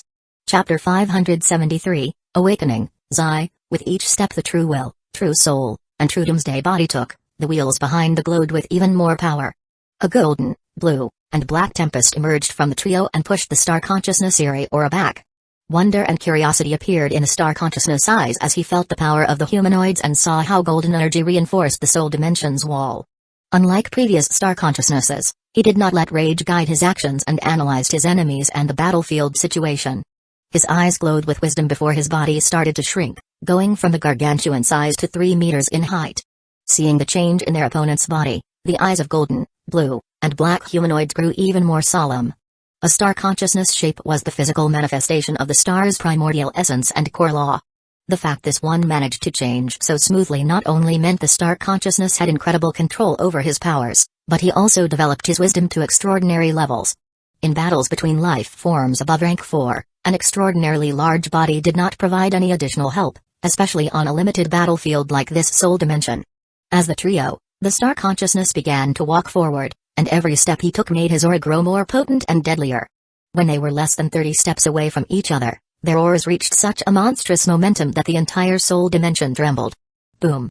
An explosion echoed through the dimension as the humanoids and the star consciousness flashed toward each other, generating 4 simultaneous shock waves. The first one to clash with the star consciousness was the golden humanoid. He fired a punch charged with all his strength and was confident that this attack would immobilize the enemy long enough for the other two to do their part. Unfortunately for the true will, the star consciousness managed to stop the fist with his right palm as if it was nothing. The golden humanoid could not hide his shock as he felt all the weight, strength, and kinetic energy in his fist vanish the instant he touched the star consciousness palm.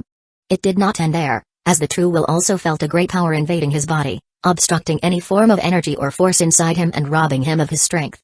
He could not do anything as the star consciousness pulled him closer to send a fist right to his face. Boom! The strength in that punch made him feel it would rip his head out of his shoulders. It sent him flying away until he crashed against the soul dimension's wall. Just as he got rid of the golden humanoid, the star consciousness looked to his left and saw the black humanoid approaching. Black ropes with a purple edge covered the true doomsday body's arm, and burning and cold forces enhanced the left and right fists, respectively. That was not all, as sky blue energy clad his entire body, improving his vitality and momentum as space-time force shrouded his legs, raising his speed. The true doomsday body activated all the powers he gained from the previous star consciousnesses at the same time. It drained a lot of energy and put him under immense stress, but he felt that the enemy would kill all of them if he did not unleash everything he had. Due to his body's position after that last attack, the star consciousness only managed to raise his forearm to block the black humanoid's punch. Inverted exclamation mark boom. Surprise emerged in the star consciousness eyes when he felt the strength in that punch. His arm numbed, and the weight made him bend his knees. Despite the black humanoid soul force positioning him at the Hollow Sun domain stage, that attack affected him, someone at the peak seed stage. The true doomsday body smiled when he saw the effectiveness of his attack. The star consciousness strength was incredible, but his defense was lacking. Without hesitation, the black humanoid made the energy inside him explode and fired his left fist. However, the star consciousness managed to react this time and intercepted the fist with his right palm.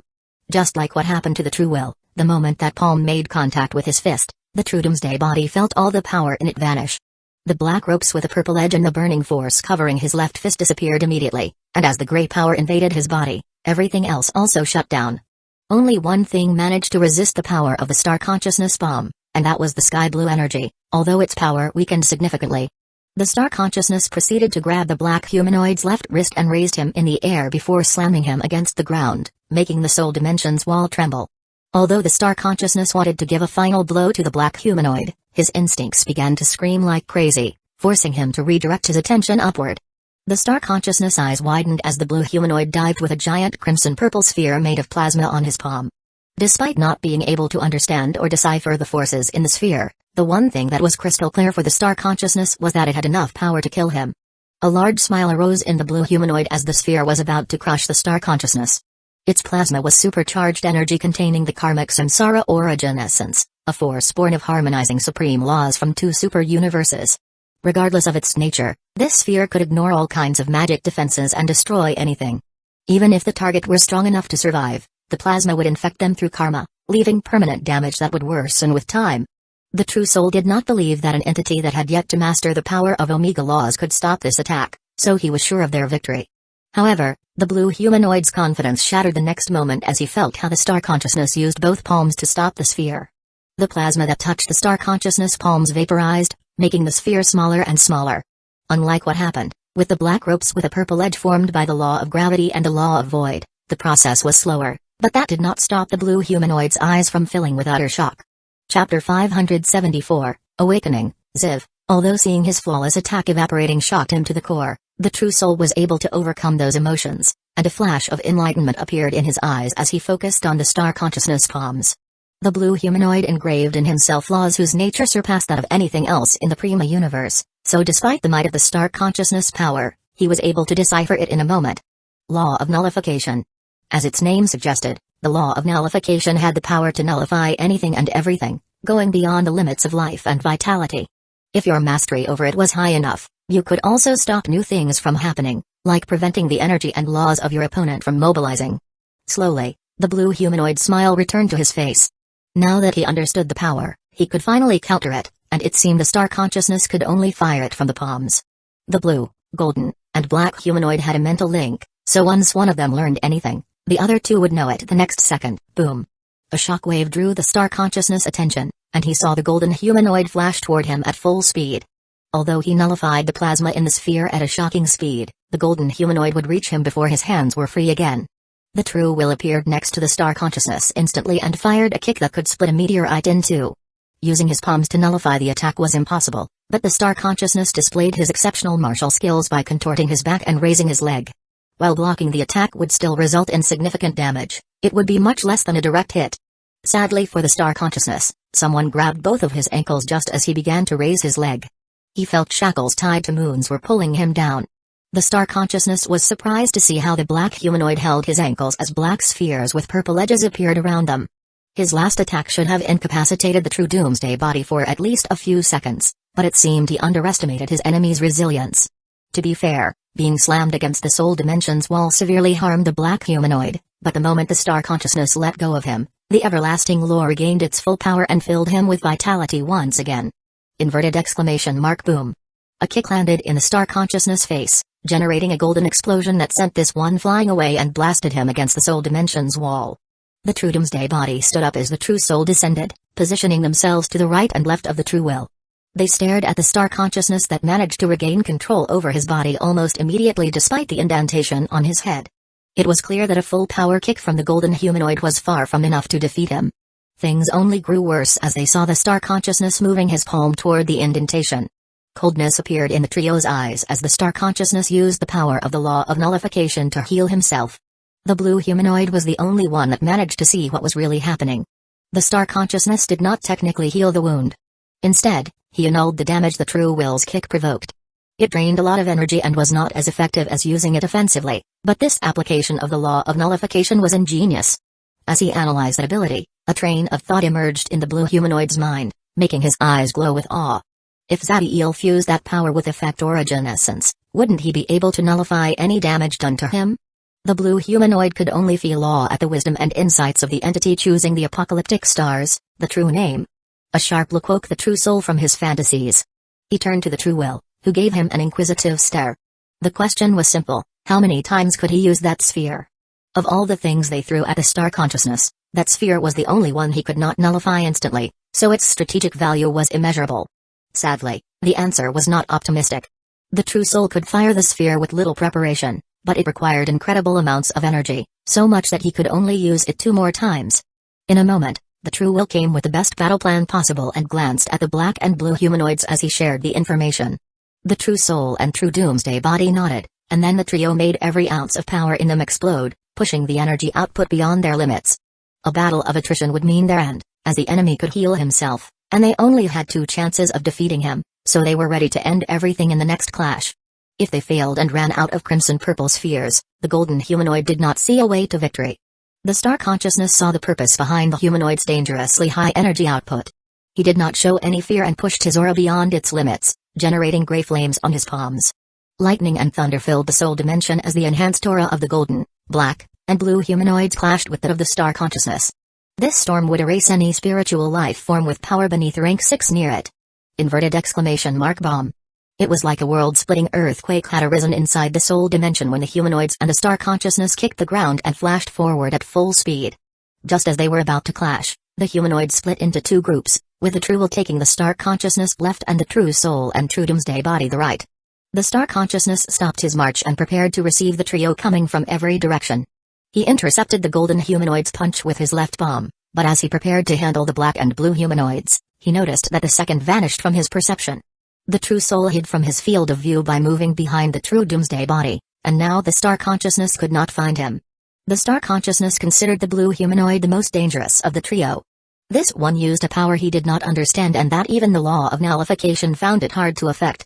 He did not have the luxury of waiting as the true doomsday body was already in front of him and fired a punch charged with several extraordinary powers that complemented each other. Blocking the black humanoid's fist would still occupy his right arm, so the best path was to nullify the attack and get rid of the duo, so he could be free to handle the blue humanoid as soon as possible. Just as star consciousness was about to nullify the black humanoid's attack, his perception showed him the true soul right behind him. To the star consciousness' surprise, the blue humanoid also fired a punch instead of the crimson purple sphere. The true soul fell way behind the true doomsday body in terms of raw strength, so the black humanoid would be the best choice to nullify. However, in the last instant, the star consciousness chose to follow his instincts over logic. Right when the true soul's fist was about to land, he opened it, revealing a crimson purple sphere the size of a marble that immediately grew until it encompassed the entire palm. It was about to land, but the blue humanoid saw how the star consciousness moved his right arm to his back, positioning the palm right in front of the crimson purple sphere. The black humanoid buried his fist in the star consciousness chest, severely hurting this one, but that did not stop the right palm from nullifying the crimson purple sphere. Before the trio could adjust their battle strategy, the star consciousness grabbed the true will's wrist and rotated his body, using the golden humanoid as a hammer against the true soul. The star consciousness sent the duo flying away as he carried on with his rotation. Taking advantage of the momentum, he punched the black humanoid in the face and blasted him to the ground. That attack made the true doomsday body feel that every part of him was about to shatter, but despite the pain and damage, his instincts were still able to warn him of the danger. He saw how the star consciousness right palm approached the center of his chest, and if it landed, there was not a doubt in his mind that he would perish. Chapter 575, Awakening, 15, The star consciousness eyes shone with fierceness and killing intent as he fired his right palm bathed in gray flames toward the black humanoid's chest. At the last seconds, the true doomsday body managed to twist his body, making the star consciousness palm connect on his left shoulder rather than his chest. Incredible agony appeared in the black humanoid's face as the palm literally evaporated his shoulder, severing his left arm from the rest of his body. The star consciousness frowned when he saw his attack fail, and it grew worse when he perceived the true will and true soul flashing back at full speed, with the golden humanoid less than a millisecond away from him. However, he was not ready to give up and fired his left palm toward the true doomsday body's head. Using every ounce of power and resolve on him, the black humanoid ignored the horrible pain that could cripple anyone else and fired a kick toward the star consciousness chest with all his strength. Boom! The kick was powerful and highly skillful, landing right where the black humanoid's punch connected before, blasting the star consciousness against the soul dimension ceiling. Being hit 2 times in the same area significantly wounded the star consciousness, making it hard to regain control of his body instantly. An opening was not something the true will would waste. He immediately flew up and connected a perfect kick on the star consciousness neck, sending him flying away. The golden humanoid chased after the star consciousness as this one flashed through the soul dimension, intending on unleashing a devastating onslaught. Just as the true will got near the enemy and fired a punch, the golden humanoid saw with shock how the star consciousness twisted his body mid-flight and caught the fist with his left palm. Every ounce of power and energy in the golden humanoid's fist vanished, and he lost all his strength under the influence of the law of nullification. The star consciousness was about to crush the golden humanoid's head with his right palm when his eyes narrowed, and he saw the true soul firing a fist toward the wound on his chest. He could choose to take the punch and end the true will, since the true soul lacked the brute strength to kill him with one blow, but there was the chance he hit a crimson-purple sphere in that fist just like before. It was pretty easy for the star consciousness to catch the blue humanoid's fist, but he could not help but frown as he noticed that there was nothing hidden in that punch. Killing intent exploded in the eyes of the star consciousness as he realized they tricked him. Since neither the blue nor the golden humanoids could gather any strength due to the great power invading their bodies, he intended to blast one against the other. Before the star consciousness could carry on with his devastating attack, he detected a projectile coming at him from the back. Using one of the humanoids as a shield came to his mind, but the projectile came too fast, and he would not be able to move his hand fast enough to catch it with any of them. He let go of the true will, turned his body to catch the projectile, and at the same time swung the blue humanoid toward the now free golden humanoid. The star consciousness caught the projectile with his left palm, nullifying all kinds of forces in it, allowing him to see its true form, and what he saw surprised him. It was a black arm, and the one who threw it was not other than the true Doomsday body. The black humanoid ran behind the star consciousness and shot his severed extremity. Things did not improve for the star consciousness, as the true will struck with incredible precision his right wrist, forcing him to let go of the blue humanoid before he could fulfill his attack. Once he freed the true soul, the golden humanoid connected an axe kick on the star consciousness, sending him crashing down. The black humanoid shot toward the falling star consciousness intended to deliver a heavy blow to the weakened enemy. Unfortunately for the black humanoid, the star consciousness proved his martial skills once again as he regained control of his body and caught the fist coming at his head. His grip was so firm that he almost shattered the true Doomsday body's right fist. The law of nullification left the black humanoid with no strength to fight back. The star consciousness was ready to get rid of the black humanoid once and for all when his instincts screamed like crazy. A horrible threat approached him from behind, and when he turned his head around, he saw the blue humanoid closing into him at a shocking speed and shooting a punch. He trusted his instincts and saw how the blue humanoid started to open his fist slowly, so he was sure that there would be a crimson-purple sphere in there. The star consciousness pushed his speed to the limit, managing to put his palm right in front of the blue humanoid's fist. A smile appeared in the star consciousness face, but it froze the next moment when he saw that there was nothing in the blue humanoid's palm. When both palms touched each other, the blue humanoid intertwined their fingers, temporarily disabling the star consciousness' right palm. Shock and confusion appeared in the star consciousness as he saw the blue humanoid's action. Those emotions only grew as the black humanoid pushed the sky blue energy to the limit, allowing him to gain enough strength to hold the left hand firmly. The star consciousness felt how his instincts went haywire right when the golden humanoid emerged behind the true soul. Cracks covered the true will's trembling right arm, and on his palm, star consciousness saw a fist-size crimson-purple sphere. As the true Doomsday body distracted the star consciousness, the true soul handed the sphere to the true will, and then the duo shot one after the other to trick the enemy's instincts. The golden wheel allowed the true will to use the powers of Zadiel's bloodline, and that was the only reason he managed to carry this sphere for a few seconds and not be crushed under its might the moment he touched it. Ah! A cry of agony and hate echoed through the soul dimension as the true will connected the crimson-purple sphere right in the center of the star consciousness chest. Boom! The star consciousness exploded as the sphere buried inside his chest before bursting. Chapter 576, Awakening, Zvi, inverted exclamation mark boom. The star consciousness exploded as the power in the crimson-purple sphere burst inside him, sending the golden, blue, and black humanoids flying away. Although being in the explosion's epicenter worsened their injuries, smiles appeared in the true will, true soul, and true Doomsday body as they flashed through the soul dimension.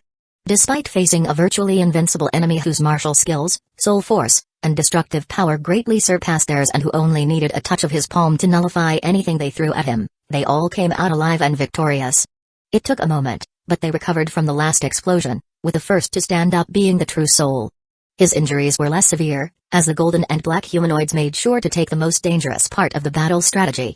The black humanoid also stood up after a few seconds, and the wheel behind him glowed, drawing the star consciousness fragments spread through the soul dimension.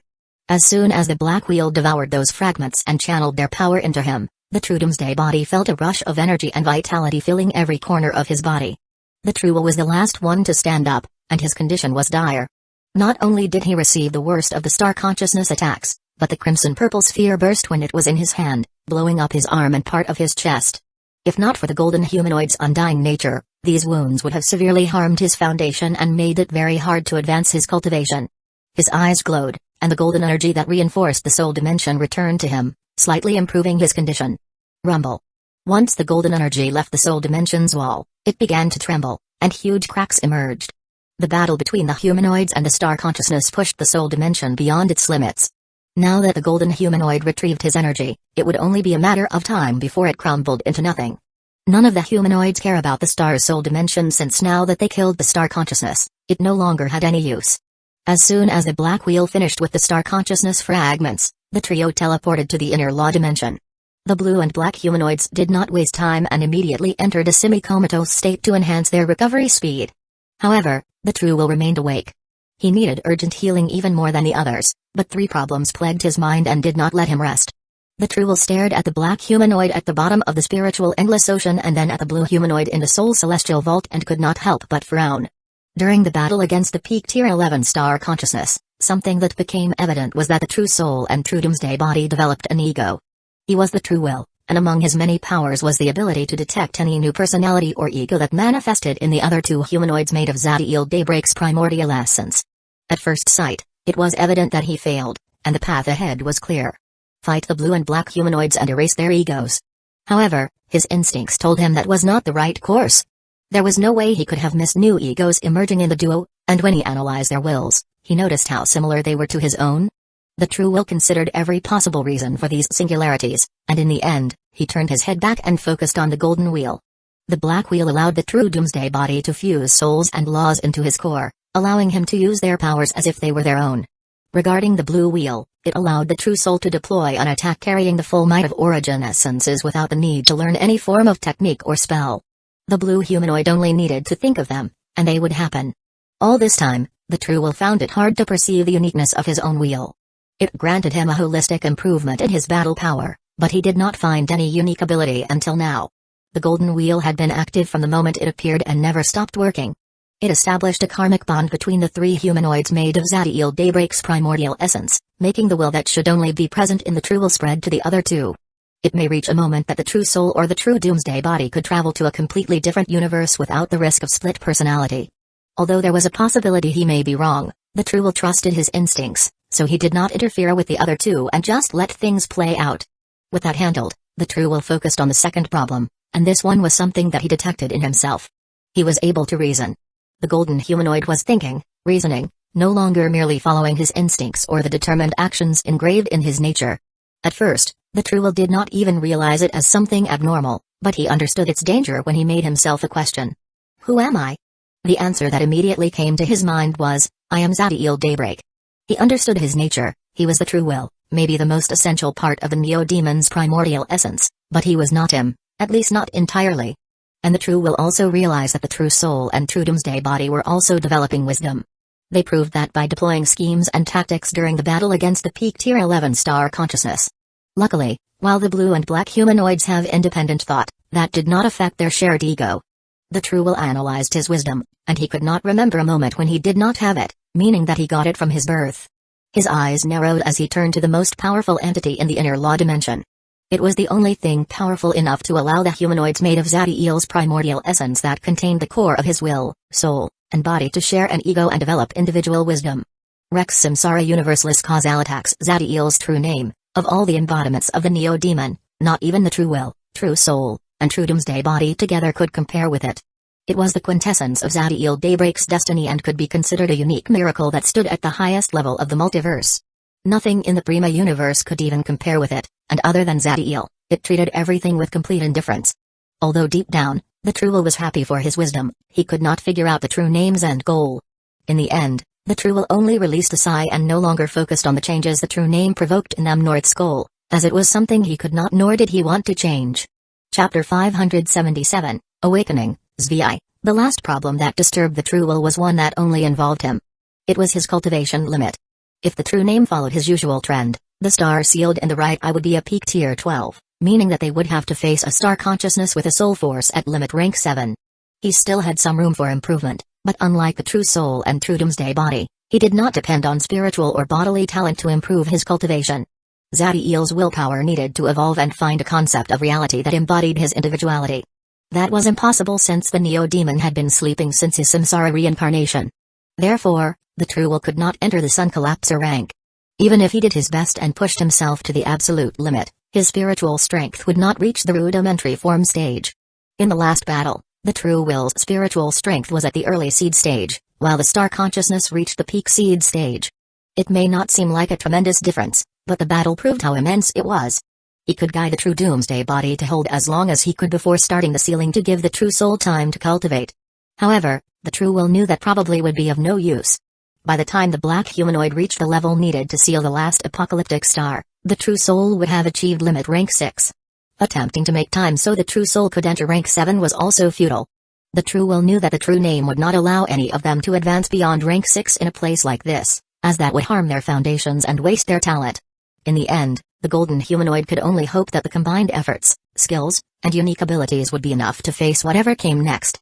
The true will adopted a meditative position, closed his eyes, and put himself in a semi-comatose state, just like the other two, entirely focusing on recovering. 129 years after the peak tier 11 star consciousness battle, the true soul opened his eyes and flashed toward the origin essence wheel. He fully healed a long while ago and spent the last 3 decades pushing his cultivation forward. Now, it was time to advance to the supernova stage. Using the power of the laws, the true soul finished the fusion of the layer into the soul origin's core before creating a new one. It took him 4 days, and once he finished, his soul force skyrocketed. To reach the peak supernova domain stage and limit rank 6, the blue humanoid needed to fill this new layer with soul origin, solidify it, and fuse it into the core. However, there was another task the blue humanoid needed to fulfill, that while it would not increase his strength, it was critical for the true soul path of power to advance into rank 7. The true soul flashed toward the supernova seed and adopted a meditative position right in front of it. As he channeled origin power into the new layer inside him, he used the power of his soul origin's core to nurture this golden seed. Soul origin, enhanced by the laws and forces inside Zadiel's bloodline and engraved in the true soul's core, entered the supernova seed. After a few hours, the supernova seed began to rotate very slowly. It would be years before it made a full rotation. 1 revolution meant that the supernova seed contained the same energy you could find in a standard limit rank 6 life form. For the supernova seed to have enough power to trigger the evolution of the inner law dimension into an inner universe, there must be at least 9 revolutions. The amount of energy and the number of revolutions the supernova seed could achieve depended on the might of the individual's laws and the solid foundation of his inner law dimension. Even if you have multiple law essences inside your inner law dimension and comprehended countless laws, it would not be enough. The only way to achieve 9 revolutions was with an origin essence. Of course, a 9-revolution supernova seed would give birth to the weakest type of void creator, someone with absolutely no chance of ever reaching the seed stage. Their inner universe would be too unstable and could not evolve beyond an empty void. During Zadiel's 748th Samsara reincarnation anniversary, the true will and true Doomsday body woke up from their semi-comatose state. Their missing arms were back, and there was no sign of any wound left in them. Not only that, the black humanoid's power grew immensely over the last few hundred years. While the true Doomsday body focused on healing, the Black Wheel fully integrated the peak tier 11 star consciousness powers into him, and the Infinity Heart improved the previous apocalyptic stars. The black humanoid focused all of his energy into his hands and saw how the peak 11 star consciousness's gray flames that almost killed him appeared in them. However, the true Doomsday body noticed that his gray flames were weaker than a star consciousness but was not disturbed by it. There was no problem with the quality or nature of the gray flames. His energy and soul force have yet to enter rank 7 level and limited his ability to deploy the law of nullification's powers. As the black humanoid's cultivation evolved, he would eventually reach a level with the law of nullification above that of the peak tier 11 star consciousness. Zadiel's flesh and blood were thriving with vitality and power, so the true Doomsday body was ready to carry on the sealing of the final star. But he did not, as the golden humanoid still needed time. The true will did his best, pushing his cultivation to the limits and drawing into himself as much origin power possible. Nevertheless, in the end, he was only able to drive his spiritual strength into the pseudo-rudimentary form stage. More training would not make a difference, so the true will nodded to the true Doomsday body, and this one began to channel his energy into the right eye's heaven. The true will, true soul, and true Doomsday body adopted solemn expressions as they looked toward the whirlwind emerging in Zadiel's right eye. It was time for the last battle. Once this is over, it would mark the end of Zadiel Daybreak's embryonic stage. Chapter 578, Awakening, Zvi, a white whirlwind manifesting above a heavenly body whose might surpassed even a low world triggered a celebration that encompassed the entire Neo-Demon realm. Hundreds of thousands of Neo-Demons flew toward the star, and they all gazed at the white whirlwind with awe and respect. Screens showing this event appeared in all the worlds in the realm, so every man, woman, and child who could not endure the power of the void could still see it. Adults explained to the children how important this event was, and their tiny eyes glowed as they heard what that whirlwind meant. Ezequiel Elon Dante had planned for this from the moment they saw that peak tier 11 star vanished inside a white whirlwind. The Neo-Demon race recovered their ancestor. Zadiel Daybreak was a name engraved in every child's mind. Elders taught them that he embodied love, strength, honor, justice, friendship, camaraderie, basically all that was good in the universe. However, during Zadiel's absence, millions of Neo-Demon had been born, and none of them ever saw him in person, only watching the statues spread through every world in a realm. Therefore, the Supreme Neo-Demon sought that everybody could see this moment, granting them an opportunity to see the ancestors' might. Ezequiel reached the Neo-Demon realm's void a few hours after the white whirlwind appeared. On his shoulder, there was a little girl with black hair and a mischievous smile, and by his side, there was a woman with demonic wings and gentle eyes. Unlike his previous slaughter and merciless aura that could suffocate entire worlds, the Supreme Neo-Demon smiled, and there was nothing but carelessness and serenity in his eyes. Without Zadiel, Neo-Demons could only be born and not made, so if Ezequiel wanted to form a utopian universe, the only path was to erase the other races. Now that Zadiel was back, there was no need to carry on such a brutal path. The Supreme Neo-Demon spent the last few hundred years roaming the universe alongside Yami and Numer. Of course, he never stopped training and visited dozens of worlds invaded by evil races, killing all of them and liberating the original inhabitants. Those battles helped him improve, but they were not like before, where he pushed himself into death doors every single day and never rested for even a minute. Although it may seem that relaxing would affect Ezequiel's improvement, nothing could be further from the truth. Unwinding and letting your mind and body rest from time to time could do wonders for an individual's cultivation, especially if they went through a long period of immense stress. Ezequiel's gaze focused on the immense obsidian heavenly body, and as it felt the power in it, his smile widened, and a fighting spirit filled his eyes. However, as he analyzed the peak tier 12 star, the Supreme Neo-Demon frowned, and some confusion appeared on his face. Is there a problem? Numer spoke to Ezequiel when she saw his expression. Ezequiel turned to Numer, and when he saw the concern in her face, tenderness appeared in his eyes, and he caressed her head. There is no problem. It's just that I felt something odd with that star, but I guess anything chosen by Master must be unique somehow. Come, let's join the celebration. Finally, you have a good idea. Chap, I am bored already. The one who broke the tender atmosphere between the duo was no other than Yami. Ezequiel and Numer were already used to the girl's behavior, so they only giggled and flashed forward. As they flew, Yami glanced at the star, and a flash of reminiscence appeared in her eyes, but she said nothing.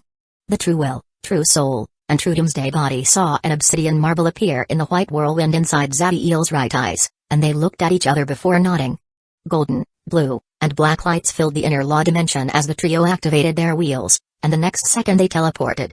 A star's soul dimension should be an empty void limited by a spherical wall. So it was not weird that the trio showed confusion as they found themselves in a mountain range. The trio did not understand what was happening. When it came to soul attacks, the golden humanoid's resistance was the best of the trio, so he could not believe that this was an illusion. He took a deep breath and extended his perception, but what he saw only confused him even more. This place was so large that he could not thoroughly scan it, making him believe that this dimension size was equal to a low plane. And to make things even weirder, he found life in it, both sentient and not. Some of them took humanoid form, others resembled beasts, and there were even insects. Who would have thought that the first ones I meet would be triplets? Similar and yet so different, interesting. The eyes of the golden, blue and black humanoids widened when they heard those words, and they immediately looked for the origin. At the peak of a mountain, not too far away from them, there was a mighty dragon with demonic characteristics looking at them with a small smile. He was roughly 80 meters tall, with 12 wings, obsidian skin, and his body glowed with purple light. The trio clenched their fists and adopted solemn expressions as they pushed their focus to the limit and stared at the demonic dragon. It was impossible for the trio to have overlooked such a giant creature near them, so that meant the demonic dragon's power surpassed theirs for so much that they could not detect him until he allowed it. Something else that made them feel weird was how the dragon looked at them. The peak tier 11 star consciousness was wise and very smart, but the feeling he showed them was the same as any other star's soul, hate alongside killing intent, but they felt nothing of the sort here. Aren't you a quiet bunch? The demonic dragon spoke mockingly before turning to the true doomsday body. Oh, I did not know there was a path of power with primordial essence as its core that focused on the body in the Prima universe. I wonder how you came to be? Killing intent exploded in the black and blue humanoids as they heard the demonic dragon. They could not help but feel threatened by the might and wisdom of their opponent. However, before the true soul and true doomsday body could do anything, the true will gave them a sharp look, forcing them to control themselves. The golden humanoid was the trio's leader, and they did not dare to go against him during a battle. Seeing that the other two calmed, he focused on the demonic dragon and took a step forward. Who are you? Those were the first words the true will ever uttered. Oh, not so quiet anymore. The mocking tone of the demonic dragon grew stronger when he spoke the following words. Isn't obvious? I am a star consciousness. I meant before that. I don't know how you arrived at this place, but you are not a mere star consciousness. I guess that you devoured the star's original soul and took their place. The true will immediately rebuked the demonic dragon and spoke confidently. Surprise appeared in the true soul and true doomsday body when they heard that. What the true will speculated should not be possible, as the incarnation of death and destruction picked the stars in the neo-demon realm, and there was nothing that could hide from him. Nevertheless, there was no way for a peak tier 12 star's soul dimension to be like this, or that the star consciousness power would surpass theirs by so much. Ha ha ha ha, what a clever little fellow you are. The demonic dragon laughed for a moment before standing up, showing his mighty figure to the trio. He stared at the sky as sadness appeared in his eyes. I indeed devoured the little mouse that inhabited this place before, using him to grow stronger, but after doing so, I found myself trapped here. I cannot recall how I reached this place, but I remember some things about my home, and this universe is not it. The second the true soul and true doomsday body heard the last part, they exploded with a killing intent much greater than before, and this time the true will joined them. Eldritch? Seeing the killing intent in the trio did not bother the demonic dragon. On the contrary, it made him smile. I don't recall the Eldritch race, but I felt disgusted just by hearing that word. My race was born alongside the stars and worlds. We were the first to appear after the epic explosion. Pride and dignity filled the demonic dragon's eyes as 3 silver stars materialized around his head like a crown. I am part of the strongest race, the primordial race. Chapter 579, Awakening, Zix. Utter and absolute shock filled the faces of the true will, true soul, and true doomsday body when they heard the demonic dragon's words. Primordials were extinct in the Prima universe. The only exception was Ezequiel, who managed to awaken the bloodline by combining a miraculous lucky chance and his neo-demon's heritage. However, not only was there another universe where the primordial race still exists, the soul of one of them reached the neo-demon realm and entered a peak tier 12 star soul dimension. Although the trio did their best to regain their composure as soon as possible, they were not able to hide their shock from the demonic dragon. Oh, it seems that you already had some encounters with my kind. You 3 are interesting little fellows, indeed. The demonic dragon made the trio feel immense apprehension. Not only did his soul force put him at limit rank 7, but as a primordial, his battle power would surely be above that.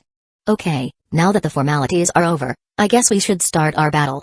Immediately after speaking those words, the demonic dragon's body unleashed a monstrously powerful aura, and the star crown over his head shone with majestic silver light. Rumble. Earthquakes that split the mountain range emerged from the demonic dragon, and every iota of world strength in the dimension entered his body. A pressure like if cosmic hands landed on their backs assaulted the humanoids, with the true soul and true doomsday body slammed into the ground. The true will was the only one who managed to resist but could not stop his knees from bending. It took all his strength not to fall to the ground, and just taking a single step felt like a monumental task. Even worse was that the pressure also affected their energy, stopping them from using their powers. How were they supposed to throw this demonic dragon into the black wheel if they could not even walk? There was no scenario in which a fight would end in their victory. Despair would have crippled anyone else in this situation, but the true will showed not a single trace of fear. On the contrary, the silver flame in his eyes only grew stronger. Ah! The true soul and true doomsday body roared as they used all their strength to rise from the ground. Silver flames also appeared in their eyes as they stared at the demonic dragon. It took everything in them, but they managed to stand up despite the pressure, and the trio's backs stood straight like spears.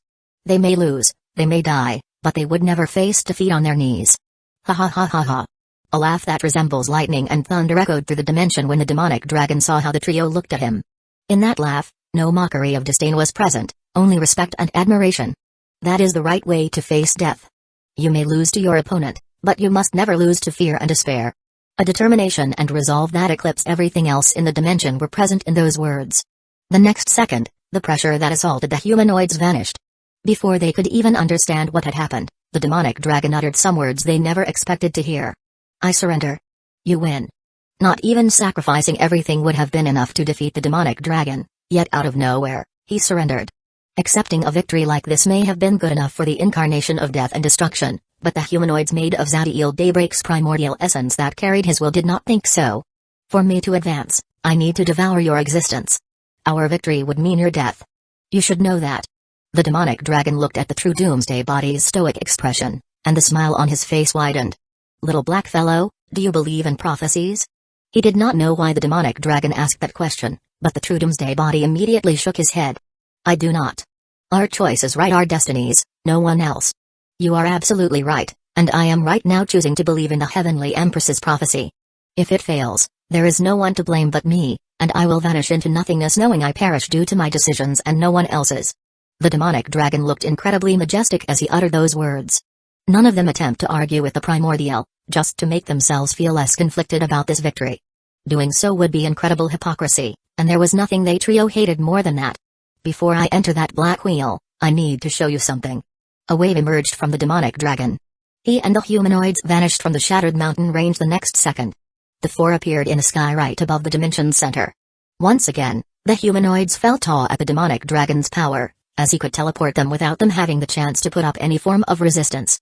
Hundreds of kilometers beneath the demonic dragon and the humanoids, thousands fought each other, unleashing a great carnage. Some fought in groups, others led small squads, and many battled alone. They all had in common the desire to kill as many opponents as possible before perishing. At first, this scene bothered the humanoids since useless slaughter was not something they were fond of. But as they looked closer, confusion appeared in their eyes as they saw how all those present smiled, with some even using their last breath to praise the skill of the one responsible for their deaths. The humanoids saw the same happiness and thrill in the demonic dragon. Everything made sense once they put their complete focus on the dead. Once someone perishes, their bodies would crumble into dots of golden light that would travel to a random location in the plane, where they would resurrect. After reaching this place and devouring the star consciousness, I found myself utterly alone in an empty dimension. In the beginning, I remembered nothing, so the loneliness and confusion almost drove me crazy. Having no memories, not even of yourself, and being trapped in a void for thousands of years, could make even the strongest will crumble into pieces. The humanoids did not say anything and limited themselves to hearing the demonic dragon's story. Luckily, after a few thousand years, I learned how to use the laws engraved in me once I devoured the star consciousness. The duality of reality and dream allowed me to transform this simple soul dimension into a tiny plane. Enlightenment filled the true soul when he heard the power that gave birth to this place, making him smile. After that, I used drops of my soul to create life. At first, they were just a few dozen, and like me, they all enjoyed fighting. They were all mortals and could not advance in the ranks, but I ensured they could only perish of natural causes. Time passed, and they began to have children and develop civilizations, with the place beneath us as their sacred land where warriors came to prove their value. The demonic dragon looked at the ferocious and smiling warriors beneath with tenderness. They do not know about me, so they took this land as their own and gave it a name. Valhalla. Chapter 580, Awakening, End. Valhalla's people center their culture and civilization around developing their killing skills and traveling to the sacred land to prove themselves. Only those who achieve great deeds in this place would rise to glory and fame, with the mightiest taking the position of kings and emperors. Although the humanoids found this culture odd, it wasn't so different from Might is Right, the primary way of seeing things in the Prima universe. Once I am gone, this plane will crumble into the empty void that it was before me, killing all of them. Valhalla's people may not be primordials, but they are my children, and I refuse to see them fade into nothing. As entities carrying Zadiel Daybreak's will, the humanoids understood better than anyone how important it was to protect your kind. The golden and black humanoids turned to the true soul, as from the trio, he was the only one with the power to do something about the demonic dragon's wish. The true soul focused on the people and unleashed a wave from the blue wheel, piercing into theirs and this dimension's matrix. He frowned, and a complicated expression appeared on his face as he turned to the dragon. You were able to create life so easily due to the characteristics of this plane. Their existence could be considered an extension of this place, so bringing them out would mean their death. Ah, I see. The demonic dragon sighed, and sadness appeared on his face. There may be a way for them. The true soul spoke again, and his eyes glowed as complicated magical calculations ran through his mind. If Zadiel's bloodline still limited itself to rebirth, then there would be nothing he could do, but now, he could go beyond life and death and change the fundamental nature of Valhalla's people. The true will, true doomsday body, and a monarch dragon remained silent as they waited for the true soul to finish his calculations. I could use my powers to transform all of them into seeds carrying their will and a spark of their unique primordial essence. Once I grow stronger, I could use those seeds to generate new life in the Prima universe. Although they will lose their memories and start all over again, they will still be themselves. That is the best I can do. Ha ha ha, that is more than enough.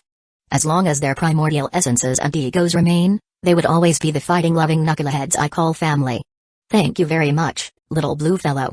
The demonic dragon laughed with joy, and then he signaled the true soul to carry on.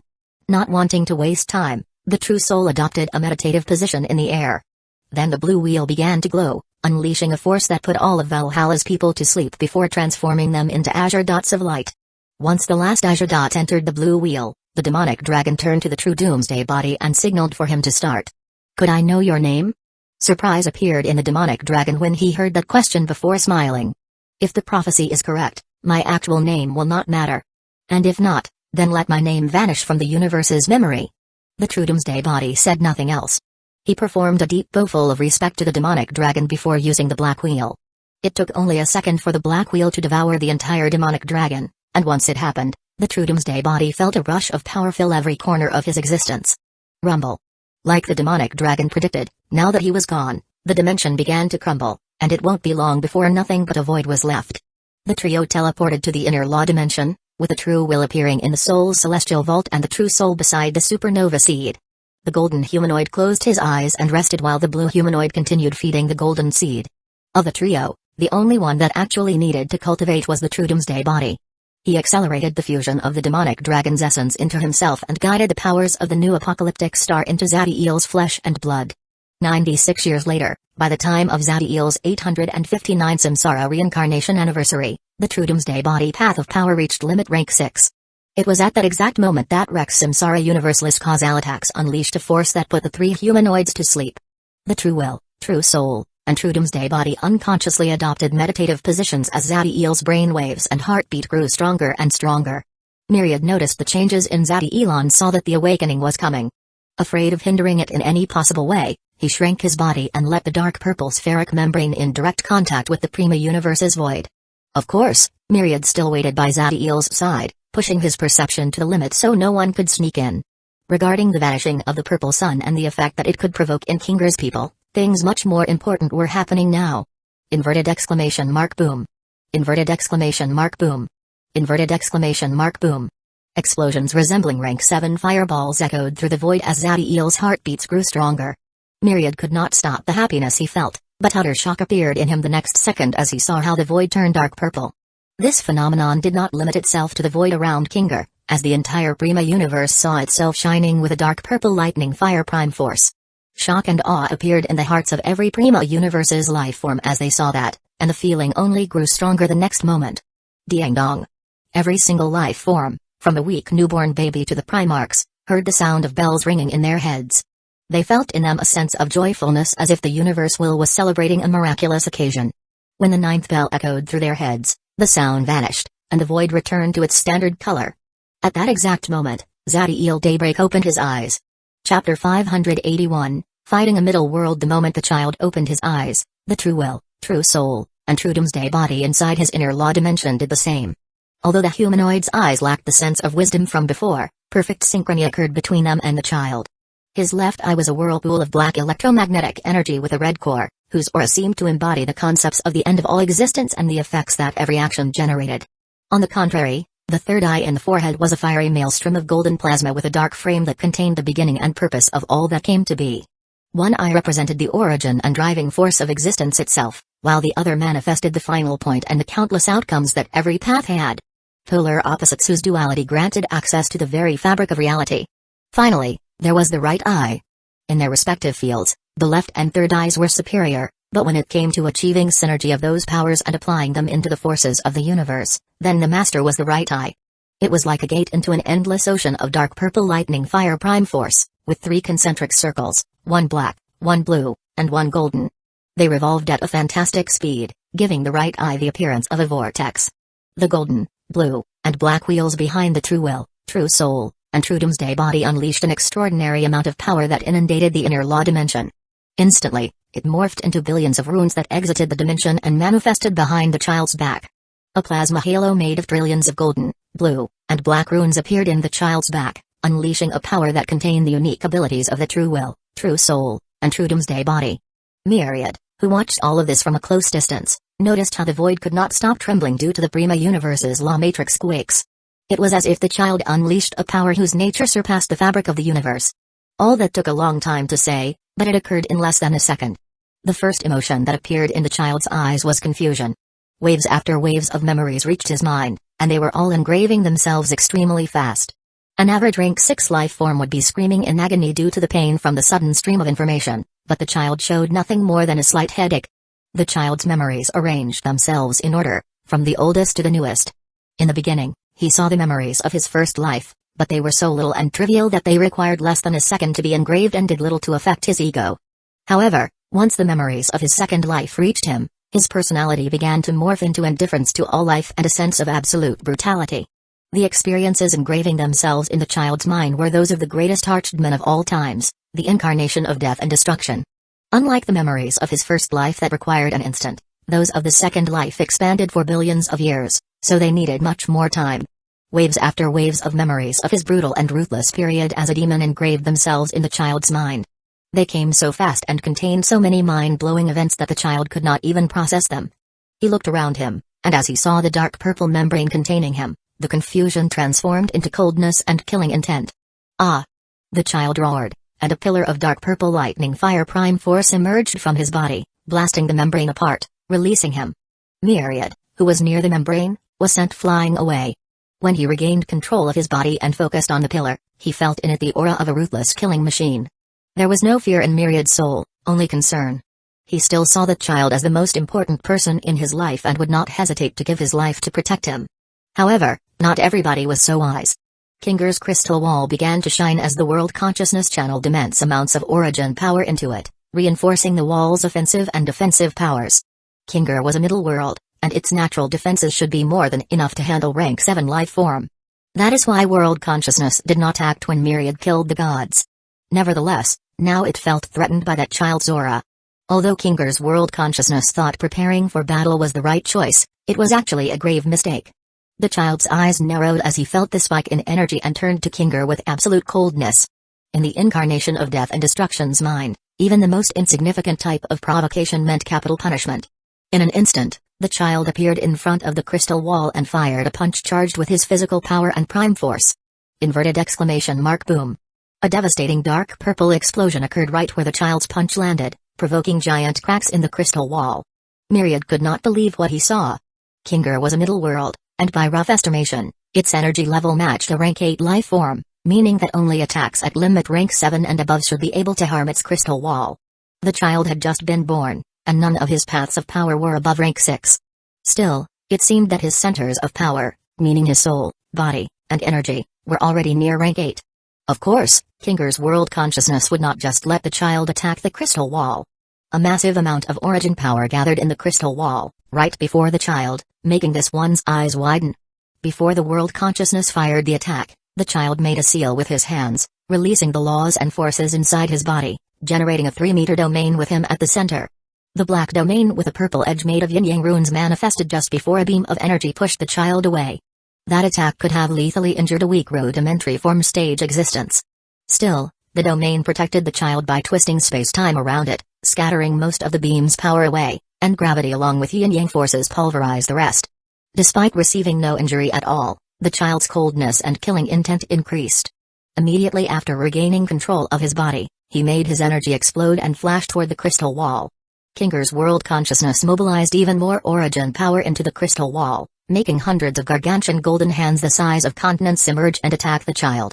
Each of those hands could be considered a rank 7 spell, but the child crushed all of them with nothing more than his fist, proving his astonishing physical might. Just as the child was about to reach the crystal wall again, the broken pieces of the enormous hands gathered into 2 small palms, not more than 6 meters tall, that attacked him with great speed from left and right.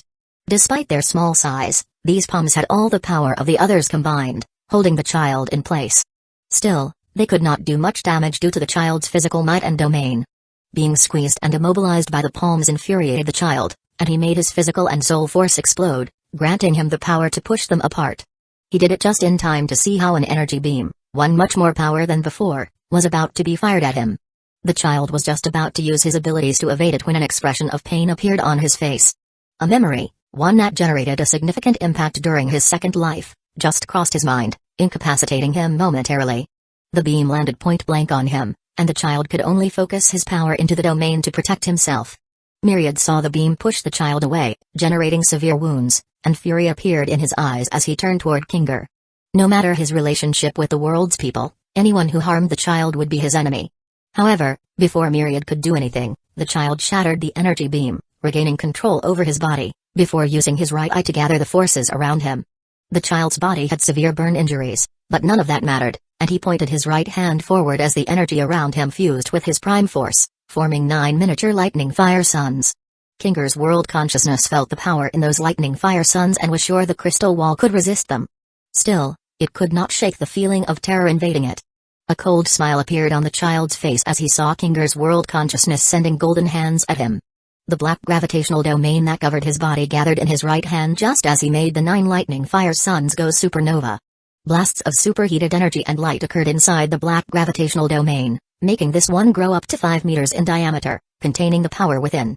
This attack followed the principles of 9x9 supernova blast, but its application was much more precise, and its power was at a whole different level. Kinger's giant golden hands were about to reach the child. Still, this one only showed coldness as he made an opening in the domain, allowing the energy generated by 9 lightning fire supernovas to shoot forward. Chapter 582, I am back. Boom.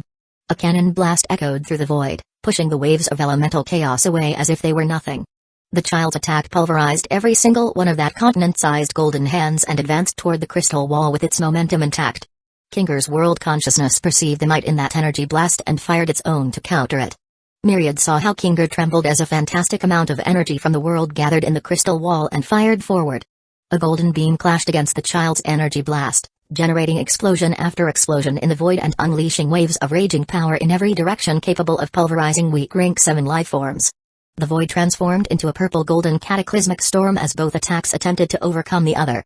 Kinger contained more energy than the child, but its attack lacked preparation, so the world consciousness failed to deploy its full power. Greater killing intent and coldness appeared in the child's eyes, and he pushed more and more energy into his blast as darker memories of his past life engraved themselves in his mind. When it came to slaughter, the incarnation of death and destruction was second to none in the Prima universe, especially as he rose higher and higher in the ranks, so those experiences made the child's personality monstrously cold. Boom. In the end, neither the child's energy blast nor Kinger's golden beam was able to overcome the other, generating a final explosion that illuminated the void for hundreds of millions of kilometers. Although it was hard to determine a winner in this clash, there was definitely a loser, Kinger's crystal wall. Both attacks collided near the crystal wall, so the moment the explosion happened, raging forces slammed the wall. Crack. Giant cracks emerged in the crystal wall, and they only kept growing. Luckily, it did not lose its integrity, or else an ocean of destructive energies and elemental chaos would have flooded Kinger, killing billions. Kinger's world consciousness needed to act fast and mend the damage in the crystal wall, or else every life form inside it would pay the price. However, the moment the child saw the frail state of the crystal wall, a cold smile appeared on his face. He raised his right hand and gathered supercharged prime force plasma in it, forming a dark purple sphere.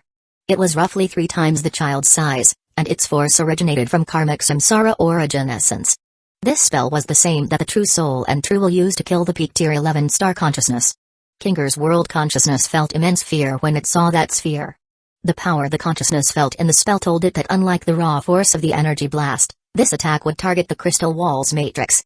Now that the explosion weakened it, the crystal wall was not powerful enough to resist the dark purple sphere, and if the forces inside the spell reached the matrix, every single life form inside Kinger would perish.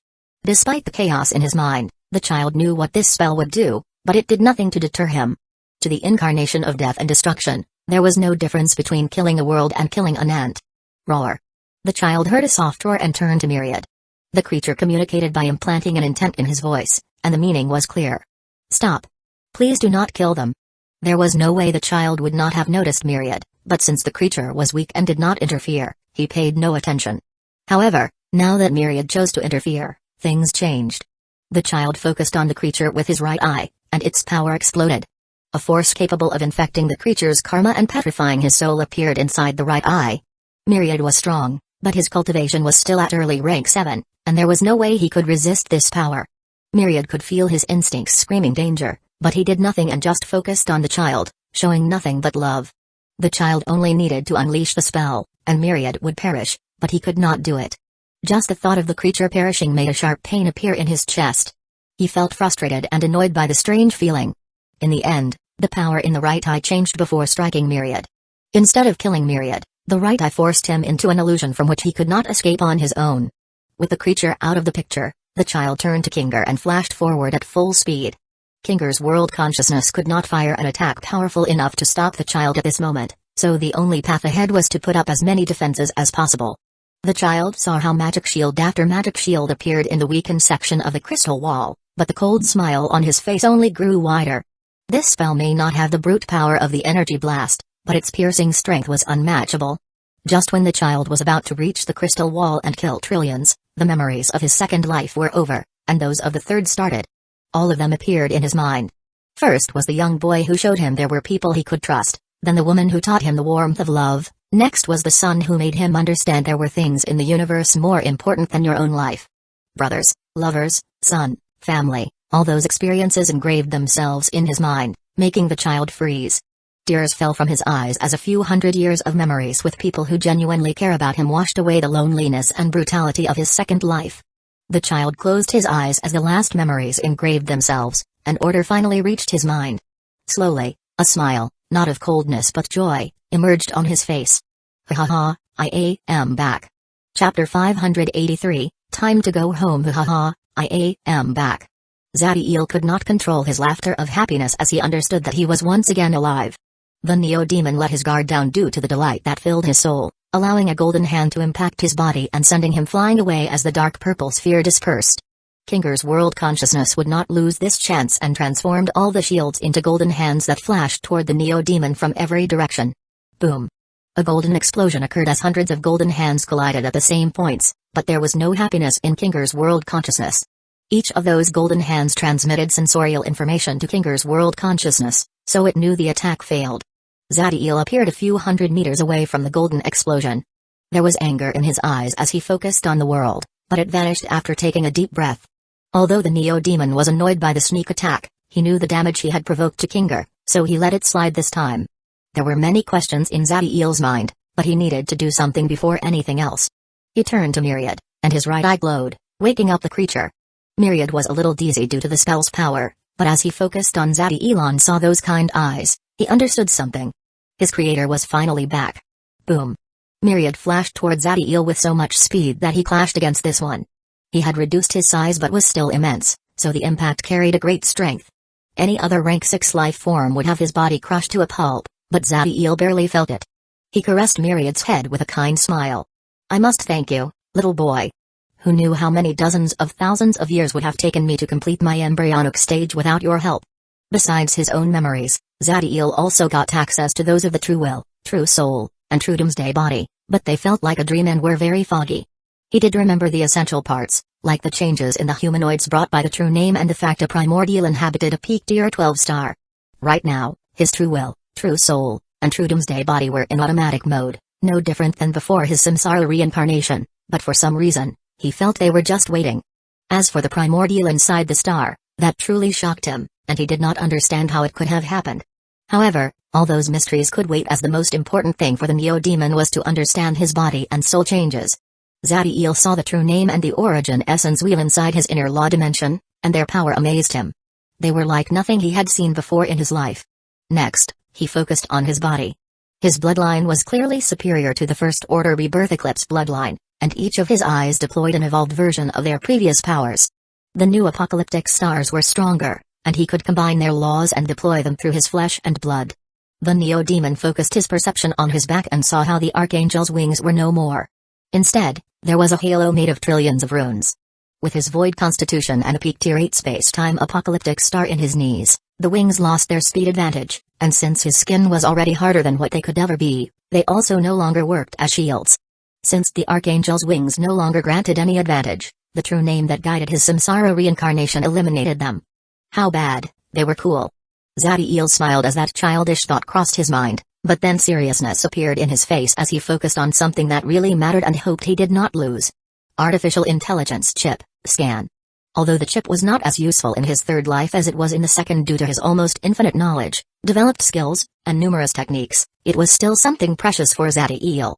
The chip had accompanied during all his lives, fused in his primordial essence through each rebirth, but he did not know if the samsara reincarnation erased it. Luckily for the Neo-Demon, the robotic voice of his trusting partner appeared the next second. Bip. Host scan completed. Race, Neo-Demon. Bloodline, paths of power, true will, Peak Moon Shatterer, True Soul, Peak Supernova Domain, True Doomsday Body, 9th Heaven, Peak Rank 6, Strength, 49.2, Physique, 55.3, Speed, 43.9, Unknown, 50.2, Unknown, 34.4, Elemental Chaos, 32.3 Soul Origin, 33.5 Astral Origin, 37.8 Laws, Origin Essence of Beginning, Origin Essence of End, Origin Essence of Cause, Origin Essence of Effect, Origin Essence of Karmic Samsara Notes. Proceed to give a name to the new bloodline, proceed to give a name to the new path of power, proceed to give a name to the new force originating from the new bloodline, proceed to give a name to the new force originating from the new path of power. Awe filled the Neo-Demon's heart when he saw his stats. An average limit rank 6 life form would find it extremely hard to push any physical stat above 30 points, yet Zadiel's were already way above that level. Each point meant an increase of 50%. So someone with 49 points in strength was almost 1/500 times stronger than someone with 30 points. No wonder his punches managed to generate cracks into a middle world's crystal wall.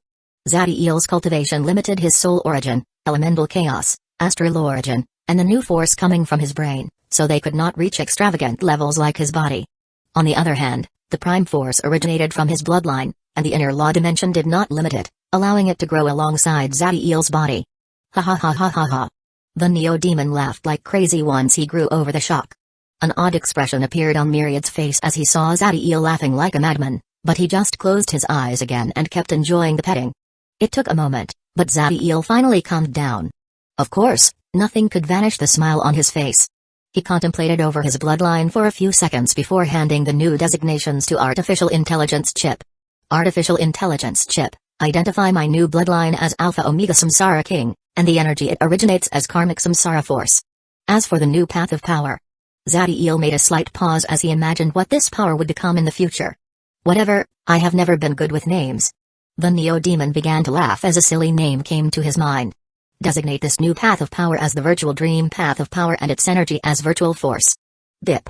Designation established. Race, Neo-Demon, Alpha Omega Samsara King Bloodline, Paths of Power, True Will, Peak Moon Shatterer / True Soul. Peak Supernova Domain / True Doomsday Body, 9th Heaven / Virtual Dream Peak Rank 6, Strength, 49.2, Physique, 55.3, Speed, 43.9 Karmic Samsara Force, 50.2 Virtual Force : 34.4 Elemental Chaos, 32.3 Soul Origin, 33.5 Astral Origin, 37.8 inches. Zadiel nodded after seeing the data and then turned toward Myriad. It is time to go home. Chapter 584. Void Universe. It is time to go home. Myriad nodded to Zadiel's words with a smile on his face, but the next second, he started to look at the Neo-Demon with a weird expression. Zadiel found the reason for Myriad's expression as he looked down.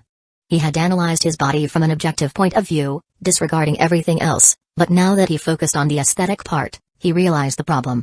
The Neo-Demon looked like a 12-year-old boy, and other than his Neo-God King robe, nothing else was covering his body. Ha ha ha. Had I appeared in the Neo-Demon realm like this, it would have provoked quite a scandal. The mighty ancestor that came back from death flashed himself to everybody. I may perish again just for the embarrassment. It was highly odd for Zadiel to make jokes. Not only was he in an excellent mood, but his samsara reincarnation also generated a significant change in his personality. The reason was simple: the pressure that assaulted him every single waking moment due to the unsurpassable power of his final enemy was gone. He knew better than anyone how hard it was to surpass the Law Realm, but now, that was no longer a possibility but a fact. Of course, the Neo-Demon knew that he still had a long way ahead, and accidents could happen in the future, but confidence filled his heart. In his second life, he managed to push his battle powers beyond the limits of rank 9, and now that his foundation and potential were countless times greater, there was no doubt in his mind that he would achieve it. Zadiel stopped laughing and waved his hands, fusing Myriad into himself. The creature's soul reached his bloodline hearts, where Myriad could enjoy the radiation of his bloodline, and metallic armor covered his body. Just as he was about to leave, Zadiel turned to Kinger and saw his attack's damage. The world's people helped him a lot by constantly sending him faith power, and even if they also benefited, it did not feel right to leave them like this. After a minute, he came up with the best possible path for them and bit the tips of his tongue. 9 drops of dark purple blood that shone like suns appeared in the void. Zadiel's eyes glowed as he channeled the Origin Essence Wheel's power into the drops, generating in each of them a dimension. 6 of those dimensions were roughly a tenth of a low world size, and the last 3 were 6 times larger. Each dimension contained several trails that tested a person's strength, intelligence, wisdom, will, and military strategies. Then the Neo-Demon rose his hands and used the myriad forces in the void to create thousands of runes and artifacts. Zadiel controlled the origin essence with the forces of beginning, end, cause, and effect, and his thoughts were powerful enough to alter reality, so this was a piece of cake. He even left 3 rank 7 runes in the larger dimensions. Once the trials and rewards were ready, Zadiel sent the drops of blood toward Kinger. The world consciousness reacted to them, but feeling no malice, it felt no need to obstruct them. The smaller 6 drops of blood entered the middle world and positioned themselves above every central continent. As for the greater 3 that contained trials for rank 5 life forms and above, they orbited the world. Zadiel could see everything that happened inside and around the drops of blood due to their karmic bond. If Kinger's people prove themselves worthy, he will allow them into the Neo-Demon race, but if not, this was more than enough to pay his debt. The moment the drops of blood established their link with Kinger, Zadiel's eyes narrowed as he felt an odd sensation. He focused on his right eye and saw how countless purple karmic threads emerged from his body. Most of his threads lacked actual strength as Zadal Samsara incarnation reset those bonds. The only reason they still existed was that those people thought of him, and he thought of them as well. 2 threads glowed with immense power. One of those threads connected the Neo-Demon and Myriad, while the other linked him to Kinger. After handing those 9 drops of blood to the world, the nature in the karmic thread changed. First, Zadiel was at the losing end, but now the roles have reversed. He touched the thread and felt that if he used it to attack Kinger's world consciousness, not only would his attack be harder to defend, but the damage provoked would also increase. Karmic cause, and karmic effect, what a strange power. Zadiel focused on Kinger, but it seemed that the world noticed nothing. It became clear that the world consciousness could not perceive the power of karma. With nothing more stopping him, Zadiel channeled his energy into the metallic armor, making the space-time runes in it glow before teleporting. Full power rank 7 greater teleportation allowed the Neo-Demon to travel hundreds of millions of kilometers, but it was almost insignificant considering the distance he needed to cross. The Neo-Demon realm location was at the Prime Universe's core, alongside the other principal worlds and planes. That is why he could reach it very fast, traveling from the Magi world. The King in Yellow's teleportation brought the Neo-Demon to the Prima Universe's periphery, and Myriad did not travel too far from there. Even with his maximum speed, it would take Zadiel a few years to reach the Neo-Demon realm. Regarding the idea of using a world gate, the Neo-Demon knew it was not feasible.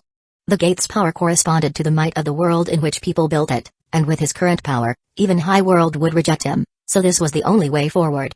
A few dozens of years were nothing, considering the Neo-Demon sleep for almost 9 centuries, so he just kept advancing. He performed the teleportations automatically and used the time to understand his power and abilities better. During the 19th day of travel, Zadiel's eyes shone with a flash of enlightenment. Thanks to his soul and powerful brain, he could perform thousands of complex magic formulations every minute. During the 10th day, an idea came to his mind, and now he completed the hypothesis. An elemental constitution allows you to blend with an element, granting all kinds of abilities, like improved regeneration, superb hiding skill, and enhanced speed. I have a void constitution, and my true doomsday body reached limit rank 6, so in theory, the power of the void has already fully integrated into my flesh and blood. Zadiel closed his eyes and took a deep breath as he activated his void constitution, making his skin turn black and purple runes appear in it. Every second, his figure became blurrier until vanishing. A sense of detachment filled the Neo-Demon once he fused with the void, and his perception began to expand at an incredible rate. First, they were 100,000 kilometers, then 1 million. In a few seconds, it reached the billions, but that was far from the end. By the time Zadiel's perception reached its limits, it had already covered an entire galaxy. That was beyond amazing, but to be fair, Zadiel's perception only handed accurate information about the first couple of billion kilometers. Beyond that, he would only receive energy signals. Zadiel focused on a point at the periphery of his perception, and the next second, he materialized there. He teleported across half a galaxy with a single thought. This teleportation speed can match that of a rank 8 life form who mastered space-time origin essences. Ha ha ha ha. The Neo-Demon laughed as he marveled at the might of his abilities. In the future, as his power grew stronger, Zadiel could not help but imagine his perception covering the entire Prima universe. He could see everything that happened at all times and reach any corner of the universe with a single thought. There was a chance this ability could also allow him to sneak into Principal World if he found a way to make it evolve. The possibilities were infinite. Void Universe. As soon as he spoke those words, Zadiel vanished. Void teleportation. Those words echoed through the void as the Neo-Demon once again appeared countless light years away. Zadiel performed the technique several times each second, coming closer and closer to the Prima Universe's core. Chapter 585. Among Us. The celebration encompassing the entire Neo-Demon realm prevailed for almost a year but finally reached its end. And what better way to end a festivity for a warrior race than a tournament? It was a tournament for the youngest generation of the Neo-Demon race. Since dividing them by age was complicated due to some babies born directly at rank 3, the rules allowed anyone beneath rank 4 to participate. Runes, artifacts, and bloodlines were among the tournament's rewards. The final battle to crown the first Neo-Demon Seed Tournament's champion took place in a peak high world where a perpetual white lightning storm covered the sky. Unlike a traditional platform, the semi-finals battlefield comprised an entire continent. Ezequiel did this to prove the duo's ingenuity and killing techniques. Knowing how to take advantage of the terrain and put traps was sometimes more critical than whether your brute strength surpassed your opponent's. The duo fought with all they had, unleashing killing techniques meant to pulverize the other. Of course, none truly wanted to kill one of their brethren, but the referees instructed them to take each fight as an authentic life and death battle from the beginning of the tournament. Each referee was a rank 5 Neo-Demon with a superluminal true doomsday body, so they could stop the fight before any actual death occurred.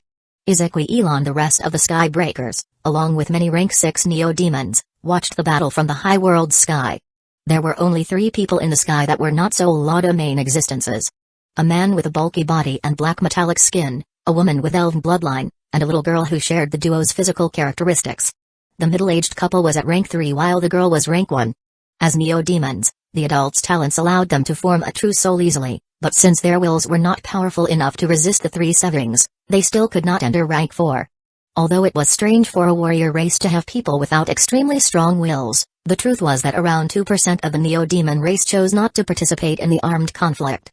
Some of them became artists, and others took the path of scholars, etc. While those paths and experiences still helped their will grow, their speed could not compare with Neo-Demons that faced the cruelty of war.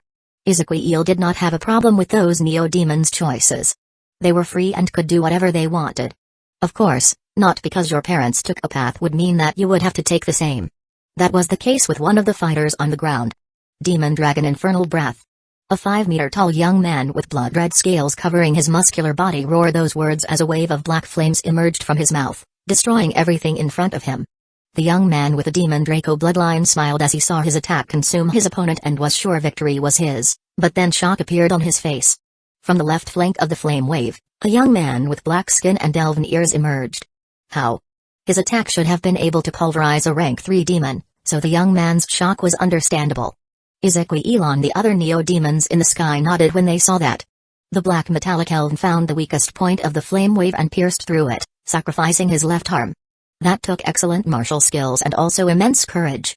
The Demon Draco Neo-Demon couldn't do anything as a punch landed right on his rib. That attack did not carry the brute power to defeat him, but it landed precisely where his opponent harmed him during an initial ambush. An immense amount of energy gathered in the black metallic elven's arm as he made a knife with his hand and attacked his opponent's neck. Right when his attack was about to land, the young man saw his opponent vanish.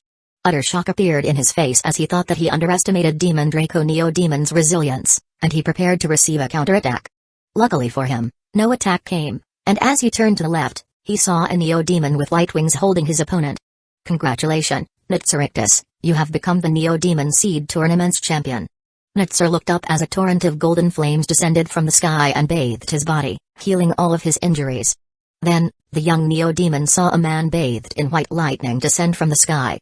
The Supreme. Nitsar felt an intense sense of awe as he saw Ezequiel's figure. As the champion of this tournament, you earn a half-law bloodline and a...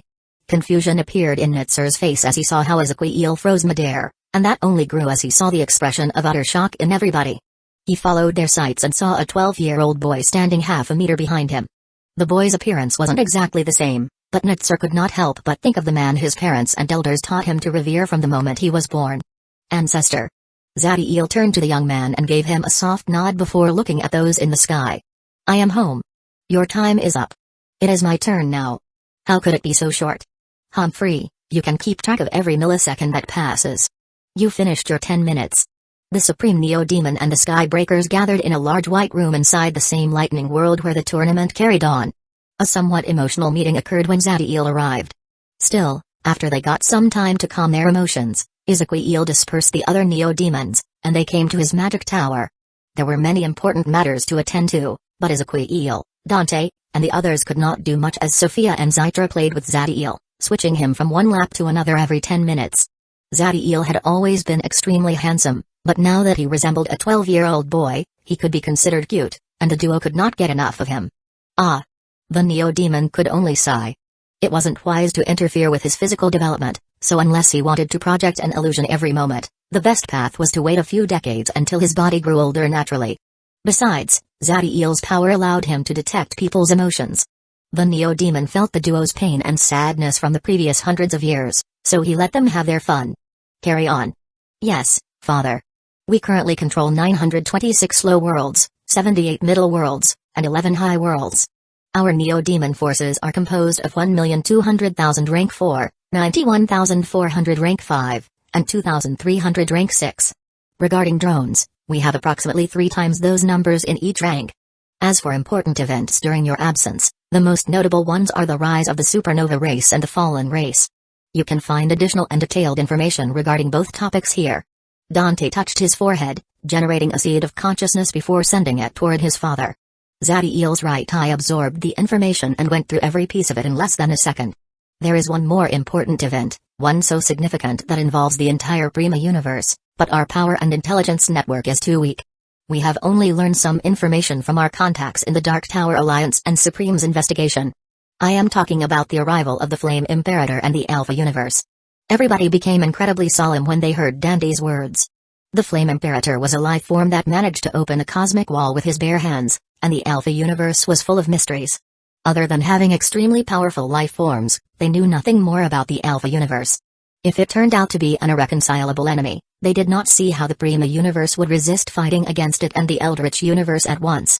I cannot speak about this Flame Imperator, but the Alpha Universe is not our enemy.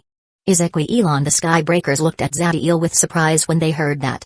Even the Primarchs were shocked by the arrival of the Alpha Universe, but it seemed the Neo-Demon ancestor was different. Master, did you know about this new universe? Zadiel looked at Ezequiel the rest with a smile. They have grown powerful enough to learn a little about the dangerous mysteries of the universe. Unlike the Eldritch Universe's life forms with whom we can't reason due to their nature of seeing every as food, the people in the Alpha Universe can become allies to the Prima Universe. Besides, there are already 3 of them living among us in the Neo-Demon realm.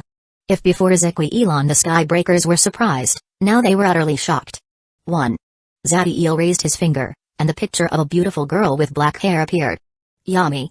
Ezequiel could not help but scream when he saw that picture, and before he could process it, Zadiel raised another finger.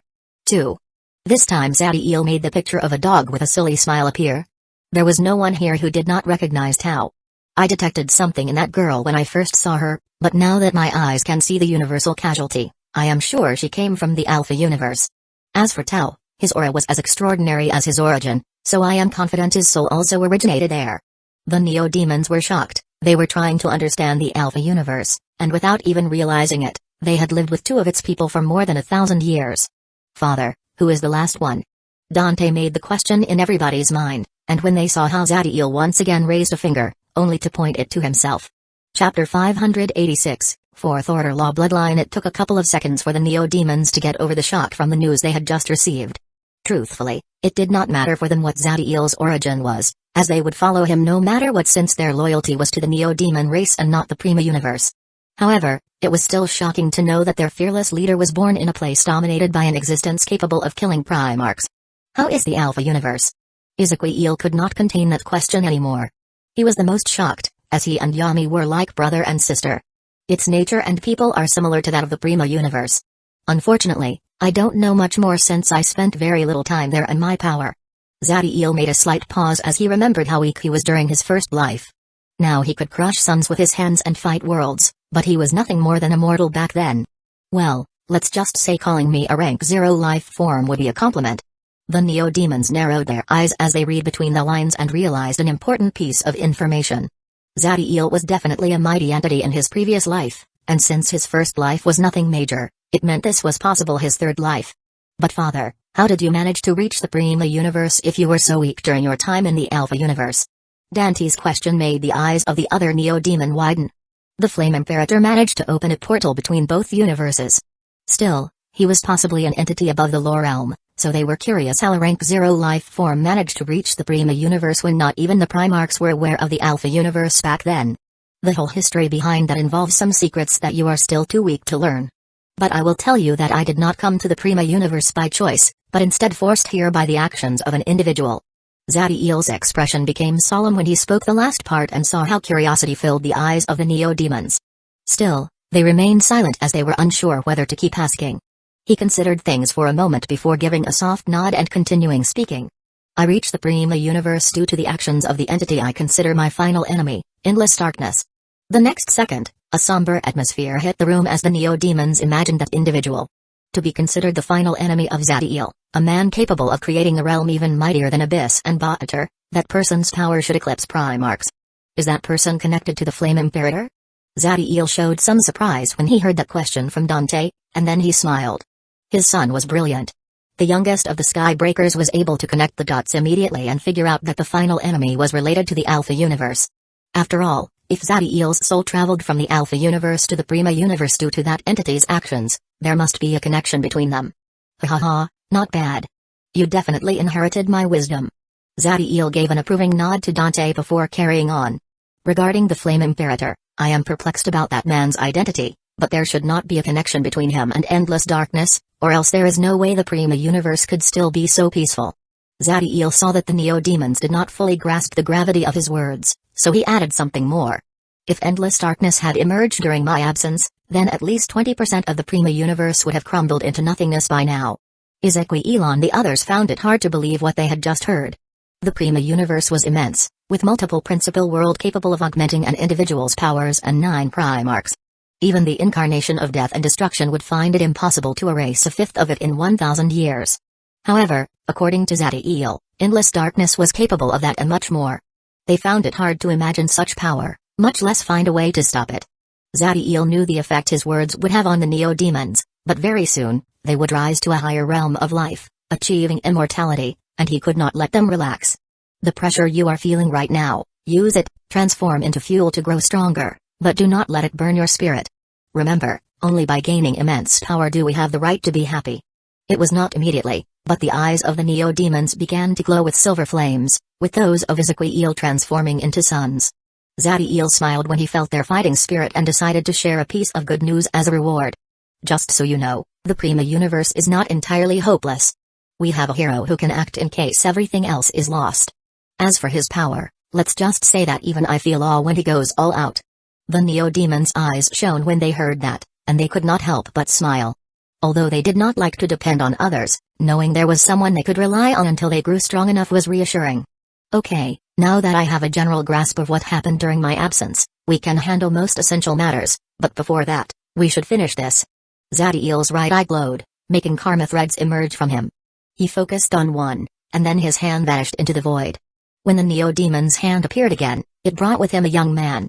It was none other than the first Neo-Demon Seed Tournament's champion, Natsurictus. The young Neo-Demon was shocked and confused. Just a moment ago, he was celebrating with his family and friends when suddenly he felt a tap on his shoulder and then he appeared in the room with the mightiest figures of the race. Natsurictus greets the Ancestor, Supreme, and the Skybreakers. Despite the shock, the young Neo-Demon was able to control his emotion very fast and bowed to the people in the room. Ezequiel and the Skybreakers gave a slight nod to the young Neo-Demon, and they immediately understood what Zadiel wanted to do. Natsur's victory ceremony was interrupted due to Zadiel's sudden arrival, so instead of letting the young man wait, they decided to handle it immediately. The Supreme Neo-Demon waved his hand, making a shining drop of blood the size of a fist emerge from his space ring.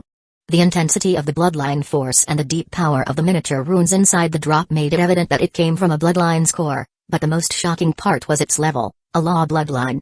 Unfortunately, some damage in the bloodline made its power weaken significantly, degrading to the half-law level. Oh, a damaged bloodline's core from a Leviathan race's law bloodline, nicely done. Where did you obtain it? Zadiel did not know anything about the tournament, so he was surprised by the bloodline. Some Leviathans attempted to conquer a high world once ruled by members of the Atlantean race. I forced them to retreat, and this person came to the world to kill me. I detected his presence and performed an assassination, preventing him from thoroughly destroying his bloodline before dying. Ezequiel knew that anyone with a law bloodline would destroy it if death were inevitable. That is why he performed an assassination on a Leviathan to obtain the bloodline's core, but there was still some damage in it. Zadiel nodded to Ezequiel before turning to Nitzer, who looked at the drop of blood as if it was the most fantastic thing in the world. Brat, I interrupted your party and spoiled your great day, so let me help you with something. Zadiel took a deep breath as his 3 eyes glowed with all their power, and inside his inner law dimension, his true name began to glow. A profound and mysterious force filled the room as a wheel like the one fused with the inner law dimension's wall appeared around the drop of blood. Everybody saw with awe and amazement how this wheel devoured the drop of blood, just so a new one would appear in the center of it the next second. Although this new drop was identical to the previous one, there was a fundamental change. This bloodline's core was flawless, and its Sora reached the 4th order law bloodline. Chapter 587, Mystery Ezequiel. The Skybreakers were shocked by what had just happened. They knew Zadiel came back stronger, but the fact he could now even fix law bloodline using a power none could even understand amazed them. Of course, they only felt happiness that their fearless leader had grown to such a level. It was not until an entire minute after the apparition of the wheel that the Neo-Demons heard a sound in the room. Hey brat, how about giving that bloodline to this frail old man? Nitzer, who was also astonished by what he experienced, was awakened by those words. He turned to the origin and saw a bulky man with a blood vitality that burned like a sun. A complicated expression appeared in the young Neo-Demon. This bloodline was precious and would be of great help for his cultivation, but he could not just reject a request from one of the Skybreakers. Luckily for the young Neo-Demon, a swordsman and a dragonborn slapped the head of the bulky man the next second. Stop messing around. This brat thought you were serious. Heinz shook his head, but it seemed he was already used to bulky man's behavior. Ha ha ha, brat, you should have seen your face. It was hilarious. Tiras laughed as he made fun of the young Neo-Demon. Other than Nitzer, none of the presents took the abomination gorilla's words seriously. There was no way any of them would be so shameless as to take a bloodline from a younger generation member. Anyone who would do such a thing was not fit to be a member of the Neo-Demon race. They were a utopian race where everybody looked after each other, and adults always protected the young ones. Besides, Nitzer's law bloodline was not useful for any of them. An emperor bloodline would improve your talent until rank 6, and from that point on, it would be useless. As for the improvement granted to your battle power, it would also weaken significantly. Due to their hard work, even the weakest had obtained a half-law bloodline, and pushing it to the 4th order level would only be helpful if they could not advance to rank 7 on their own. However, everybody present had trained tirelessly and pushed themselves beyond their limits for hundreds of years. The Skybreakers could become void creators whenever they wanted, but they were solidifying their foundation, strengthening their supernova seed. That was not something a 4th order law bloodline that barely granted the talent to enter rank 7 could help with. Nitzer was surprised by the behavior of the Skybreakers. He expected these elders of the race to act with solemnity and not so normal. Go on. Ezequiel's words made Nitzer react and store the bloodline in his space ring. Now, for the second reward, you can choose any member of the race as your teacher. The young Neo-Demon's eyes glowed when he heard that. This reward was actually the most important of the two. A bloodline would be of great help, but a good teacher could provide a more detailed view of the laws and techniques to improve your battle style. Originally, Nitzer had planned to ask for the Supreme Neo-Demon to be his teacher, but now things changed. He slowly turned his head to the boy sitting in the lap of one of the most beautiful women he had ever seen. Can I choose you? Nitzer spoke with a quiet voice, and there was some embarrassment on his face. Ezequiel the Skybreakers noticed the young man's intention the moment he turned his head, so there was no surprise, and they only smiled. Ha ha ha, what a greedy brat. Zadiel laughed when he saw the awkwardness in the young Neo-Demon. I can become your teacher if that is your choice, but I must warn you, I truly suck at it and am very busy, so I could not truly guide you. Zadiel could not help but think about the 4th princess of the Scientia Kingdom.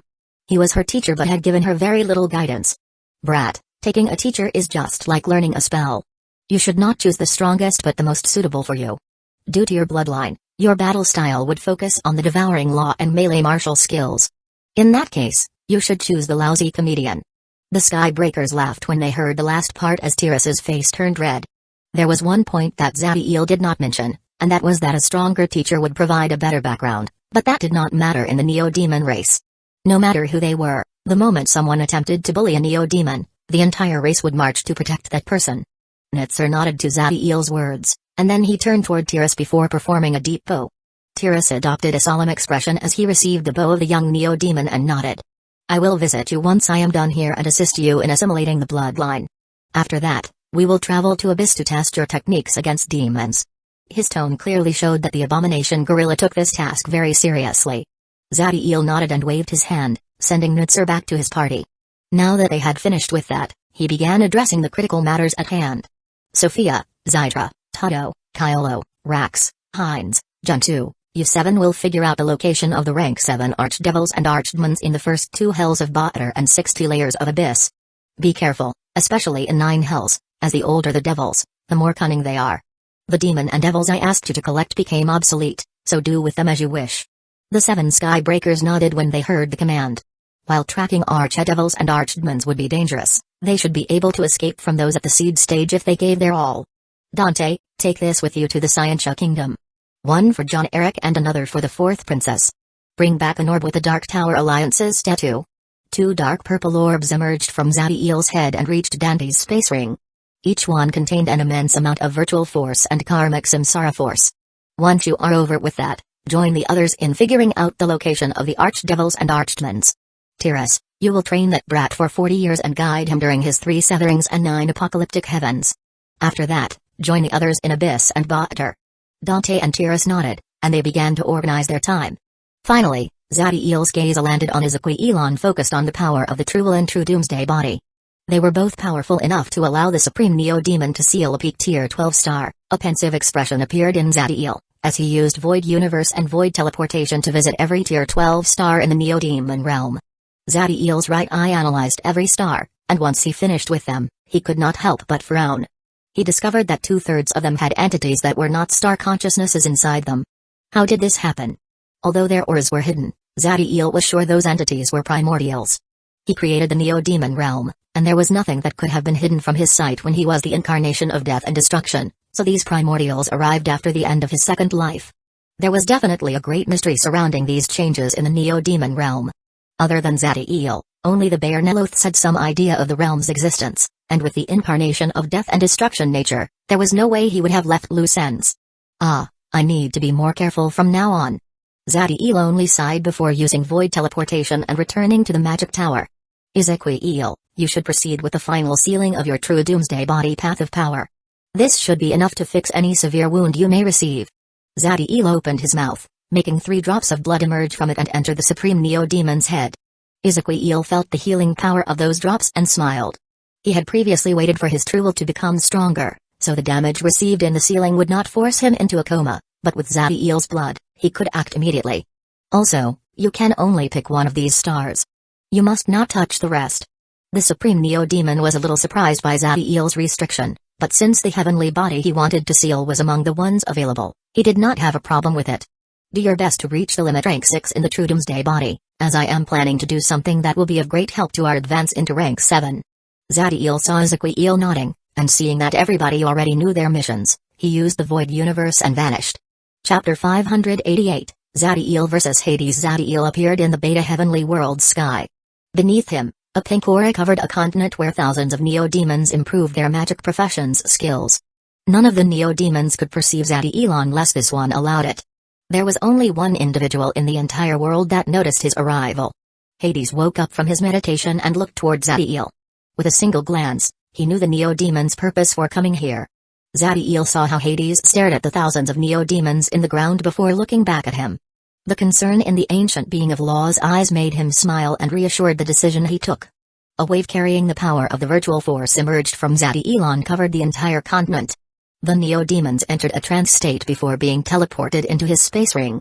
When the last Neo-Demon vanished from the continent, Hades appeared in the sky and fired a punch charged with flaming shadows toward Zadiel, to which this one responded with his own fist bathed in prime force. Boom!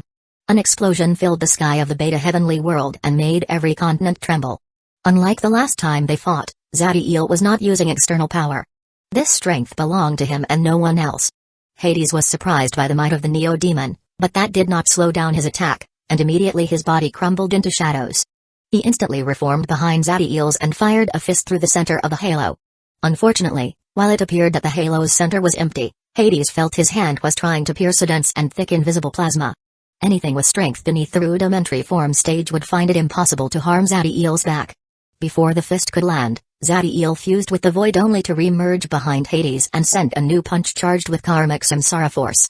The ancient being of laws did honor to his fame, dodging the attack in the last second, only to appear above Zadiel's head and strike down with a spear made of flaming shadows.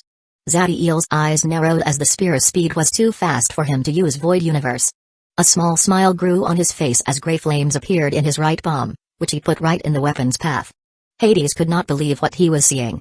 His shadow spear was like snow touching magma as it made contact with the gray flames. The Neo-Demon's palm did not stop with the spear, as it grabbed Hades' arm, weakening him and making it impossible to dodge the fist that landed right on his stomach. That punch was so powerful that it sent the ancient being of laws flying away from the Beta Heavenly World and into the Neo-Demon realm's void. Hades had not even regained control of his void when the same flaming palm grabbed the back of his neck, only so the next second a punch would land on him. Zadiel materialized ahead of Hades, grabbed this one shoulder with his right flaming palm, and prepared to send another fist charged with prime force. However, this time the ancient being of law's eyes glowed, making a blue shadow fire fill the interior of his body and fight back the gray flames. Hades took advantage of Zadiel's opening and connected a fist on the ribs, sending the Neo-Demon flying away. Before Zadiel could regain control of his body, Hades appeared by his side and sent a kick bathed in blue shadow fire that shot this one up. The ancient being of laws sought to continue with his onslaught, but just as he appeared by Zadiel's side, a black domain with a purple edge emerged from this one. Zadiel's domain delayed the punch approaching his head long enough for him to use Void Universe and teleport right behind the ancient being of laws. A small and compacted domain appeared in Zadiel's right hand as 9 purple suns went supernova inside it. He was just about to release the energy when Hades turned around, grabbed his wrist, and made the energy blast miss the target. Zadiel's eyes narrowed as he saw the energy blast extend into the void, but he was not surprised that it failed. The attack was extremely powerful but needed too long to charge. At their level, anything that took longer than a microsecond, meaning 1/1,000,000th of a second, was too slow and could be easily intercepted or dodged. Hades made a blade with his free hand and charged an immense amount of blue shadow fires into it before shooting it forward, which the Neo-Demon countered with a dark purple sphere the size of a fist. Boom! A powerful explosion echoed through the void as bout attacks collided. The blast pushed the duo away, but the moment they regained control over their bodies, they immediately flashed toward the other. Zadiel and Hades moved faster than the light through the Neo-Demon realm's void, unleashing thousands of shockwaves each second.